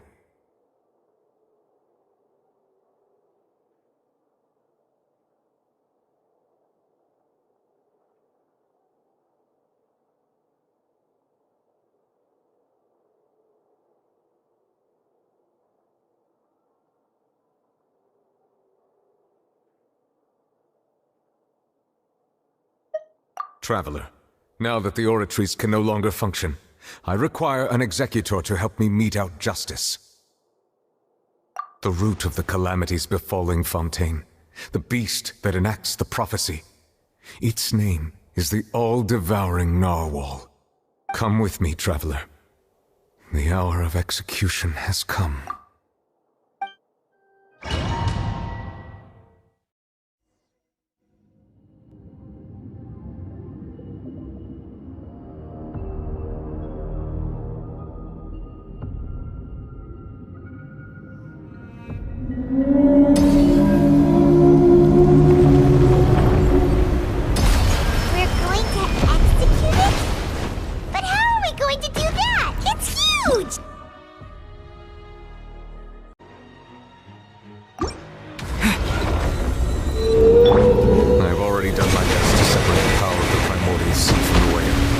Considering the size of the beast, I cannot reach the power source. Unless we can find a way to attack it from within. We shall share a part of the ancient dragon's power with you. We shall look for an opening together.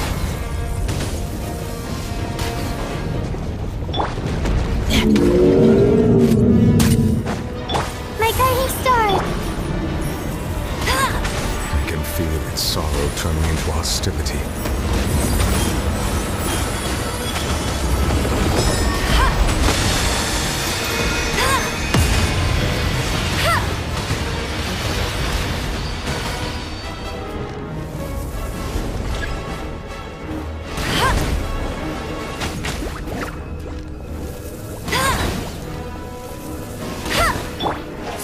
Devouring narwhal cannot resist its instinct to devour. Continue to trigger its hostility, and chance will present itself.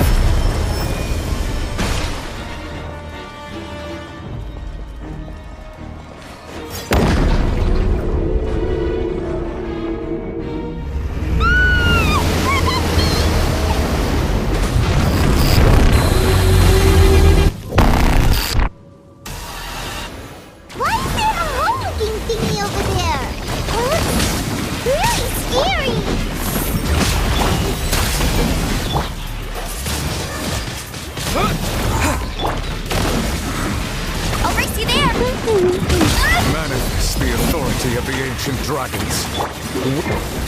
I have granted you my protection. Do not fear. Seize the moment and use my power to suppress its root from within.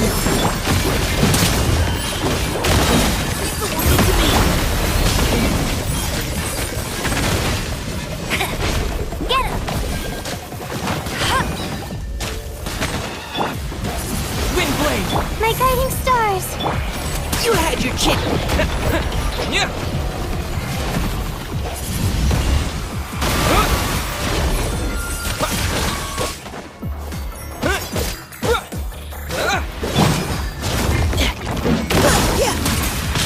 Not now!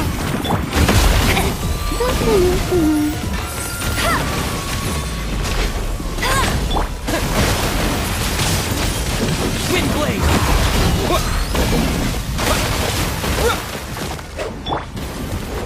Don't be scared. The night is cold.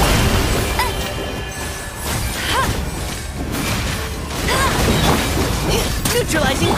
No one escapes my sight. Get him!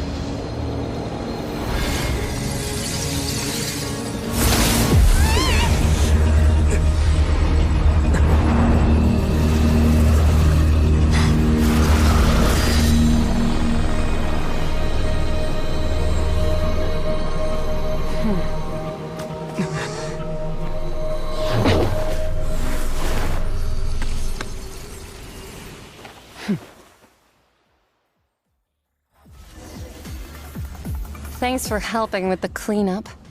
It should have been my job, but... oh well. It was just supposed to be a short private training session for me. I didn't think that my disciple and my master's pet would start brawling in the meantime. Well, actually, I had a feeling that it would happen at some point, but they bumped into one another earlier than I thought. What a blunder. I suppose I'll have to swing my sword 3 million times as penance. That power. Who are you exactly? Paimon has an idea. From what she said earlier, she must be Child's master. Skirk, right? It's just that he gave us the impression that she was the less talkative person. I simply did not have anything to say to the weak. But you, on the other hand, managed to defeat the all-devouring narwhal without using power from beyond this world. So you may speak to me as equals. I have to agree. It's a strange use of a planet's primordial waters just to raise an all-devouring narwhal. That kind of power is wasted on it. It's not cooperative. It eats too much. And I have more important things to do with my time than pet sitting. The only thing that creature has going for it is its looks. All in all, it fails as a pet. Miss Skirk? I think you might have missed the point. The point being? Well, being that this pet almost destroyed an entire nation. So what sort of person is your master? Well, Child's master's master. Wait, is that right? Oh, right. So you don't know him. Sorry, I assumed you did. His name is Sir Tologi. Huh? I am unfamiliar with that name. Huh. So Master isn't sufficiently famous. How should I describe him then? Have you heard of the name The Fowl? The Fowl? Still nothing? Well, how about the Visionary? Vetterfulnir then? Or Gold Rhindaughter? Ooh, that one we've heard! Rhindaughter's part of the Hexen Circle. She's Albedo's mom, right? Oh, so you do know that name. To be honest, I also heard all of those names and titles from my master. I don't actually know them either. But I suppose you understand now, yes? My master is likely a similar sort to Rhindaughter. They are both pursuing some form of perfection. Wait! Didn't you also mention a visionary person? Paimon didn't quite catch their name. Actually, never mind that. I believe it expedient to inform you that the all-devouring narwhal used up nearly all its strength fighting you. Such roiling hydro energies will prove difficult for the planet's deep seas to digest. As such, the Fontaine back on the surface has most likely been thrown into chaos. In other words, the prophecy that you've been fretting over should now be in full swing. What?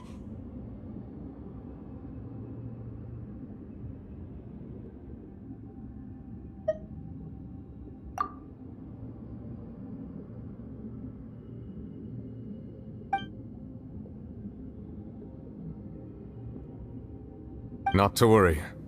Focalor has already managed to deceive the heavenly principles. In the end, the people will all be dissolved into the waters, and only Furina will remain, weeping on her throne.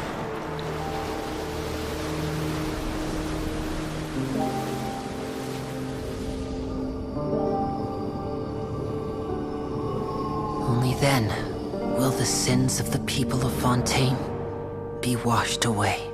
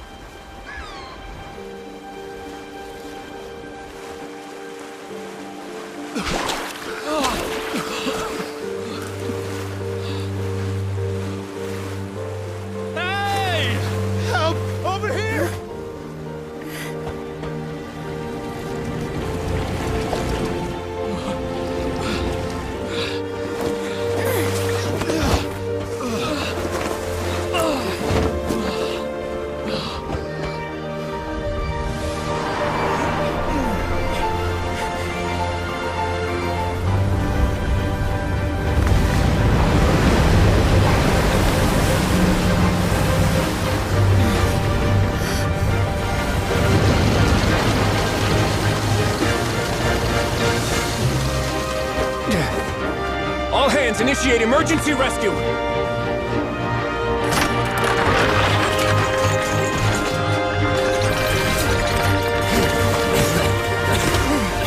Hurry!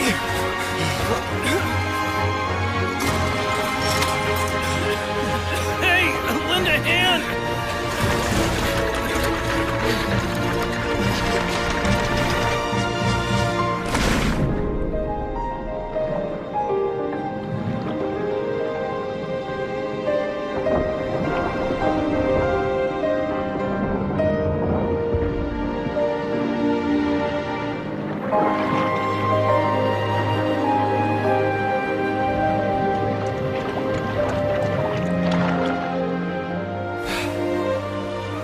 Look!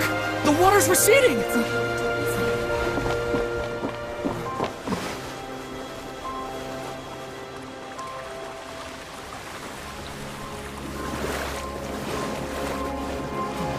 It's a miracle! Water's receding.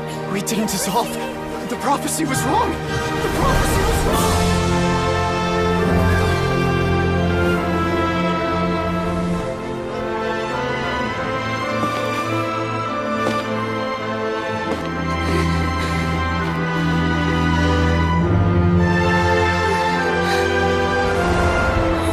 Are you right?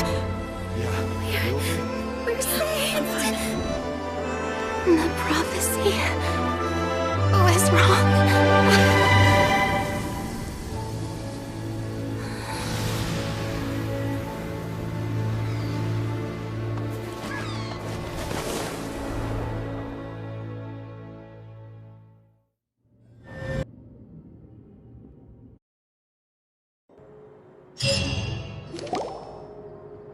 The soil renewed. The Svina di Rasula talks post-disaster rebuilding. I recently visited Poisson to meet with Miss Navia, spokesperson of the Svina di Rasula, and we spoke about Poisson's present and future. Old soil can still give birth to new bloom, Miss Navia stated. Hope is like seeing a small cookie when you're starving late at night. You just need a little of it. Skyship Winglet, lunar brain of the Fontaine Research Institute. The various disputes that have arisen on account of Mr. Edwin have suddenly become a shield over the Institute, with Jurier turning out to be a once overlooked hidden gem. People always call the first researcher mad, but few know what to call the second. And should that latter person achieve a miracle, they would find it all the harder to find a word with which to classify him and his team. Wow! Paimon barely recognizes the people in the reports. Are those really Jurier and Navia? They sound like real big shots. What do you think? Pretty enthralling, huh? The Steambird's idea was pretty simple. With the disaster just having passed, we would print a free edition packed to the margins with good news to calm people down. The value for these big scoops lies in their inevitable follow-ups. We'll publish further reports and go into the stories behind those people. Edwin's assistant, Jurier, created a true flying ship, while Navia is leading people in the reconstruction of their home. I'm sure that these stories could draw even your well-traveled eye. Paimon's curious too! Wait a minute. Didn't we watch everything happen from start to finish? What's there to be curious about? And that's exactly why I'd like you to come conduct interviews with me. You're the best incubators of news, if you haven't noticed. And also, with you around, I'm sure I'll get to see that Duke. Are you sure? Hasn't he turned you down several times already? Oh, this time will be different. Come on, let's head to Poisson first, and then make a trip to the fortress. There are some things you'll only know when you get there.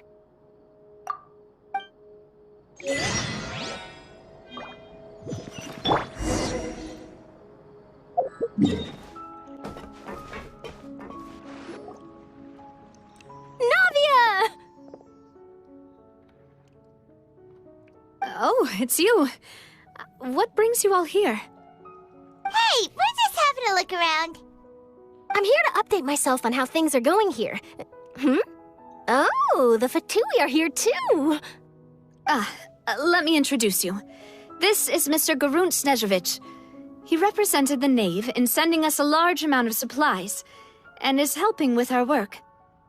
Our residents are hard at work as well. Thanks to everyone, work is progressing nicely. We've lost a lot of people, but we're moving forward. That will have to be enough. Hello, Miss Charlotte.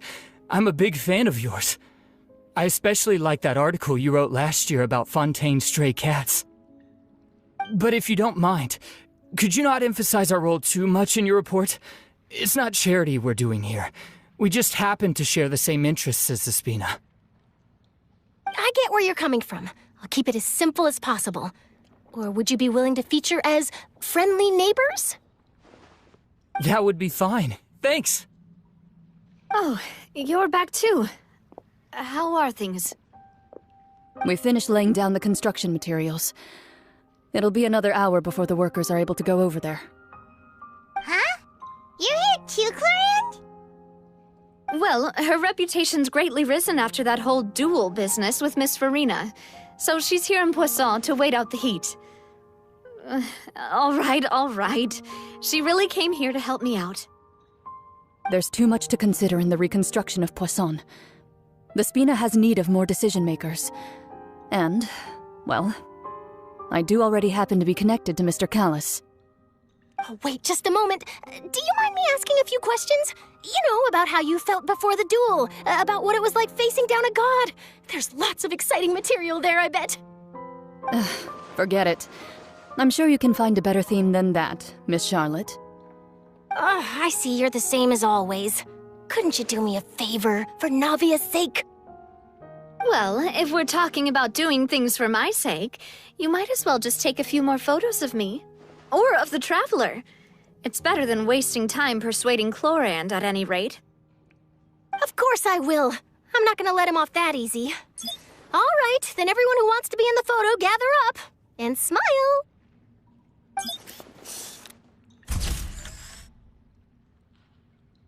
How did it go? Was it a good shot? Did Paimon look cute in it? Not bad. Your addition really helped the composition of the picture. All right, hang on a moment. Let me snap a few more shots.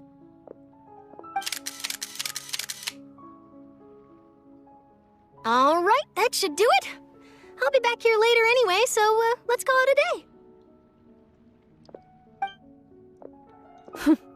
You're very quick.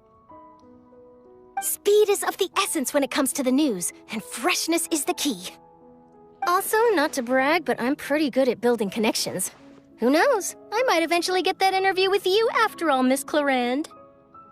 Wow, you really do have that never-say-die spirit. I'm impressed. I'll hazard a guess that this is how you got that interview at the Fortress of Meripede.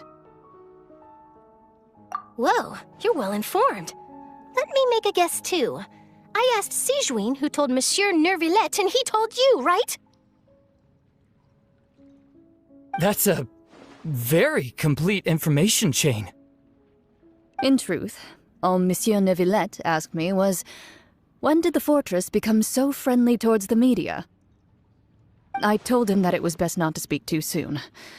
There's no guarantee that Wriothesley will make a personal appearance. You're right. I've got to treasure every moment I have with them. In which case, I'll be making a move first. Stay safe now. And tell me if you hear anything interesting. I'll treat you to afternoon tea in exchange. You seem curious about the fortress. Of course. That Wriothesley. I still remember going down to the fortress to grill him for information on my father's case. Boy, did he take me for a ride. Without telling me anything, of course. But he did invite you to tea, didn't he? 2 large pots of it, in fact. It was good tea, though. I have to agree. The tea there is very good. Speaking of that, would you like to have some today? I mean, you've got time, right? Well, I'd be partial to some shortbread. Wow, it's like we've got a menu or something. Sure. Good. What flavor of biscuits would you like, Mr. Snezhevich? Me? I'm fine with anything. But I would prefer chocolate, should you have it. All right. Leave it to me. I'll go over the newly arrived supplies with you later, Mr. Snezhevich. We should be able to finish the preparatory work today. That works great for me. Huh. Is it just me, or did you get a new lipstick? Oh, I did. It was a gift from Sijwin. Want to give it a try? I think the color would suit you, too.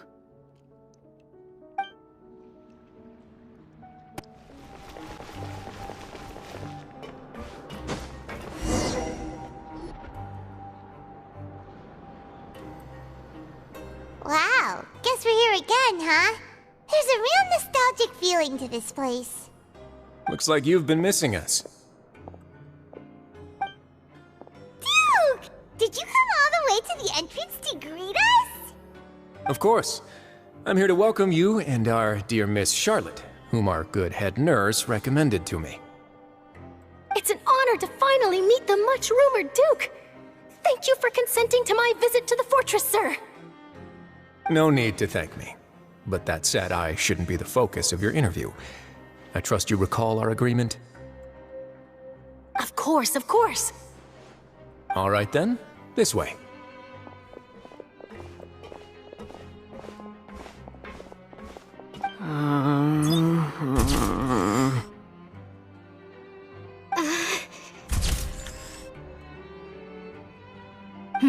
Hey, no need to be so nervous. I've already taken all the photos we need. Miss Charlotte, do these pictures really need to be published on the cover of the Steambird? It would seem that Miss Lorvine doesn't want her face to appear beside that of Mr. Jurier, hmm? Sir, please don't say things like that. But it looks like dear Mr. Jurier denies it. Might this interview be very important to you, then? No, I just... This is my first time being interviewed, and I'm very thankful to the Steambird for... Now, I might not look it, but I actually did meet Mr. Edwin once. And I'll be honest, I enjoyed chatting with you more. You've definitely got more of that genius vibe going on. The boat that brought about a miracle, the ark that saved the people. Why, you recreated a myth back there, like an emissary of legend. Still, if I might ask, where's that flying ship now? Huh! Looks like Charlotte's trying to get herself another exclusive scoop. I have to apologize, but that ship is presently in the bowels of our factory. I'm afraid it won't be easy for you to get a shot of it. Really? Well, then in that case, could I have an interview with you to make up for that loss? You already know my answer, I'm afraid. Best you interview our head nurse instead. Or perhaps you'd like to take another photo of this couple of researchers? Did you really have to use the word couple? Well, then, 2 solo photos will do. Is my hair messed up? Please, someone help me have a look. Things sure are getting pretty lively here. We've seen this kind of thing before. Oh, seems like everyone's here. Would any of you like to try this new drink I came up with? Ah, Sijwin. Hey, Miss Charlotte. Why don't you, take some pretty photos of our head nurse? Sure. Come on, Miss Sijwin. Over this way. Let's find a brighter spot. Huh? Sure. Do I have to smile? So, how have things been at the fortress? Same old, as you can see. Fontaine's undergone some changes, but this place is still more or less the same. Other than that flying ship, it got a tad too much attention, I think. That's why I decided to let the interview go through. We should direct more public opinions toward the behind-the-scenes heroes. Am I right, Mr. Jurier? Miss Lurvine? You're too kind, sir. I believe that you too should have your day in the sun. Not that you would want that, which is a pity. I'll just leave the spotlight to you two.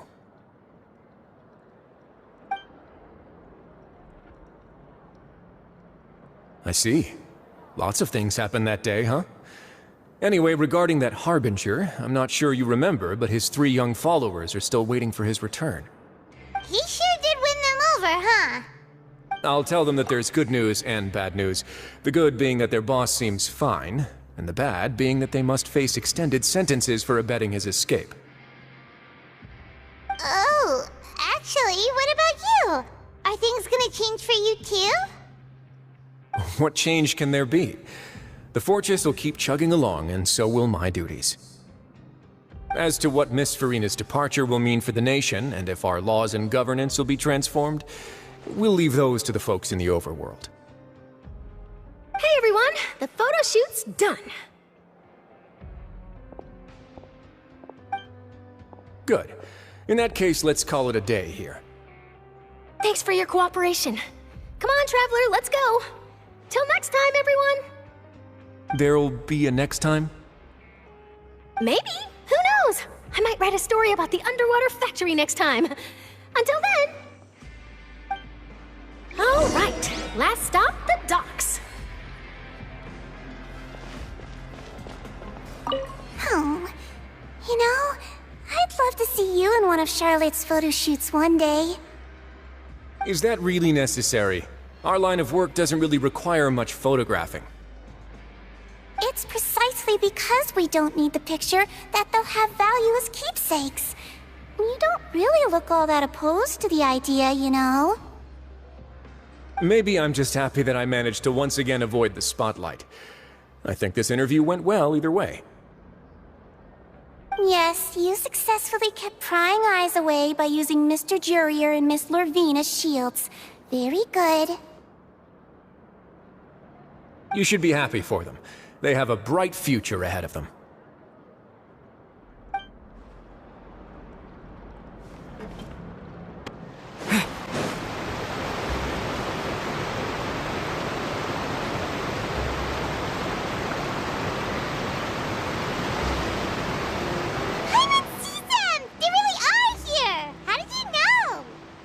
Navia mentioned that she stayed in touch with Linny and the others after working together.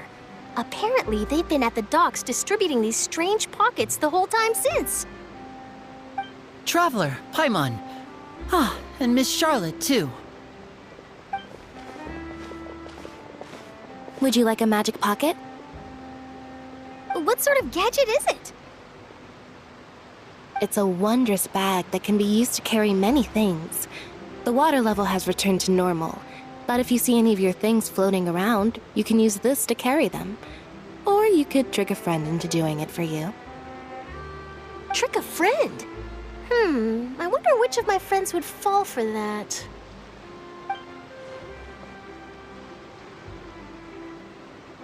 You could just make a friend like Fremine here. Isn't that right, Fremine? Is this what you meant by, I'll help you make some more friends? To be honest, that sounds pretty sweet. Could I have your contact, please? Sure. Please, write down my address. You sure are working hard to help Fremine socialize. He was the one who proposed doing this. He even wants to assist in our magic shows. Yes, I was planning to first introduce Pear as an assistant, and later Fremine himself. In the future, I think we can leave underwater escape magic to him too. That said, would anyone want to see a diver escape underwater? Oh, it'll work out. Every journey begins with the first step. He'll become a part of our show eventually. Lynette, could you come over? Miss Charlotte says she wants to take a picture of us. Got it. My, that Charlotte is rather perceptive. She got rid of everyone the moment she realized I had something to say to you. So, how have things been, Traveler? Father says that you did a great deal during the latest events. She's very grateful for your contributions to Fontaine. That's all right. We were more than happy to help. So, what's she doing now? Oh, I guess you haven't heard. Well, after Lady Farina left, Father and Monsieur Neuvillette opened negotiations, during which he gave Fontaine's gnosis to her as a diplomatic gift. A diplomatic gift? A gnosis? Yes, I was quite surprised at first myself. But when I thought it over, there were actually a number of things going for it. It could have been done as an apology for the incident with Lord Child, or as thanks for his help in tying the all-devouring narwhal down. Furthermore, Father did also lend significant aid to Fontaine and Poisson. Well, that's true, but this is a gnosis we're talking about. Doesn't this seem a bit irresponsible? I would agree, but I've also heard that it seems that Monsieur Neuvillette has had a significant change of heart regarding the matter.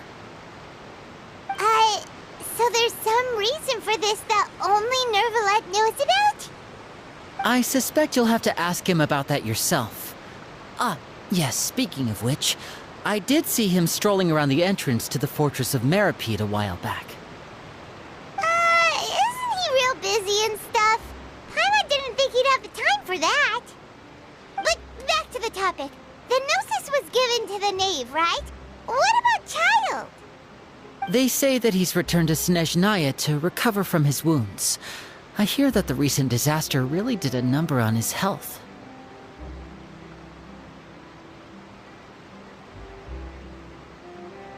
That's true. When you think about it, we've had loads of run-ins with the Fatui. To think we'd be allied with them this time. So shocked by such a simple switching of sides?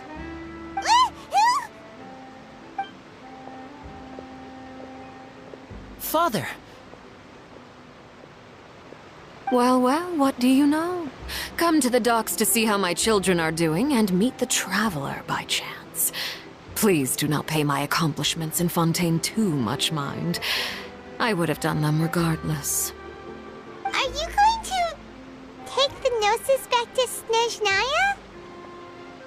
That is our duty as harbingers, yes. Don't be too preoccupied with sides. The goal of the Fatui concerns not a single place or person, but the entire world. With such a grand goal in mind, it is inevitable that we must wear many masks. Switching my masks is something I've always done. Well, that depends on many things. No one truly knows what the future holds. What good is honesty if you can't rely on it forever? As for you, I very much look forward to our next collaboration. Good things cannot be achieved alone, and you've proved yourselves to be great partners.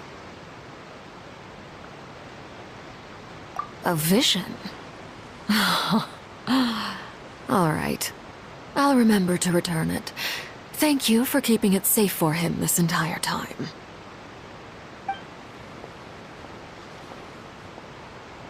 And that's a wrap for me. Huh? You're... Greetings, Miss Journalist. Hello. If I'm not mistaken, there are diplomatic channels I'll need to report to take a photo of you. That is correct. So forgive me, but I will not be able to serve as a subject in your article. However, feel free to write as much as you'd like about our dear magicians and our upcoming rookie talent. I will. The sea breeze is quite pleasant.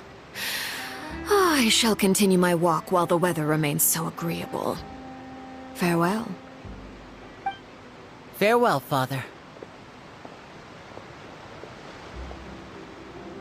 Oh, she has such an intimidating presence. I didn't even dare to take a picture. Thankfully, I've already wrapped up all my pre-scheduled interviews. Thank you all. This'll be more than enough for me to write about, I'm sure. Don't be too nervous. Why don't you take a magic pocket before you go? Here, Traveler, Paimon, you take one too. To move things about? That's right. Funny. I was giving out magic pockets when we first met too. And what do you know? I'm doing the exact same thing right now. So many things have happened, but the pockets are still the pockets. I guess this must be life. We will all follow our own paths, and serendipity will lead you to your fated friends. All right then. We'll be handing out pockets in some other districts later, so we'll get going now. Have a good day, you two. Well, guess we said Charlotte, huh? Shall we go see what Nicolette's doing? As long as he's not so busy that he doesn't have time to chat anyway.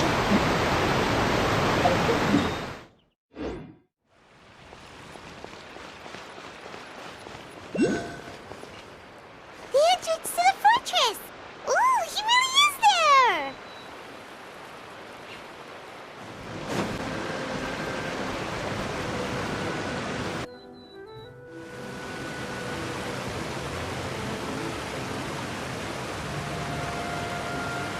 So, you really are here, Nicolette!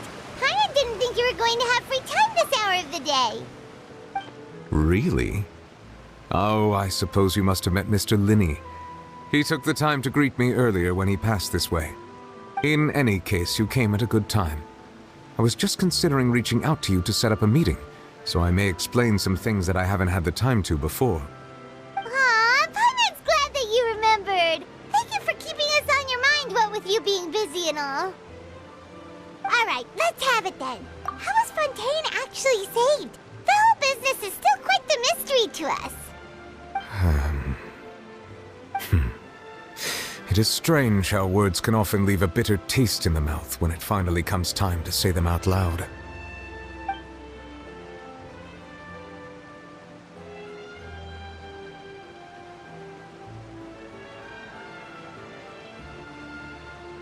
Whoa.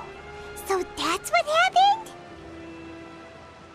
Focalor destroyed the divine throne of the Hydro Archon and restored your power to you, transforming you into a fully-fledged elemental dragon sovereign! But Paimon still doesn't quite get what you did to save the Fontanians from dissolving. For me, the authority of the ancient dragons refers to absolute control over the hydro element. Fontanians were incomplete humans born of Egeria's use of the power of the primordial sea, with constitutions similar to that of mimics. But so long as those primordial energies remain within them, I could use the ancient dragon's authority to grant them true blood, after the fashion in which life was first brought into being on this planet. In other words, when I gave my verdict, Fontanians became true humans, and thus would naturally no longer be dissolved by water from the primordial sea. Focalor must have counted on you to make that decision as well. Your verdict was the key to making the prophecy appear to have come true while saving everyone. Yeah, and in a manner of speaking, Focalor finally managed to fulfill the original Hydro Archon's wish to turn Oceanids into real people too! It seems from your expressions that you still have more things you wish to ask. Ask away. I will tell you the truth as I know it.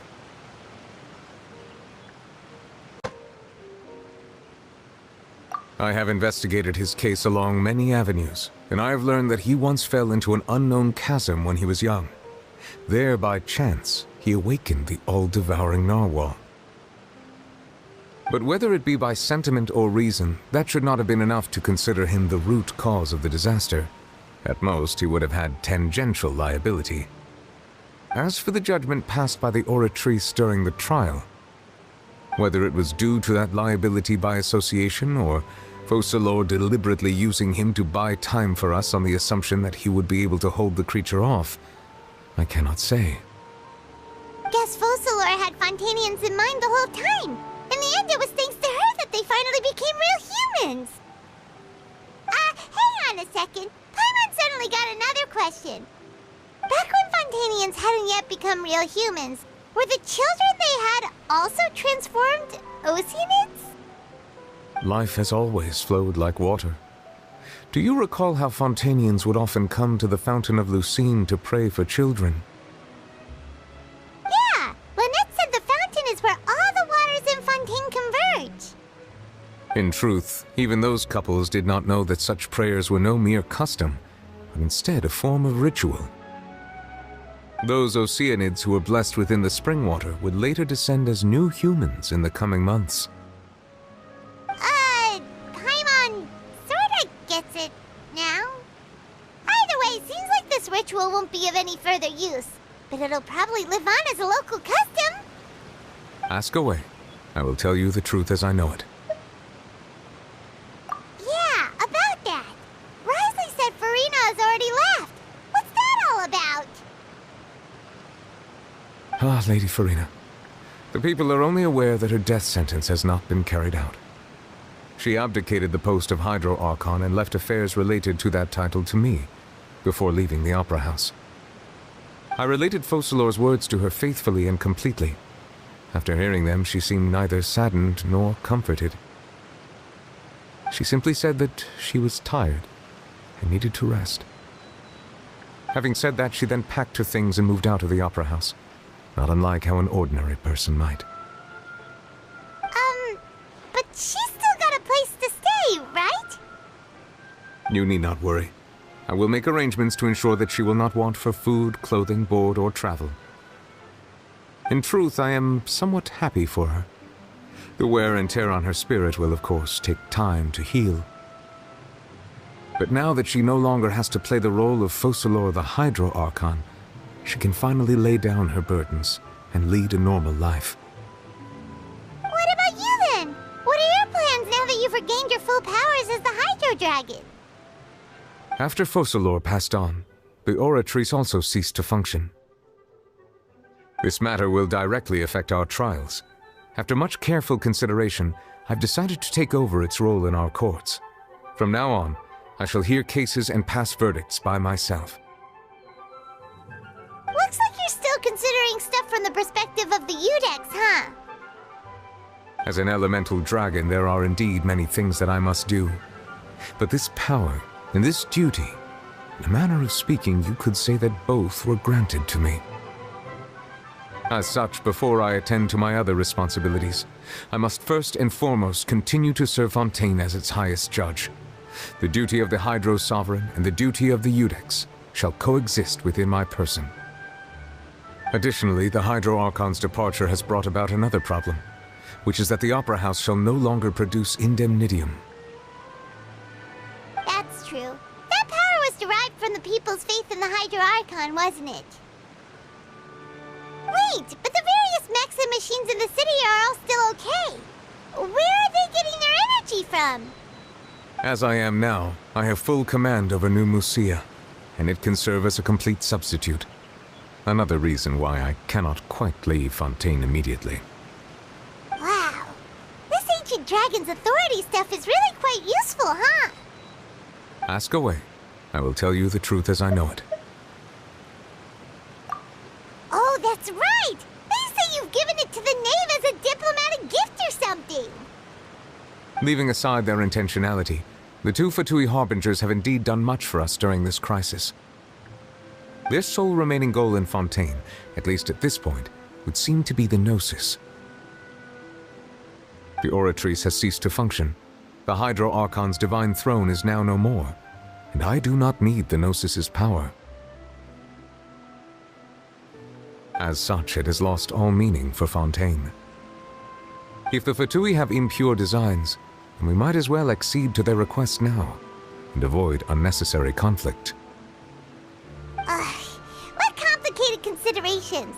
Paimon thought you were just giving it to them out of gratitude to the knave and as an apology to Child. Ask away. I will tell you the truth as I know it. You will soon be heading to Natlan, I presume? I'm afraid that I have little talent as a travel guide, So all I can do is tell you what I know about that land. As far as I'm aware, Natlan can be said to be a nation of dragons. A nation of dragons? You mean like you? No, I suspect that I would not find myself welcome there. Unlike ancient dragons such as myself, the dragons of Natlan have undergone long years of development and evolution. Large numbers of them have entered a form of coexistence with humanity. Natlan is also the nation of war. War ravages those lands like an undying flame. There is one other piece of information I got incidentally from my negotiations with the Knave that I believe may be useful to you. The Harbinger known as the Captain has thrown his hat into the endless ring of war. The Captain. Sounds like a real tough customer. Seriously, everywhere you look, there's a Fatui Harbinger doing their thing. I suggest that you fully prepare yourself before going to Natlan. In the meantime, Fontaine's doors will always be open to you. Ask away. I will tell you the truth as I know it. Hang on a sec. Paimon's still got a question about the Gnosis. When we spoke to Linny earlier, he mentioned that your attitude towards giving away the Gnosis had clearly changed. We guessed that there might be some reason for it that only you were aware of. No wonder the House of the Hearth is the Fatui's intelligence division. They are certainly sharp. So regarding this specific issue, I was just getting ready to share something with you. What is it? In truth, I exchanged some further words with that lady named Skirk after sending you two back to the surface. It went something like this.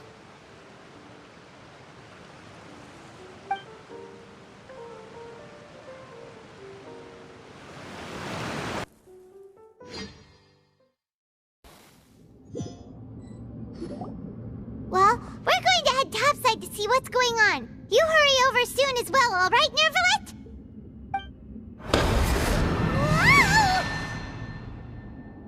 What next?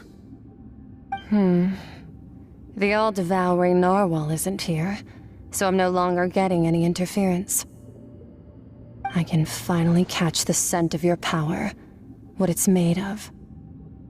It is the authority of the planet's primordial dragons, but with something very similar to a god's curse mixed in. It's quite a novel blend. I'm sure I've encountered something like this before. What was it again? I do not know what you speak of. Of course. How could I forget? You should have the remains of the third descender on your person, yes? Remains? I've never heard of any such thing. According to your parlance, I believe it may be called a gnosis. Well, that much is true.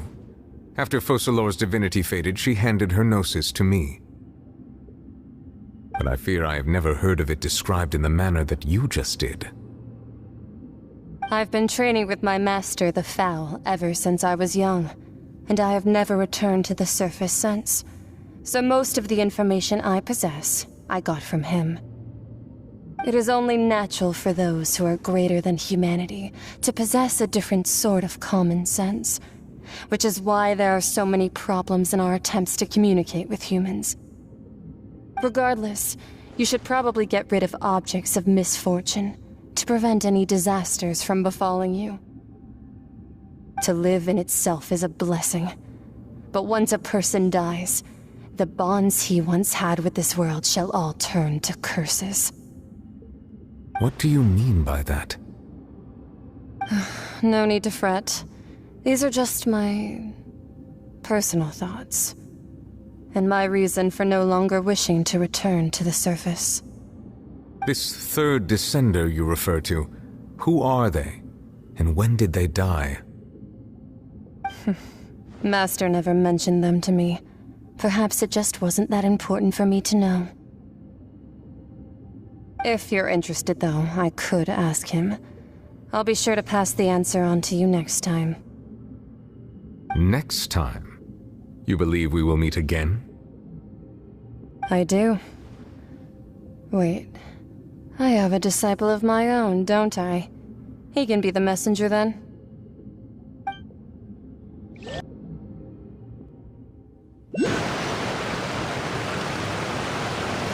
That's what she told me. Whether it would prove useful or not, I wanted to pass that information on to you. The remains of the third descender?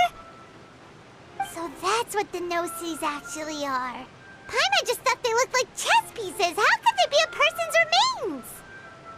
All the same, assuming that there was no misunderstanding or special metaphor at play, that is what she meant to say. And she said that it would bring misfortune and that you should check it, which is why you gave it to the Fatui. If she speaks the truth, then I would simply be putting Fontaine at unnecessary risk by keeping it here.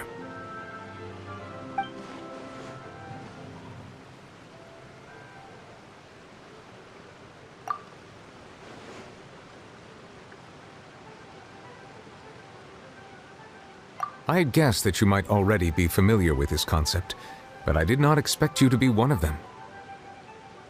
That means that the Gnosis, which are exceedingly element-compatible and can even enhance elemental abilities, do indeed come from the third descender. I wonder, does your body also possess similar properties? Like being able to use elemental powers without a vision! That does sort of count as special compatibility, right? No, let's not think about this stuff right now. It just feels creepy. Comparing the Traveler to the dead third descender and all. That's what you say, but this topic still feels like bad luck. Once Child recovers, let's get some more answers out of him. Or go look for his master and get the answers that way. I too believe it unwise to make too many blind guesses when information is lacking. The same is true of being at court. All right. Whatever the case, it seems like the crisis here in Fontaine's over for now. Yes. All of Focalor's efforts were for this moment as well. But she sacrificed herself in the end as a god, and she suffered through all those years as a human. Was that really what she wanted? I suppose that would be the mystery of a god's will. I suspect not. But once in a while I too would guess that if wishes were like the clouds in the sky, they will one day return to the earth as raindrops. Life flows like water, and rain is the final answer. The water levels may sometimes tilt one way or another, but the rain falls fairly upon all. And what ultimately is the difference between the rains that fall upon all of us?